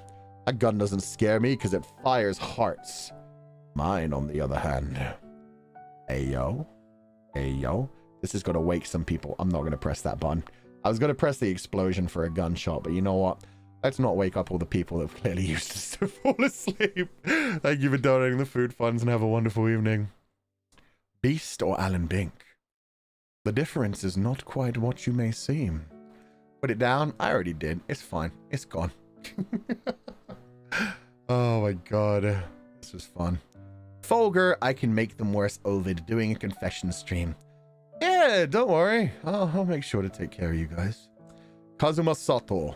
Fulgur, if you're based enough to play Fata Morgana, play Umineko too. I've never actually known the story of Umineko. I watched a bit of the anime. I know it's like connected to Higurashi, but it's a whole like multiverse thing with like the witches and stuff. And there is the witch that looks like a certain character and maybe a dimensional breaking character. It's so long though. Maybe someday. I don't know if we have permissions either. It definitely won't be something that I'll be doing for a while.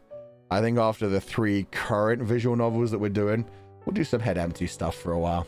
We're definitely going to finish Zeldatsu done, because I know like Breath of the Wild 2, well, Tears of the Kingdom, it's supposed to come out in a few months. They've been teasing the fact that it's supposed to drop in May, right? I remember that correctly? I might not have remembered that correctly. But either way, there should be a lot more coming out about that soon. So, yeah, I've got to finish my Zeldatsu done run at some point.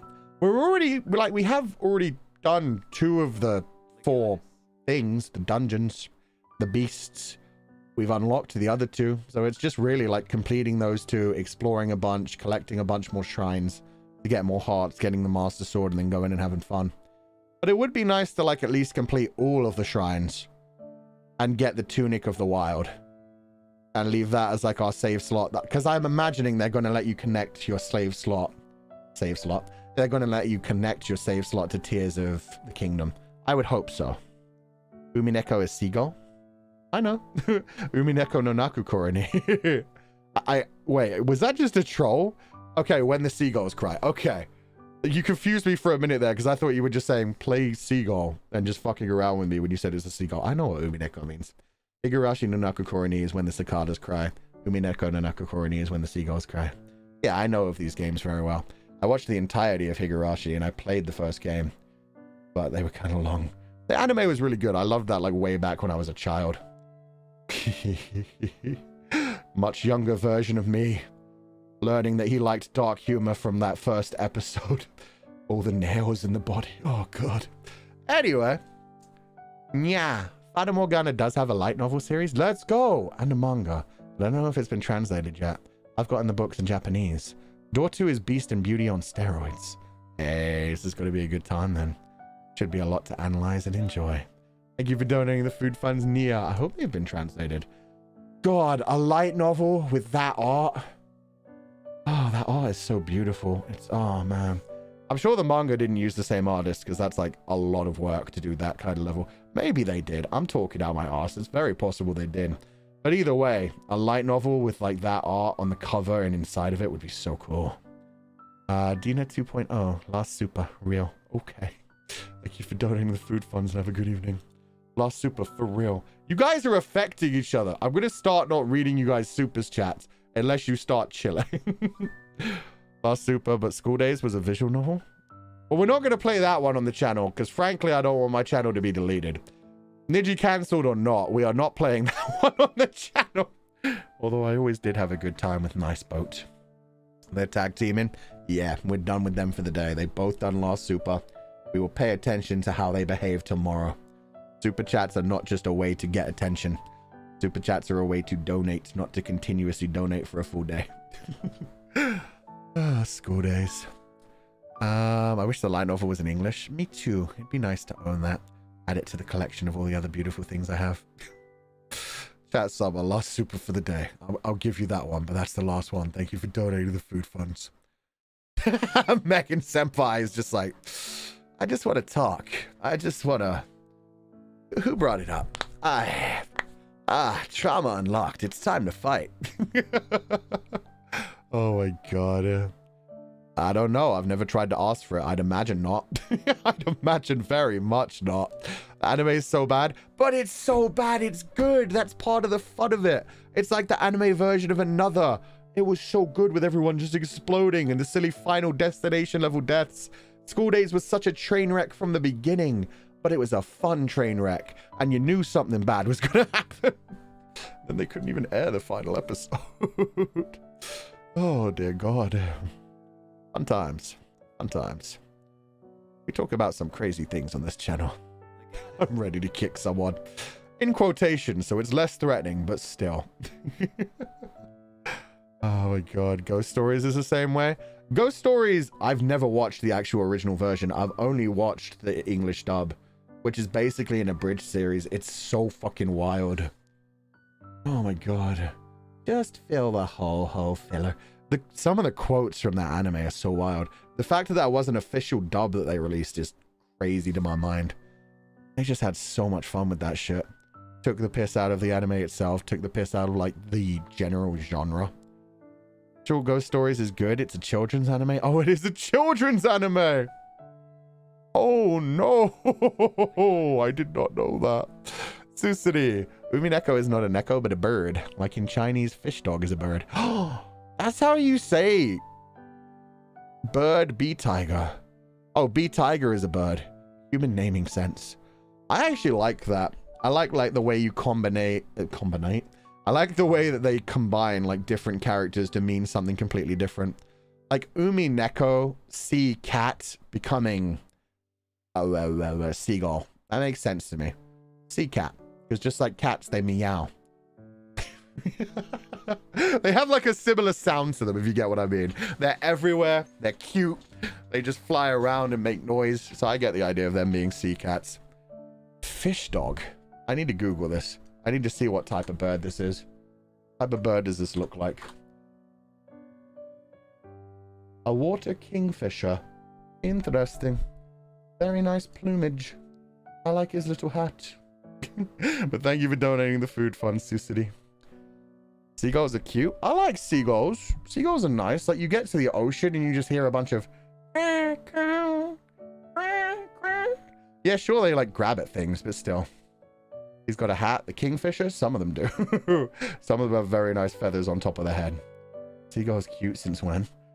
I like them more than pigeons. I like seagulls. Maybe it's because I don't live near the sea. I imagine if you live near the sea, it becomes a lot more of a problem. And then they very much feel like pigeons, where they're just noisy and they always want food, and they're, yeah, like Finding Nemo. Mine, mine, mine, mine, mine, mine. But yeah, not living near the sea, when you actually hear them when you go and pass the sea or visiting, it's nice. I like crows and ravens. I'm not sure if I've ever actually seen a raven. I like crows. I know ravens are supposed to be a lot bigger. I've either seen some really big crows or there have been some ravens, but either way, they're very smart creatures. They're always fun. Jenin, I got you, sir. I never lied about the last super. True. True. I'm watching you. Watching you all. I hate seagulls. Stop stealing my food. Protect your food better. Did you ever watch that video of the man grabbing a seagull? In fact, there's a video of a child doing it too. Like a man grabbing a seagull by the neck when it goes for his fries, and then just like tossing it off into the air and letting it fly away. That shit's fucking amazing. If you can't defend your food, then it's the seagull's food. Oh yeah, the kid. I love that one of the kid. There's like a seagull. I forget what it does. It tries to grab something, but the kid just like grabs it and like, it looks like he's about to tell him off, the face he gives to it. And then he just pushes it away. That shit's so cute. Bleep bleep. Thank you for donating the food funds. And oh, somebody got the snap card. Thank you so much for donating the food funds and for buying the merchandise, and I hope you have a wonderful evening. Mr. Ovid, I do not have the balls. That's fair. They just swoop down and swallow the whole thing. Then you have to be like over top your food. Wait for it to swoop down, and then you've got more meat. You grab that shit, and boom. You've got some not quite chicken for dinner tonight. Megan Step 5. Fun fact, Ghost Stories wasn't super popular in Japan. When the American company got the rights, they had permission to do whatever they wanted. And they did whatever they wanted. They had fun with that. It's a wild thing. It's better than most abridged series. Thank you for donating the food funds, Megan Senpai. I hope you have a good evening. Ash, new here. Love your voice. Aw, thank you so much for donating the food funds, Ash. I'm glad to hear it. Hope you enjoy more of the streams in the future, and please do rest well and take it easy. I fought the seagull for my food back. Good. Take it out. Their pecks are strong, though. To be fair, I've never had to fight a seagull. Seagulls can poop on you? Yeah, but where's the fear in that? I mean, that's luck, right? If you get pooped on by a bird, it's supposed to be luck. They swoop down and swallow the whole thing. You did not buy enough food. I'm sorry, I can't even imagine a seagull like swallowing a whole hot dog. So you did not buy enough food if a seagull is swallowing your entire meal in one go. Hi, Moon. Thank you for the stream, Fu-chan. Would you prefer a cold or a hot beach trip? You mean like a cold trip or a hot trip? Like a trip to somewhere cold or somewhere hot? I hate the heat, but I hate the freezing cold too. Like, I'd never go somewhere like a snowy mountain. Neither. I want to stay at home. Get me like virtual reality stuff and I can experience these things. I don't know. What about like a hot beach trip, but it's like towards the end of spring. So like it's a decent temperature, it's sunny, it's warm, but at the same time the water is still cold. That's like the best thing. Like the sun is nice and hot and sunny, but then you go into the water and it's cold, you cool off, you swim around a bit, you come back out, you get warmed off immediately. Good shit. Good shit. Birds have teeth? No, I don't think so. I really don't think so. I think they just have the beaks. The beaks that go. He doesn't know, chat? What do I not know? Oh no. Beaches in winter are nice though. I think it's really nice to swim when it's really cold, actually. Yeah, it kind of wakes you up. I've seen people do that wild shit where they go swimming when it's literally covered in ice. I don't think I could do that. It's fine. It's fine. Beaches in winter are nice. Oh, so they literally meant a beach in winter. Damn. Wild. I don't think I'd ever do that. Penguins have teeth? Oh no. Penguins are kind of terrifying, to be fair.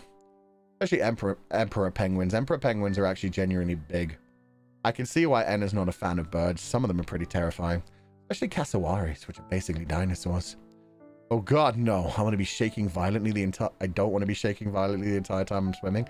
You don't. Your body gets used to it quite well, actually. It deals with it pretty good. Geese? Geese have teeth. Oh. Geese have teeth. Goose have teeth. Goose. Been bitten by geese before. They definitely have teeth. Why have so many people have this fear of geese? How many of you are getting attacked by geese? That's terrifying. I blame the internet for showing me how strong seagulls can be.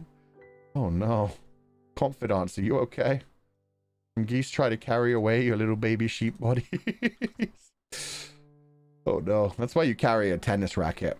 You can just bat seagulls away from you. That's always fun. We're morbid. Geese chase you? I guess that's why we have Untitled Geese Game. I never thought about it. I've never seen a geese like being a dick before. I've seen swans being dicks before. Swans know how big they are. Swans know they can fuck with you.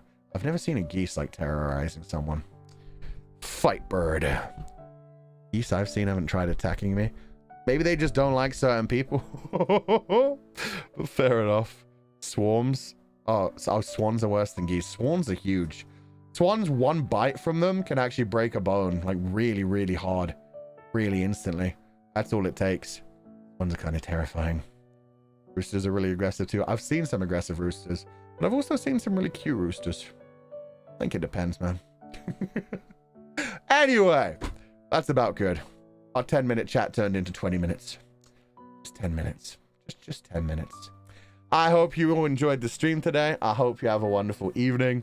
This was fun. This was a great game. This was a fun time chatting to everyone. The story is going in a very interesting direction.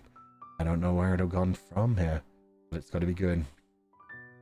There's 2 people diving into the Steam sale right now. But you know what? We never get to raid Pomu. So on the way out, I'm going to send you guys to Pomu, who is looking through the Steam page and finding games to buy. So I hope you enjoy that. Do not lead her astray, confidants. Make her buy Fata Morgana.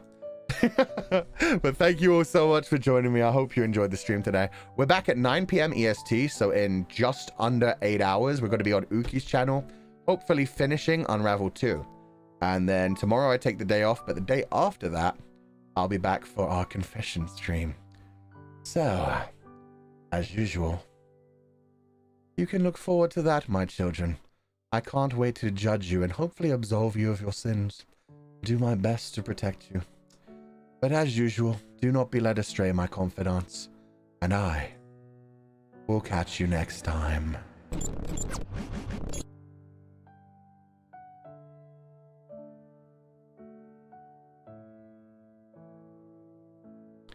And as usual, I want to say a thank you to everyone who joined the membership today.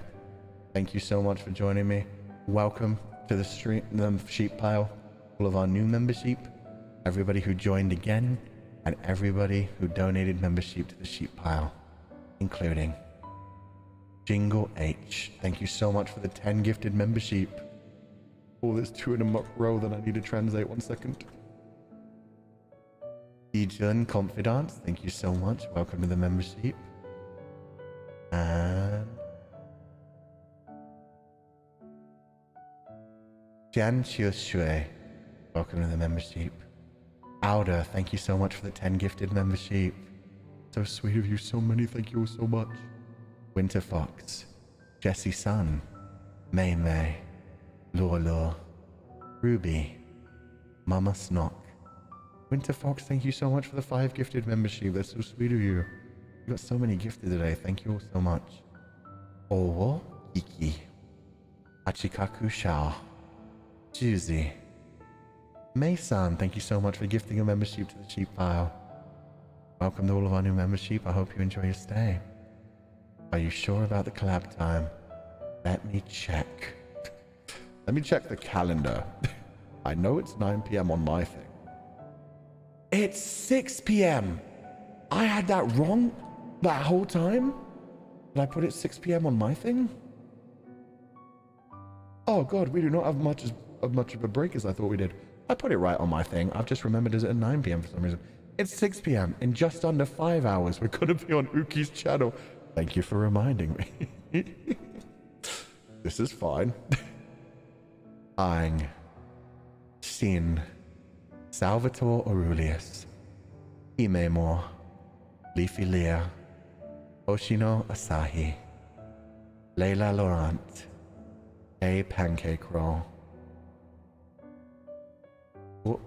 Mirko D, Hibernate, Dong Mian, Zana Lucas, Luther, Tao Tao Uwu Lu, Xiao Shuo. Oh no. And ruined it. Oh. Thank you for donating to the food funds. I'm allowed to read it. You can't stop me from reading it. Happy birthday, and I hope you had a wonderful day. Yeah, what are you going to do about it? Thank you for donating to the food funds. Happy birthday. Mochido, thank you so much for gifting 5 membership to the sheep file. I hope you enjoyed the stream today. And Yuna, thank you so much for gifting 10 membership to the sheep pile. Thank you so much for being here. Donatsu, Kiv Yamino, No Creativity. I love that name. San, thank you so much for donating 5 membership to the sheep pile. Leon, Mei Shui, Uton, Admiral Destreza, Ivan Lim, and Eris. Thank you all so much for joining the membership. Oh, and Mei-san, thank you for donating 1 membership to the sheep pile right at the end there. I hope you all have a wonderful evening. Thank you so much for joining me today. I hope you enjoy heading over to Pomu's stream to have a good time. As always, do not be led astray, my confidants. I hope you have a wonderful evening. I'll see you in a few hours over at Ukiki's channel if you want to join.